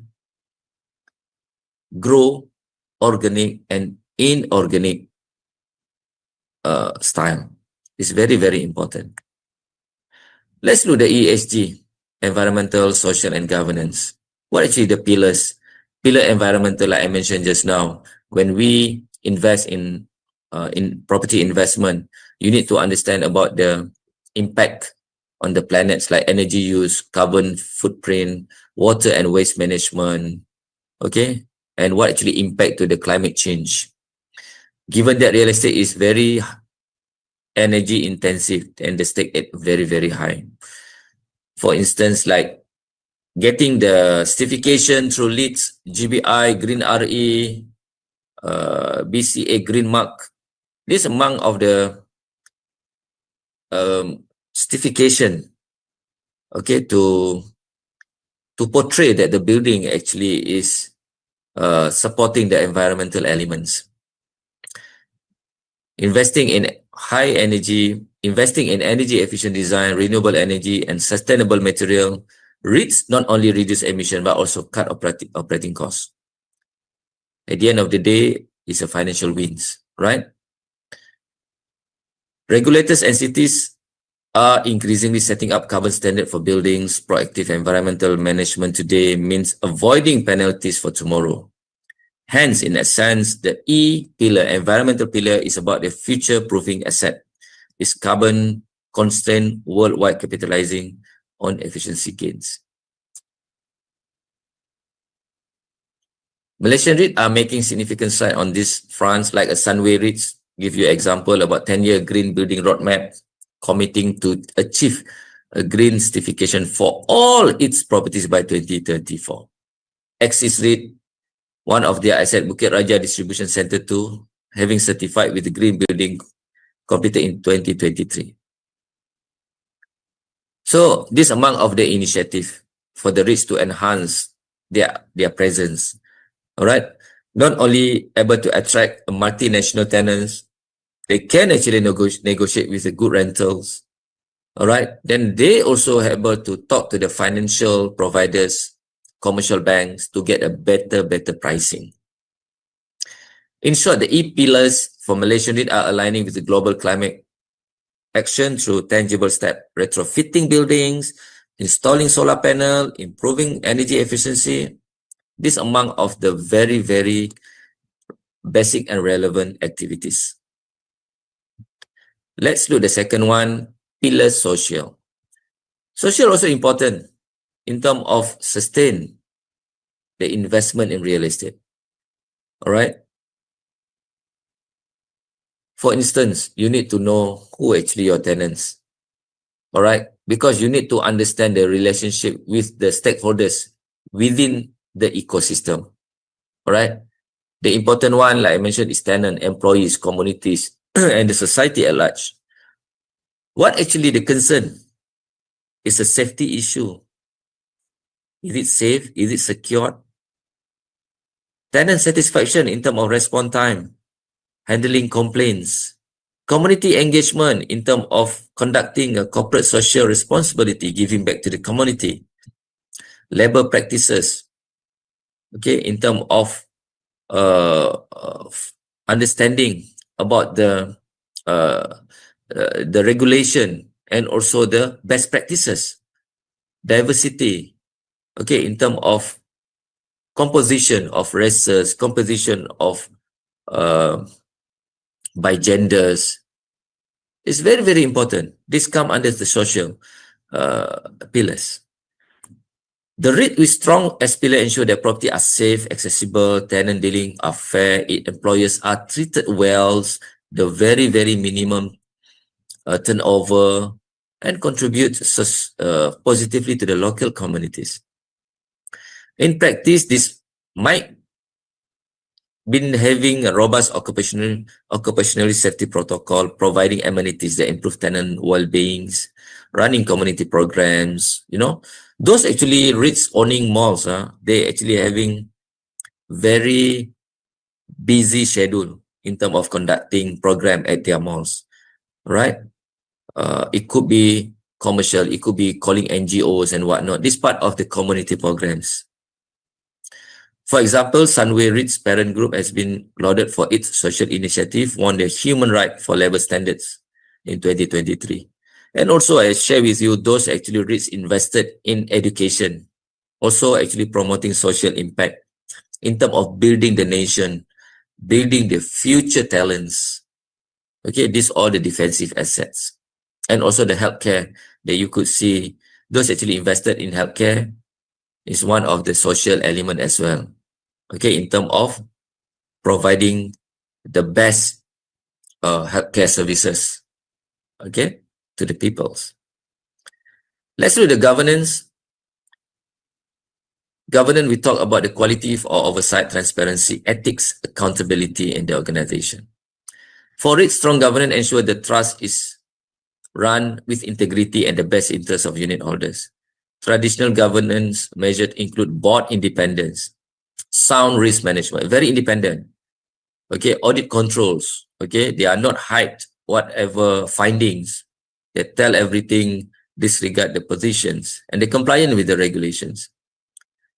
All right. So this among of the governance. Leading the REITs go beyond the bare compliance to integrate ESG into their governance structure. For example, REITs, Axis REIT, which has won ESG criteria into its core decision making. By late 2023, Axis REIT enhanced its acquisition duty checklist to include climate risk vulnerability assessment. So this is very important, right? It's more on the governance. This example on the KLCC, Staples groups, okay? This considered the iconic stability of REITs in Malaysia. You can read how actually the staple works, all right? But this considered the expensive counter in Malaysia. It's about $9. It's considered blue chip. All right, they actually promotes in terms of the long-term stability, all right, in terms of the ESG compliant as well. Because this actually fall under Petronas, that you can see how actually they actually comply with the initiative and also their executions. The AUM almost 19 billion is among the highest. Second, diversified growth, we could see Sunway is the champion because they have a very strong sponsor, right? So the AUM is about 10 billions. They have retail malls, they have hotel, offices, universities, campus, medicals, aging facilities and whatnots. Okay, it's very, very, I think one of the very sustainable REITs that I could see is Sunway REITs. All right. So Axis, also one of the premium counter trading at premiums, you know, very diversified, very active in industrial and logistics specialists. Okay, I think the asset value is about 6 billion. It's a Sharia compliant. KLCC also Sharia compliant, but Sunway is not. All right. Sharia compliant is one of the sustainability element as well, in terms of getting the fund from the Sharia funds. All right. You can see the occupancy Axis REIT portfolio is typically high, near to 95 to 100%. All right. The asset value is about, AUM is about 5.3, 5.4 billion. As of yesterday, if I'm not mistaken, they have already more than 60 properties in their portfolio. All right.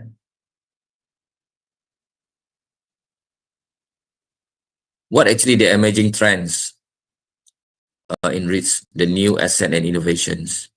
So now diversification into a new sector, they need to find what actually the moving forwards is awareness, education, tech park, and also that you could see the lack of demand of the student housing, purpose-built student accommodation, PBSA, senior living. All right, this among of the new asset profile that could see the sustainability for the next 10 to 30 years down the road.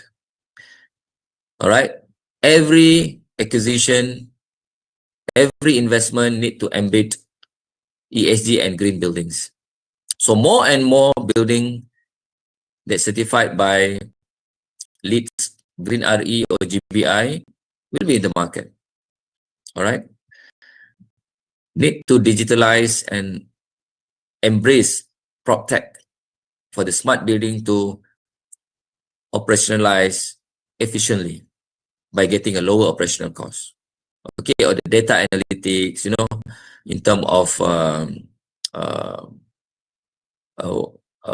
blockchains, okay, in terms of the e-documents, e-agreements, okay, that will be the future. The emerging trend. I'm not saying the future, the emerging trend that even they started already. Sharia compliant trends. So more and more REITs to invest in Sharia compliant is one of the potential to attract investment from Middle East. What actually the challenges integrating sustainability? For sure, there will be a challenges, right? For the building owners, for the building owners in terms of consistently comply with the requirements. First, data standardization and quality. Difficult to gather all the data, especially for the tenant control. That's why some data they need to automate. All right, so they need to embrace the PropTech and the blockchains and whatnots. All right, so the scope 3 will be one of the challenging part. All right, greenwashing risk of overstating ESG achievement leading to credibility issues. So therefore, they require independent assurance. So based on the requirement by Bursa, if I'm not mistaken, they require independent assurance to test whether your data, whether your finding, whether your report actually is not overclaimed. CapEx and valuation mismatch, high upfront cost of sustainability initiative with delay valuation. When you invest today 100 million, it takes times actually for you to realize in terms of the value, in terms of the getting the right tenants. This will be the challenging part lah. Evolving ESG regulation, frequent changes in the sustainability regulation create compliance complexity. That's why every listed co or even non-listed co, they should have actually compliant officer, dedicated compliant officer to focus on the requirement by the regulators, particularly Bursa Malaysia.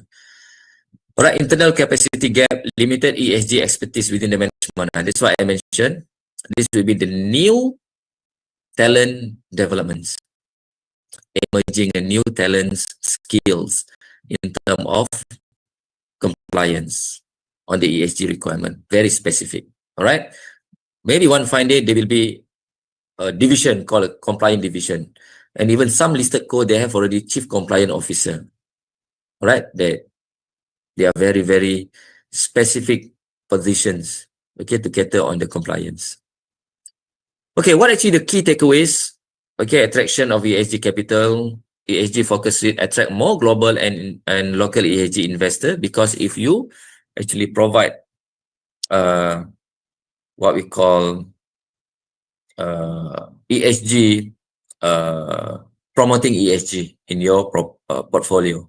For example, EPF ESG portfolio target channels capital into ESG rhetoric. So they have actually their fund to channel to the ESG rhetoric in Malaysia. Long-term value resilient, sustainable property yield, long-term cost saving and stability. Because why?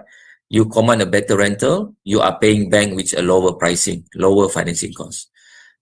Okay, green certified building, lower operating expenses like Sunway with market shift and regulation. Growing tenant preference and tightening ESG regulation Okay, favor to sustainable REITs. Tenant increasingly require green certified office. So they keep asking, are you ESG compliant? Your building is certified with a GBI or LEED or green RE. So this among of the current momentum, current response from the market. Innovation opportunities, ESG drive adoption of innovative technologies and financial structure. Smart buildings, technologies like IoT, AI, optimal resource usage in REIT managed properties. So this allow every REIT to appreciate the technologies. Okay, they're able actually to have a very, very good data collections. Then from the data, a lot of things actually they can do. Performance by doing good. Strong ESG practices increasingly translate into better financial outcome. ESG retrofits leading to higher tenant retention and reduced operational costs. With that, thank you very much. If you have any question, you may ask. Thank you very much.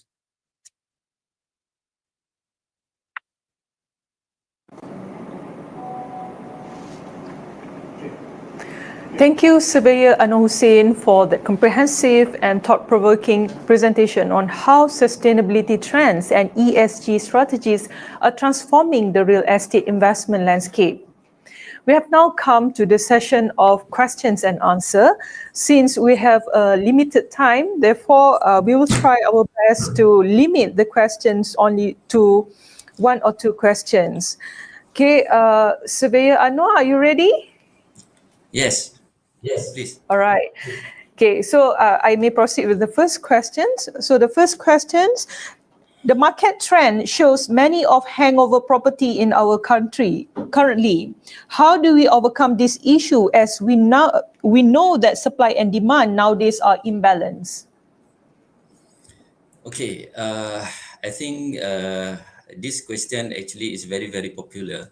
It's about the market dynamics that you can see for the past 10 years, how actually that you can see the supply and demand actually, the gap actually quite become huge and huge from year to year. From my opinion, based on my participation in the market, that I could see there is a gap between probably the policy maker in terms of strengthens the policies versus what actually the market forces outside. For sure, every property that actually is proposed to be developed, there will be a feasibility studies and market studies and whatnot. I think this would be the gap that actually to relay the right message, okay, to the market as best as accurate in terms of the information, not only taking care for the 1 or 2 years, but they must actually have some sort of the integration of data, because now that you can see is very, very localized in Malaysia to be per se in terms of the local authority, right? Every local authority actually come up with their own policies and their decision and whatnot. But the integration is one of the big gap that need to be addressed to understand what actually the overall context of the property development, to understand the market participant. At the end of the day, is goes back to the market forces, demand and supply. Thank you. Right, thank you. Next, we move to a second question. You said that the REIT market still quite small in our country. In your opinion, what is the biggest factor, and do you think that our country will have the potential to improve this matter in the future? Okay, for sure, because Malaysia actually is super rich with the resources. We have a very, very, I would say, plenty of untapped resources in our country. Just take it Singapore as our example. They are actually developed country as compared to us. Looking at their GDP, looking at their income per capita, is totally different, right? But it's our neighbor. Looking from the REIT perspective, their market cap today is 270 billions. As compared to us, it's only 40 billions. That you can see about 20% of the market in Malaysia as compared to Singapore. So meaning to say, a lot of potential for Malaysian actually to go further. A lot of things from politics, from the regulations, from the, like I mentioned just now, we are more localized. When we actually localize, a lot of gap that need to be addressed. Can you imagine if we do some integration in terms of data, in terms of policies, in terms of execution, you could see how China evolved. What actually a China for the past 40 years as compared to today? We would see China is probably beyond US. So you look back on the fundamental, it goes back to the main direction from the top. It goes back from Beijing. What Beijing said, other provinces actually follow. So when you look Malaysia, then you know where actually we are today, because a lot of gaps need to be addressed. So from the perspective of REIT investment, Malaysia still have a very, very huge potential. The only thing is, like I mentioned, is a localized issues. Investors, how many investors that we have in Malaysia, institutional investor? We have EPF, we have Co-op, we have LTATs. We always recycle all our investors, our institutional investors. What happened if we do big that you can see from overseas? Macquarie Group, BlackRock can come to Malaysia. So in short, there will be a potential for Malaysia to grow, but a lot of things need to be addressed. Take it China and Singapore as a benchmark. Thank you. Thank you very much, Surveyor Anwar Hussein, for a very comprehensive presentation as well as feedbacks on the questions put forward by the audience just now. Right. Again, thank you so much, Surveyor Anwar Hussein, for that comprehensive and thought-provoking presentation, and demonstrating that green investment is not just a forward-thinking strategy, but a critical pillar for long-term economic resilience and sustainability. Therefore, your insight have highlighted how environmentally responsible investment decision can drive market value and attracts conscious investors and future-proof developments against shifting environmental and also regulatory landscapes. And also you made it clear that integrating ESG principle isn't just a trend, it's an imperative for building stronger, more adaptive economics that balance profitability with planetary responsibility. So ladies and gentlemen, let us now move to our next speaker. The last but not least, let us welcome Assistant Professor, Technology Surveyor Dr. Nazira Haji Zainuddin, that will share her views on how quantity surveyors are contributing to sustainable smart city development that covers smart procurement, data analytic, and circular economic integration in cost management. Assistant Professor, Technology Surveyor Dr. Nazira Haji Zainuddin is an accomplished academics and professional quantity surveyor specializing in sustainable development and smart cities. She holds a PhD in Sustainability Assessment from University Technology Malaysia and a Master's in Quantity Surveying from Heriot-Watt University, UK. Currently, she lectures at UCSI University and is pursuing a Doctor of Education. Dr. Nazira is a chartered surveyor with RICS UK, a fellow of RISM, and a professional technologist with MBOT. She has published over 100 research papers and secured multiple research grants focusing on sustainability in higher education and the built environment.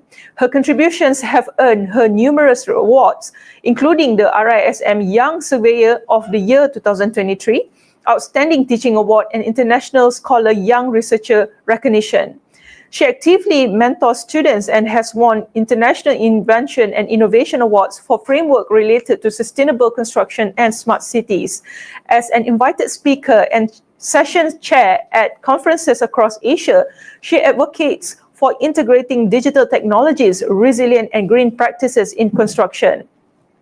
Her work demonstrates a commitment to education, research excellence, and advancing professional practice in quantity surveying and sustainable built environment. Ladies and gentlemen, let us welcome Assistant Professor, Technology Surveyor Dr. Nazira Haji Zainuddin.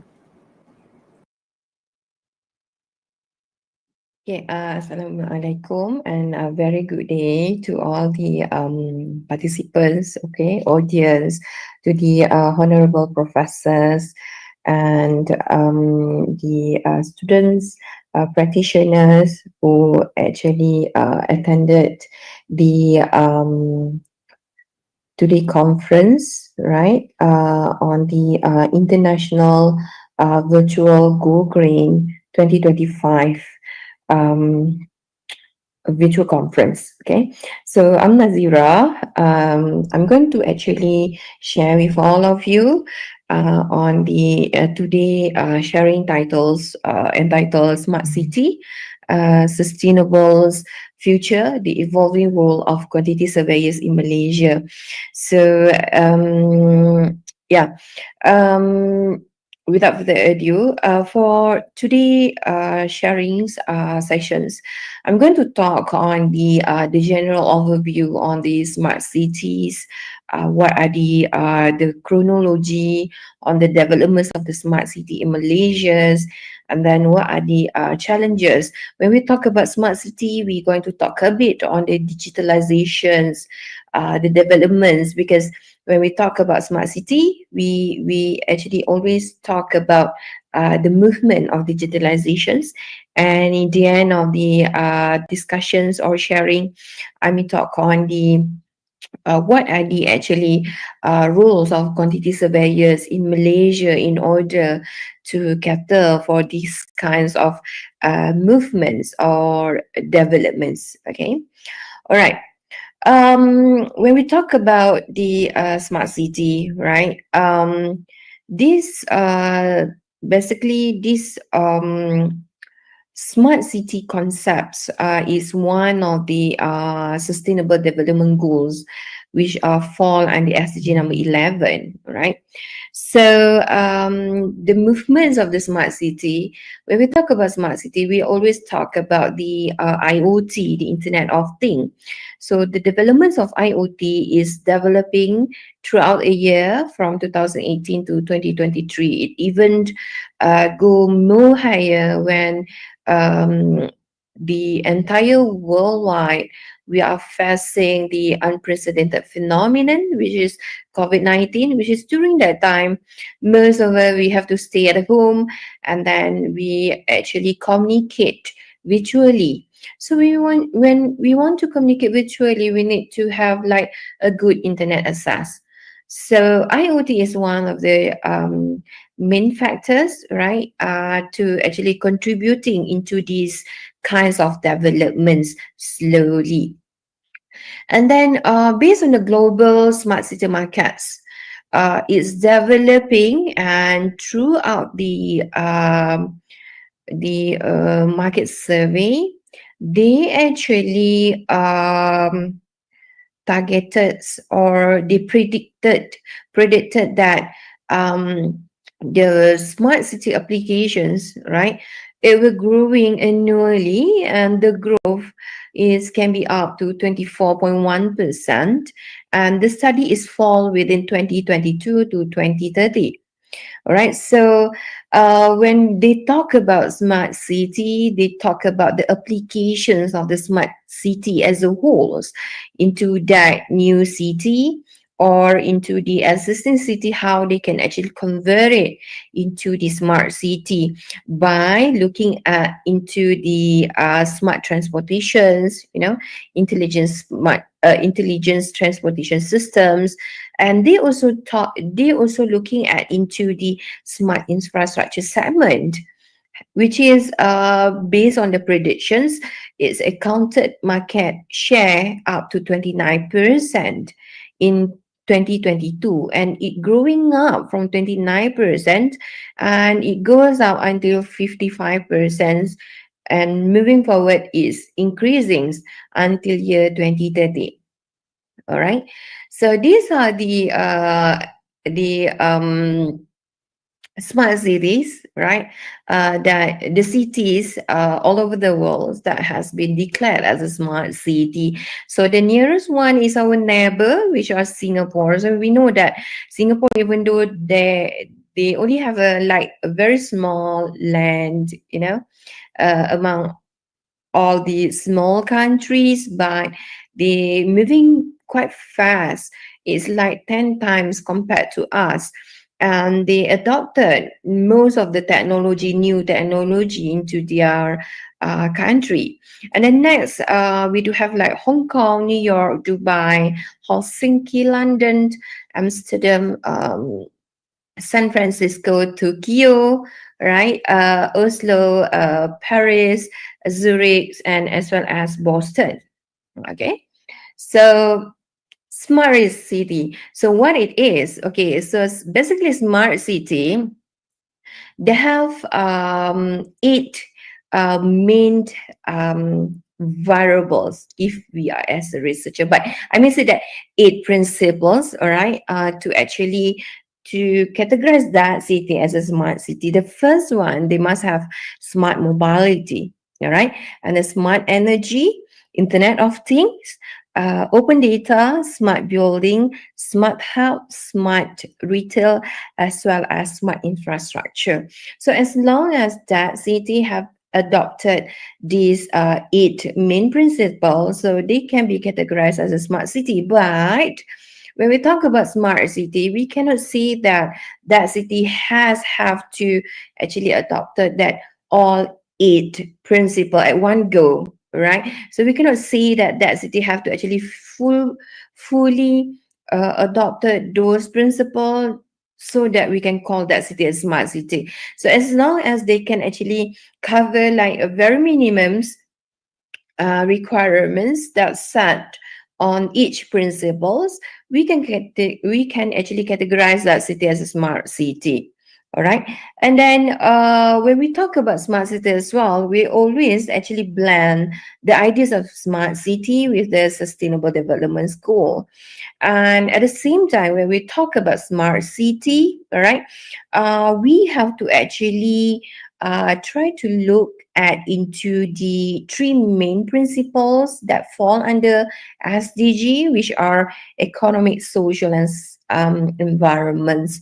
Okay, so with the adoptions of the smart city, we have to actually make sure that that city are able to creating sustainable businesses, right, into that city. All right, and then whereby all the citizens, all the peoples that living into that smart city, they have like they can actually live a life with a good environments, and we have to ensure that they have like a fair society in that particular city.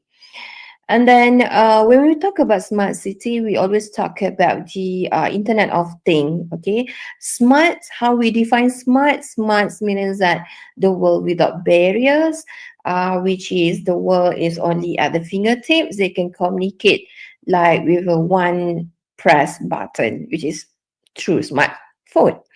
So when we talk about smart city, yeah, so we actually talk about the tools or the equipments that to facilitate us to be a smarter person, and we can live a life with a smart environments. So when we talk about smart city, we talk about smart houses. So we talk about the services, the installations of the services into that smart house, which is we talk about the CCTV system, the lighting system, the fire extinguisher systems, the smart TV, the motion sensors, right?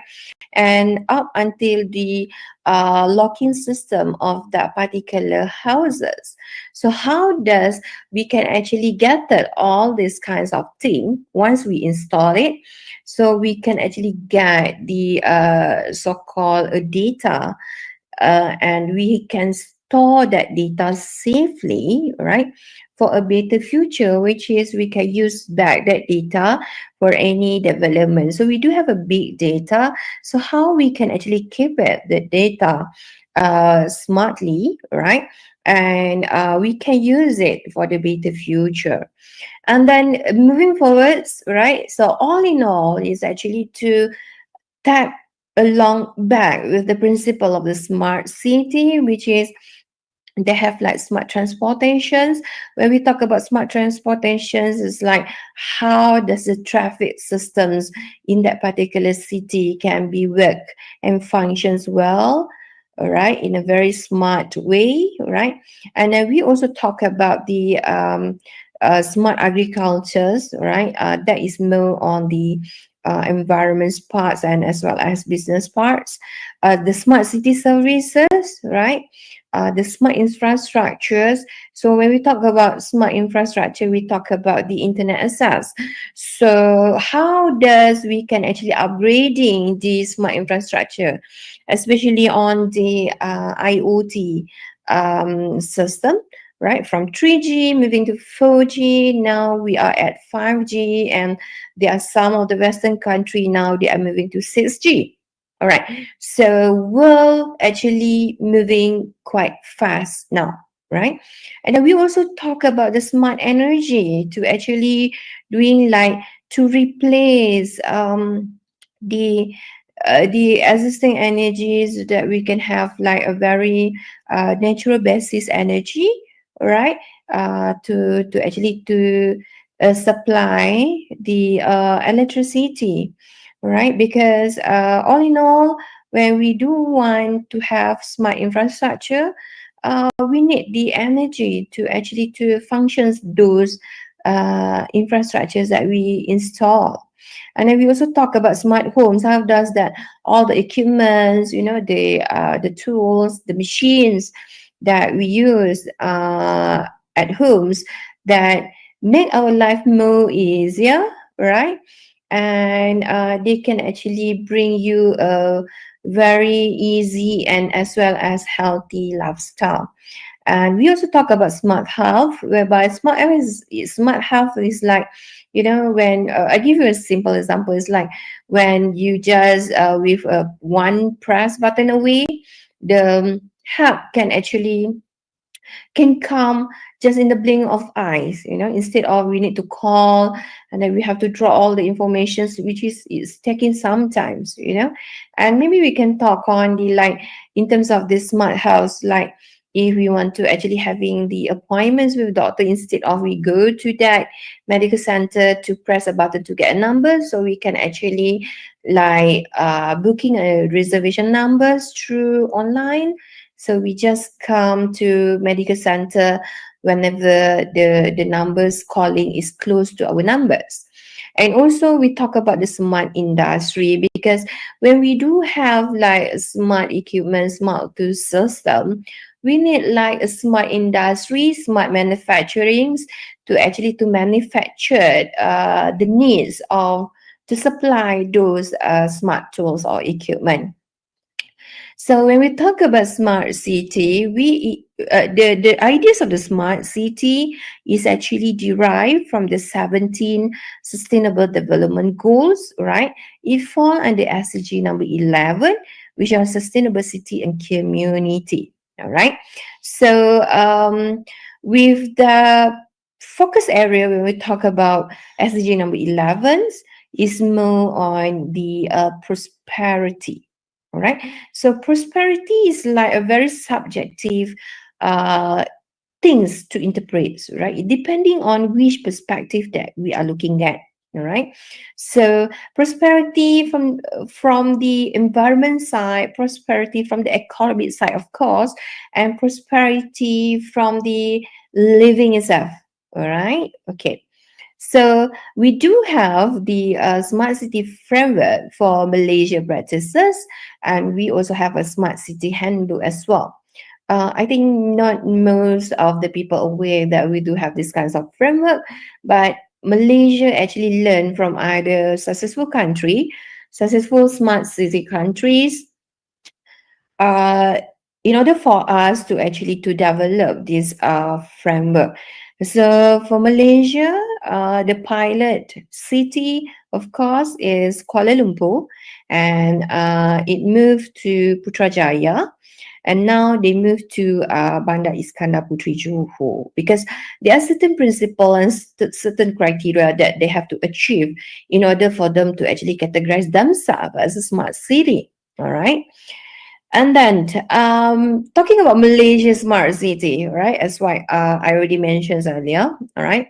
So the pilot study goes to Kuala Lumpur itself, okay? Because for Malaysia, the center of Malaysia is at Kuala Lumpur, whereby all the businesses is there, all the infrastructure is there. So if we want to adopt or embed a new technology, normally it will start from Kuala Lumpur, right? Because there is a center of the businesses for Malaysia. And also Putrajaya is one of the smart city. And moving forward now, Bandar Iskandar Puteri in Johor, okay? Bandar Iskandar Puteri Johor are also known as a green city as well. So all these three is the city that they adopted and they delivered most of the 8 principles of the smart city.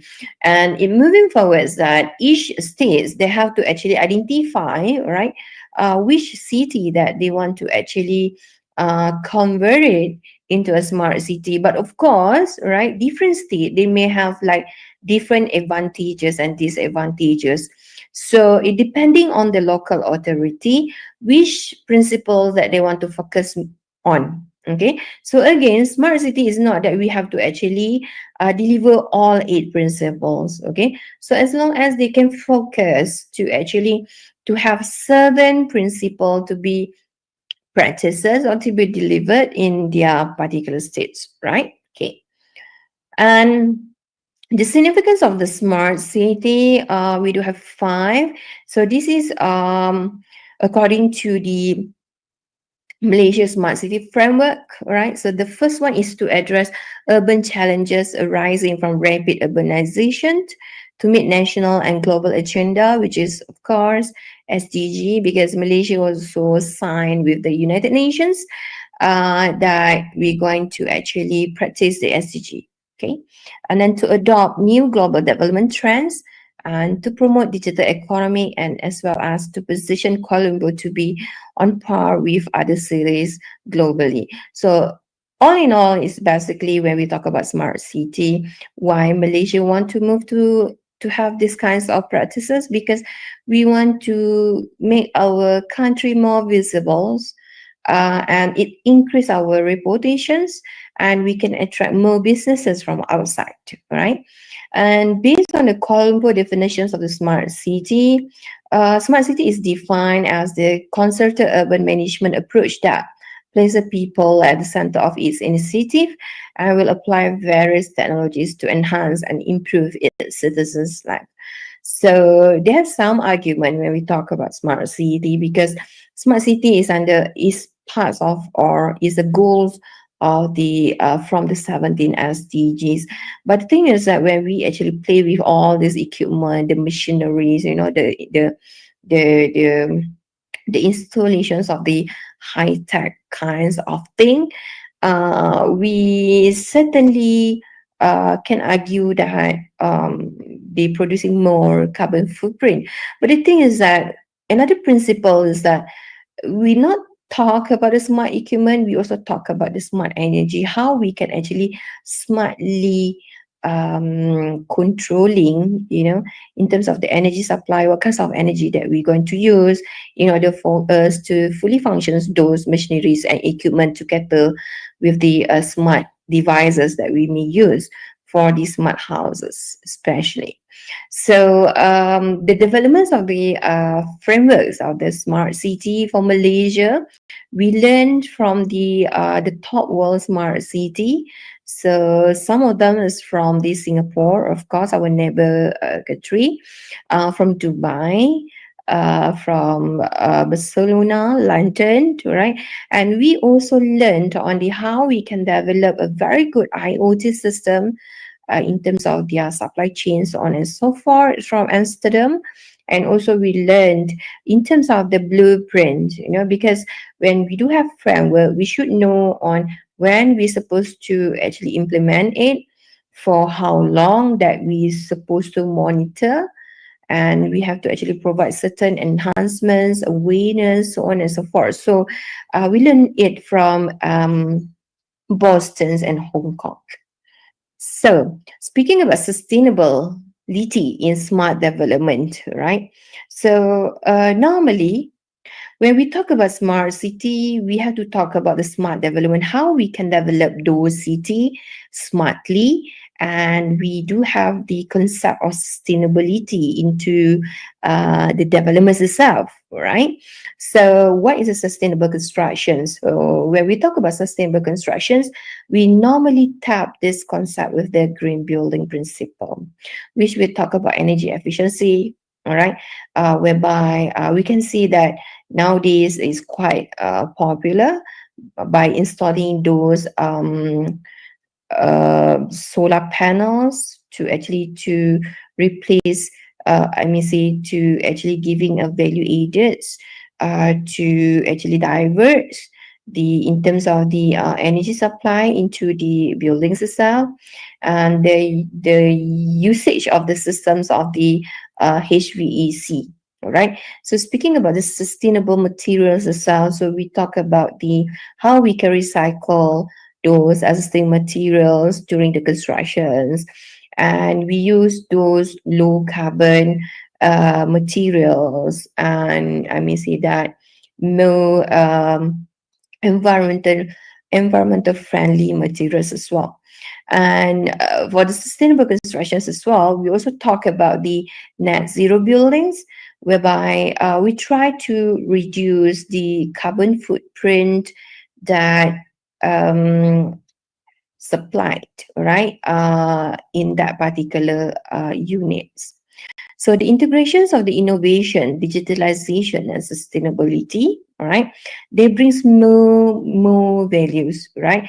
So we're not only actually looking at the economic system, we're also looking at into the social system. So social system will tap along with the human systems, and we also talk on the knowledge system as well as ecological system. All right. So they can be divided into 4 different spheres, which are innovations, economic transformations, and the elements itself to actually to derive these integrations of the values, right? So how these are the 3 pillars of the integrations of innovations, digitalization, and sustainability, all right, can create the smart developments. So they can actually offer 3 main benefits. The first one are cost reduction, which are the efficient use of the resources itself, the increasing of the productivity by bringing in the AI, automations, and also real-time monitoring, and as well as the environmental impact, which is we talk about how we can minimize the waste generated from the activities, and as well as the lower down the carbon footprint that normally generated from those machineries, tools, equipments that we use, right? There are 3 main challenges that we can actually further highlight it, when we talk about this kinds of implementations. So normally most of the people, they don't really ready, right, to have these kinds of adoptions, because they always think that we require more and more investments. Yes, no doubt that we need to have like high initial investment, especially on the smart technologies, right? How can we purchase those technologies, right? And there are some thought that they think that they actually prefer to have more traditional construction methods instead of to use more technological methods, because this is due to the leaking in terms of their staff readiness on the to use the technologies, and how they can actually install that technologies into their projects, especially. And when we talk about the resistance to change and also resistance to invest more on the to purchase the smart technology at the initial stage. The most challenges parts is that the workforce readiness. Okay, so they need more workforce upskilling to upgrading their existing knowledge to actually at the par or at the pace of the movement of the smart technologies itself. So, but then when we talk about challenges, of course, they have a pro and con. So now we talk about the positive movement, right? The thing is that the opportunity, there are more opportunity has to be created, and the all the players, the big gun, have to actually come together, united, and to ensure that this movement can be slowly but surely can be adopted in our industry. So the governments have to provide the incentive for the so-called digital developments projects, and the all the big guns, the business players, they have to actually think on what are the new business models in order to leveraging the AIs and also automations. Okay, and we only can have this movement if we have demand, right? So every parties have to actually work together to grow the market demands, right? Which is in the end of the day, our mission is to actually to sustain the it's not only the businesses, but we want to have like so-called sustainable infrastructures delivery. All right, so when we talk about the future of smart developments, we are talking about the how can AI drive smart city, and how can the blockchain can secure the construction contracts. And the most crucial part is that we talk about circular economy. All right, so how can we actually use those construction materials efficiently, right? By considering maybe the 3R methods when we actually try to have like fully usage of the materials itself. And we don't know about the smart city, sorry, smart city, and we also talk about the innovations. We talk about the smart development. So now is a time whereby we talk about the evolving of the QS roles when we talk about smart city, because smart city is something a new things because it's technologies. We no longer talk about the like traditional way to deliver our services as a QS, because as what we concerns that we has been taught that the traditional role of a QS is we talk about the cost estimations, budgeting, tendering, contract administrations, what else, the financial control in the construction project itself by looking at our main variables, which are PAM, PWD, and in fact, when we do measurements or taking off, we are referred to MySMM and also MyCSMM standards. But then the thing is that when come back to smart city, why as a QS we have to actually try to move to actually to be at this pace because of the transformations of our own country itself, right? So by having an examples that we do have Smart Selangor, Iskandar Malaysia Smart City Blueprint, and as well as Putrajaya Smart City. So we do have 77% urbanizations that actually require sustainability and also intelligent infrastructures. in order for us to actually to be at the par with other successful countries. Because when we actually at the same pace with other successful countries, we can welcome more and more investors from overseas, and we can actually increasing up our economic. And speaking about the evolving rules of the QS in the smart city, QS are now strategic advisors to actually to do the analysis on the life cycle costs, digital feasibilities, and as well as carbon impacts in early design stages, which are to contributing to the resiliency. So these are the things, the new things that as a normal QS that you have to actually ventures into it, right? Because when you move into smart city projects, so everything is about smart things. We talk about the digitalizations as well. How can we actually make it ourselves more compatible with this kinds of project by considering all this strategically advisories checklist.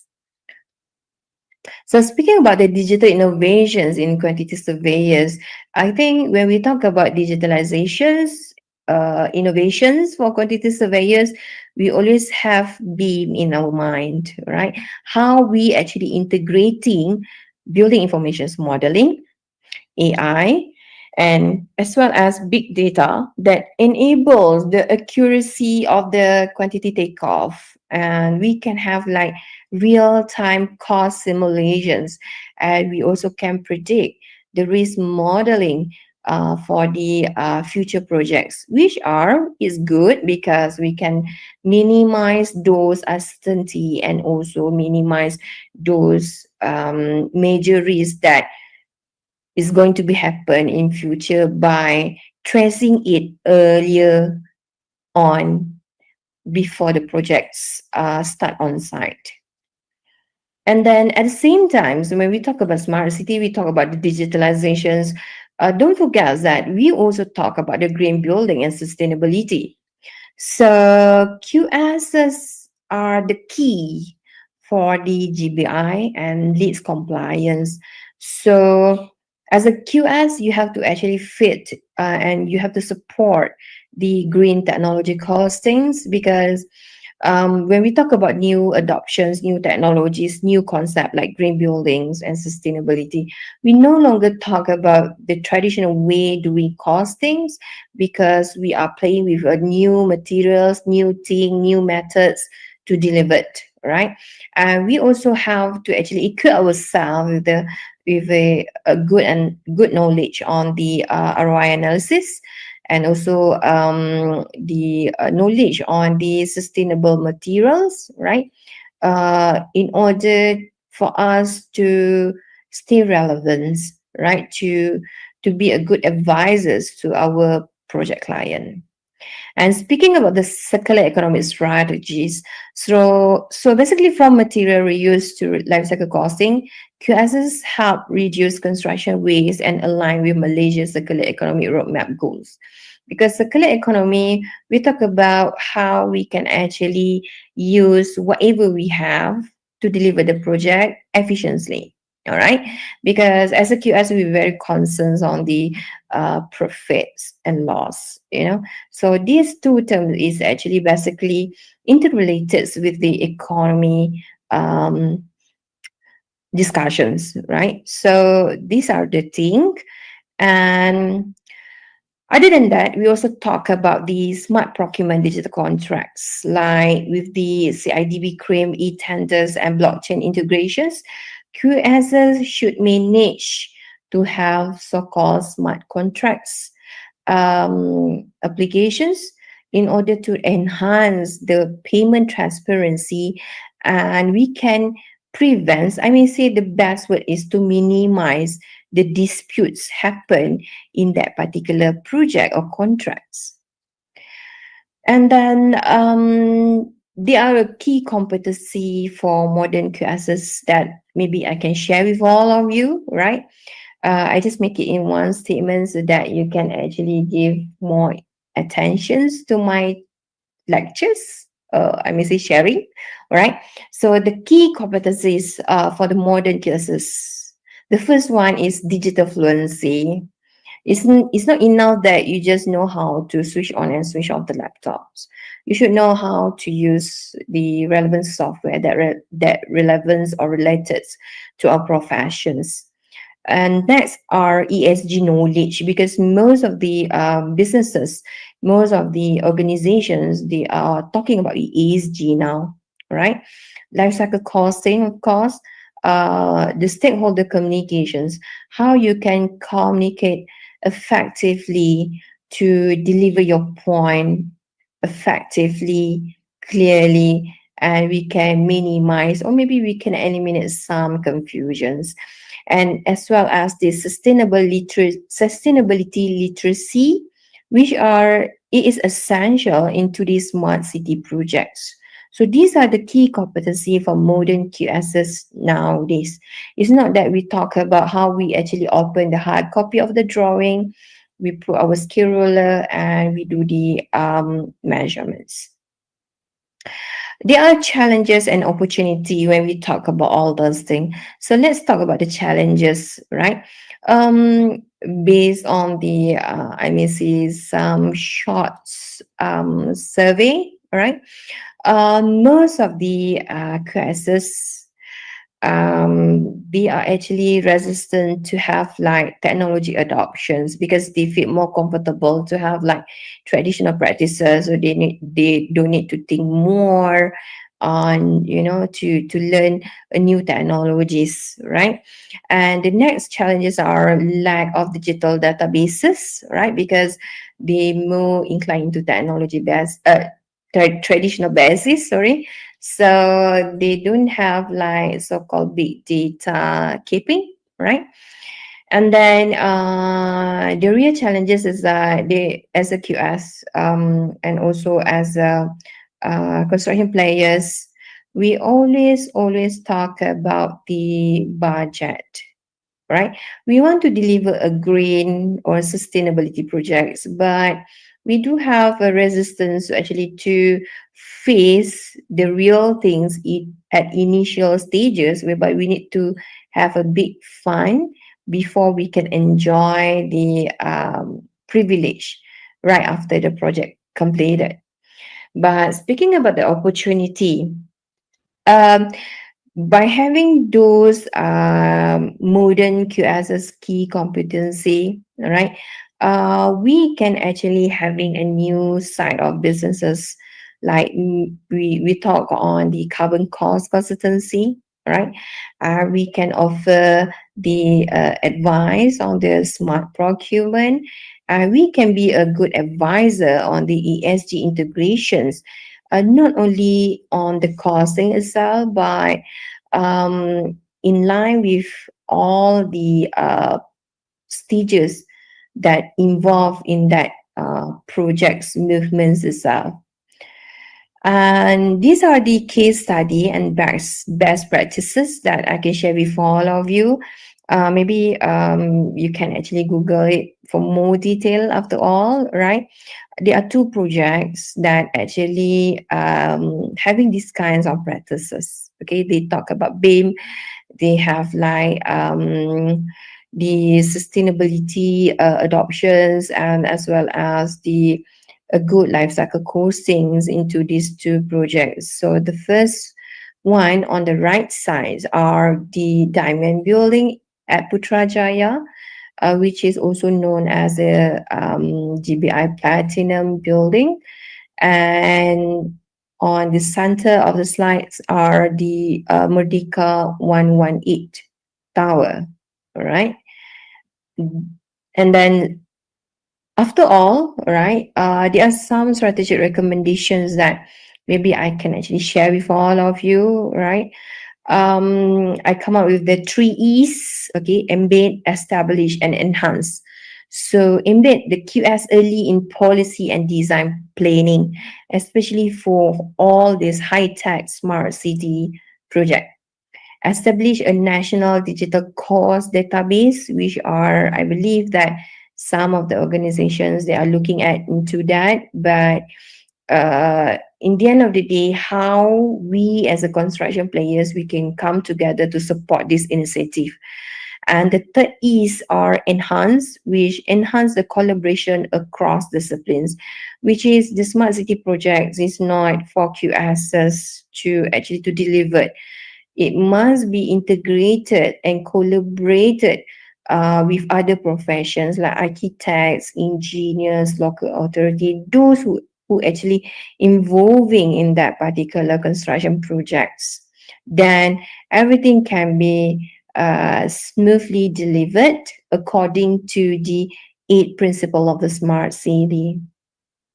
So this should be my last slide for today's sharing.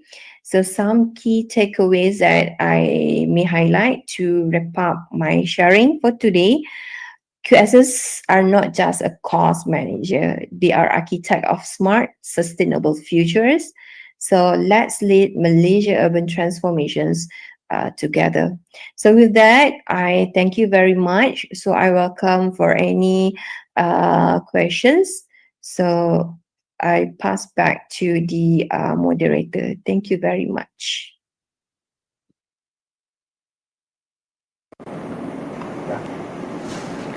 Thank you, Assistant Professor, Technology Surveyor Dr. Nazira Haji Zainuddin, for that insightful and inspiring presentation on the role of quantity surveyors in driving sustainable smart city development, from smart procurement to data analytics and circular economy integration. We will now proceed with our Q&A session. So from the chat box, we have one question that put forward by the audience. The first question, Dr. Nazira, are you ready?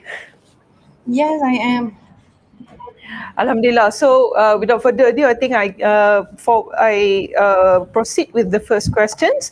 The first questions, how do life cycle cost analysis differ in conventional versus smart city construction projects in Malaysia? This question is from Safika Nordin. All right, thank you very much to the beautiful Miss Moderator for today, and also Miss Shafiqah for the questions. All right, in terms of the life cycle cost analysis, I think when it comes to fundamental, they are the same, all right, across all the projects. But what makes the life cycle costing different from one and another is depending on the backgrounds of the projects, of course.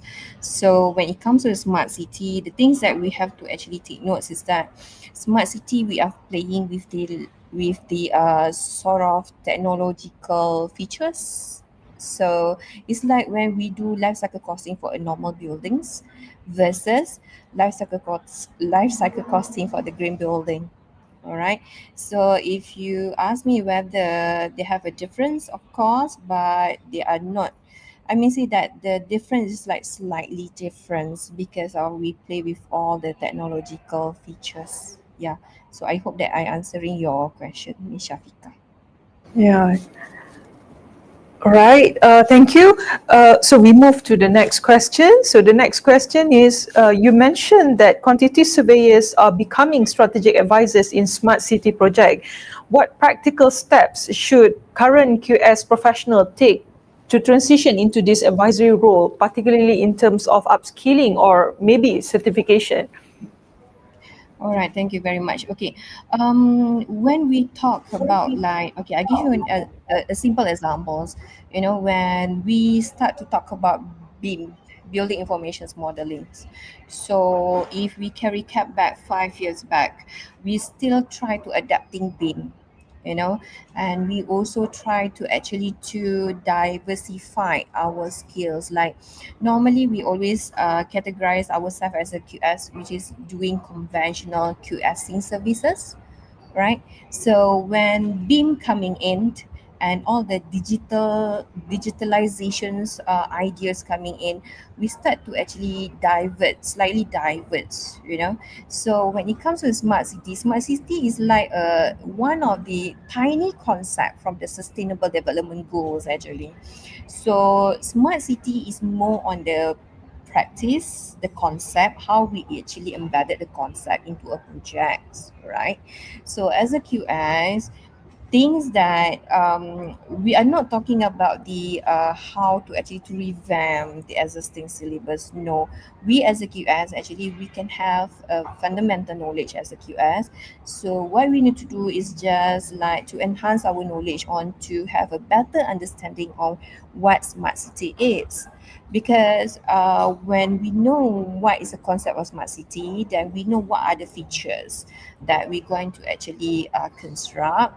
So it certainly may affect our QSing skills when it comes to doing measurements, cost estimating, so on and so forth. So in terms of the upskilling skills, the main basic things to actually to in line with the smart city is actually equip yourself with the digitalization first, because smart city is parts and parcel of the digitalizations. So if you have a knowledge on the beam, that is the first steps already. So the next step is going to be a digitalization, digital twins, because everything is actually part under one roof, which is smart city having all these kinds of things. Yeah. Yeah, in conjunction to that questions, with the integrations of BEAM, AI and big data in Malaysian construction projects, what are the main challenges QS face when adopting these technologies? Do you see these technologies as something advantageous, or do you see it as a threat to the profession as a whole? Right. Okay. Thank you for the questions. It's very good questions. Okay.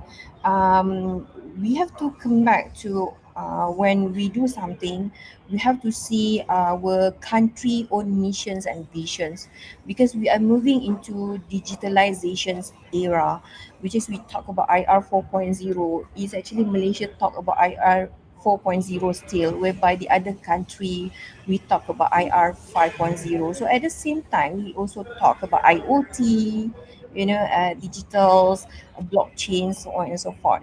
Okay, so the thing is that when we talk about this, any new concepts that we want to actually to learn, of course we're going to face a lot of challenges. But the thing is that it's on how we as an individual first, how we equip ourselves to be ready to face all these kinds of things. Because the thing is that we cannot actually say that okay, because I learn on this way so I cannot do this way.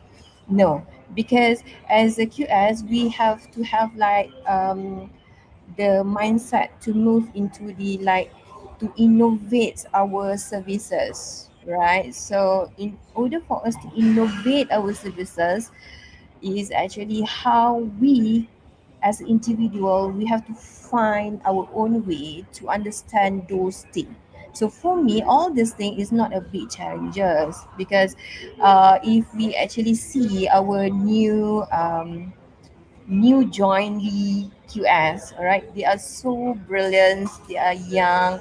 So when we talk about all these kinds of digital tools, we don't need to teach them actually. They can explore by themselves because they are so excellent, they are so brilliant on these kinds of things. If we talk about this thing for the past 10 years, yes, because we are still at the stage whereby we try to adapt things. So that is the issues. If you ask me for nowadays, I think QS, newly QS, or in fact, if they still are students, they are more advanced than us as a academicians, as lecturers. Because I give you an example in my class. In fact, when actually we normally we have to give like practicality. So once we just we just mentions, oh, this is a software that we're going to learn, they exploring by themselves, and in fact they can find all the key features by themselves before they attend our class. So I think if we talk about all these things, that is not a big challenges for our industry no more, I think. Yeah. Maybe to make this question more clearly and more extensively, so I continue with the next questions that leading to understandings of that. You mentioned about digital fluency just now, so noting that it's not limited to simply using a computer or creating CAD drawings. Can you please elaborate or maybe suggest further on what digital fluency encompasses? All right, thank you very much for the questions. I think it's from Mr. Fidaus, I think. Yeah, the questions. Okay. Digital fluency, that is actually broadens areas when we talk about digitalizations. So the thing is that we cannot define that digital fluency as, which is we actually excellently can operate or can use certain software. Okay, software is like a tool for us to move into digitalizations. Okay, so it is not limited into that, right? So digital fluency is more than that. Okay, so if let's say I give you an example, we as a QS, so what are the things that we use that to make our services or our job, our daily works more easier. All right, so we use a lot of digital tools. We are not looking at into certain software. All right, so software is actually for us to check the design, and maybe we can use like Glodon, TAS, TRB, just to actually to make ease our life to do a quantifications. But when it comes to digital fluency, it's more on how we do how we manage our work. All right, so I give you a simple example. It's like when you want to do like a meeting, instead of you calling for the physical meeting, we can do virtual meeting. That is one of the digital fluency. All right, so I think we should thanks to the COVID-19 as well, because of COVID-19 we are actually moving into Beam. We are having like one platform that everybody can go into it and you can see the live update on the project movement. So speaking about digital fluency, everything, anything that talk about digital tools is not only limited into certain software only. That is how I define digital fluency. Yeah. Right. I hope that that answer will help to better comprehend the understandings of these issues. Okay, so we move into next question. So maybe this question touch a little bit on circular economy and also waste minimization. So in reference to the circular economy roadmap, how can QS contribute more proactively to material reuse and waste minimization at the pre-production stage? What is your opinion on this? All right. Okay. Thank you. I think this is one of the questions that also I've been asked during the interview with the RTM when I talk about Donald Trump tariff. All right. As a QS, we not only talking about doing measurements, because normally I'm sorry to share that when we actually talk about our professions as a QS, how we define our professions, normally we always say that, oh, we doing quantifications, but we actually more than that, right?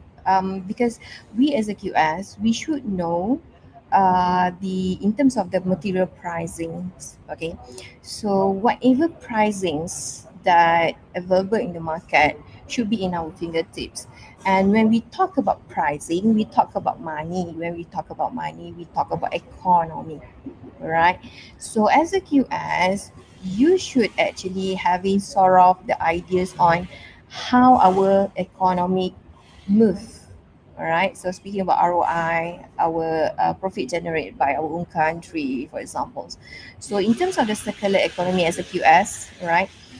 When you talk about materials use, you are a good advisor actually to the client, to your project boss, to actually to advise them what kinds of materials that actually can give a fully when it comes to quality, they have no compromise, but then they can offer you the affordable pricing. And nowadays, most of the project, they are practicing sustainable constructions because Malaysia is one of the country that signing for the SDG practices. So sustainability is one of them. So when we talk about sustainability, we also talk about the recycling materials. So as a QS, whether we like it or don't like it, we actually should equip ourselves with the knowledge on how we can advise our boss on doing the recycling of the materials for the constructions activities itself, because in the end of the day it will affect the entire budgeting and costing for the projects. And whether we realize or not, it's also affect our circular economic movement, because constructions is part of the circular economic movement for our own country itself. Yeah. So I hope my answer, my statement is actually answering the questions. Yes, very well. All right.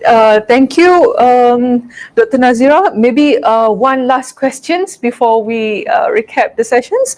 So, next questions is, given the increasing emphasis on ESG and sustainability, how do you foresee the QS profession evolving in terms of ethical accountability and stakeholder communication in smart city development? Okay. All right. Okay. As a QS, okay, because I have to actually differentiate the cap now. Okay. We as a QS, we always well known as someone who actually ethically doing our jobs, our works, So when it comes to sustainability and all, the thing is that I just give you one general answers on these questions, be it whatever things that we actually face, right? Because we are working as a professional. So be it we talk about sustainability, we talk about the digitalizations of whatsoever. In the end of the day, it's actually back to yourself, is actually how you understand what is your role for that particular projects, and how you can actually work ethically to deliver the project professionally. Yeah, that is my answer. Thank you. All right. So thank you very much, Assistant Professor Technology Surveyor Dr. Nazira Haji Zainuddin, for the presentation and also for all of your feedbacks on the questions put forward by the audience, and also for your presentation on the evolving role of quantity surveyors in shaping the cities of tomorrow. Your insight have illuminated how quantity surveyor professionals are no longer confined to cost control alone, but are now key players in driving sustainability, digital transformation, and smart procurement within the urban development process. By embracing data-driven tools, circular economic strategies, and integrated project delivery, quantity surveyors are positioning themselves at the forefront of building resilient, efficient, and future-ready cities. Your talk has truly redefined the quantity survey profession as a vital force in creating smarter and more sustainable urban futures. Thank you so much, Doctor. Ladies and gentlemen, we have now reached to the conclusion of the keynote sessions for the IVGG 2025 Professional Talk. It has truly been an inspiring day of learning, exchanging ideas, and collectively envisioning a more sustainable built environment. My heartfelt appreciation goes to all our distinguished keynote speakers for their insightful presentation, and to each of you for your active participation and thoughtful engagement throughout the program. A special note of thanks to the organizing committee from the Department of Built Environment Studies and Technology, UiTM Perak branch, as well as our strategic partners whose dedication and collaboration have made this event a resounding success. Let us carry forward the knowledge, connection, and renewed commitment to champion sustainable development within our respective fields and communities. Ladies and gentlemen, please stay tuned for the closing montage and the announcement of the best paper winners. Whilst the winner for the best presenter will be announced in tomorrow's session. Stay tuned. Wabillahi taufiq wal hidayah. Wassalamualaikum warahmatullahi wabarakatuh. Thank you once again for being part of this meaningful occasion.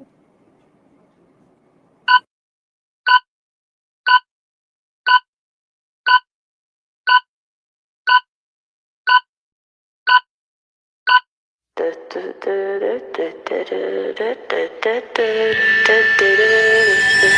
legends are told, some turn to dust or to gold, but you will remember me. Remember me for centuries. Just one mistake is all it will take. We'll go down in history. Remember me for centuries.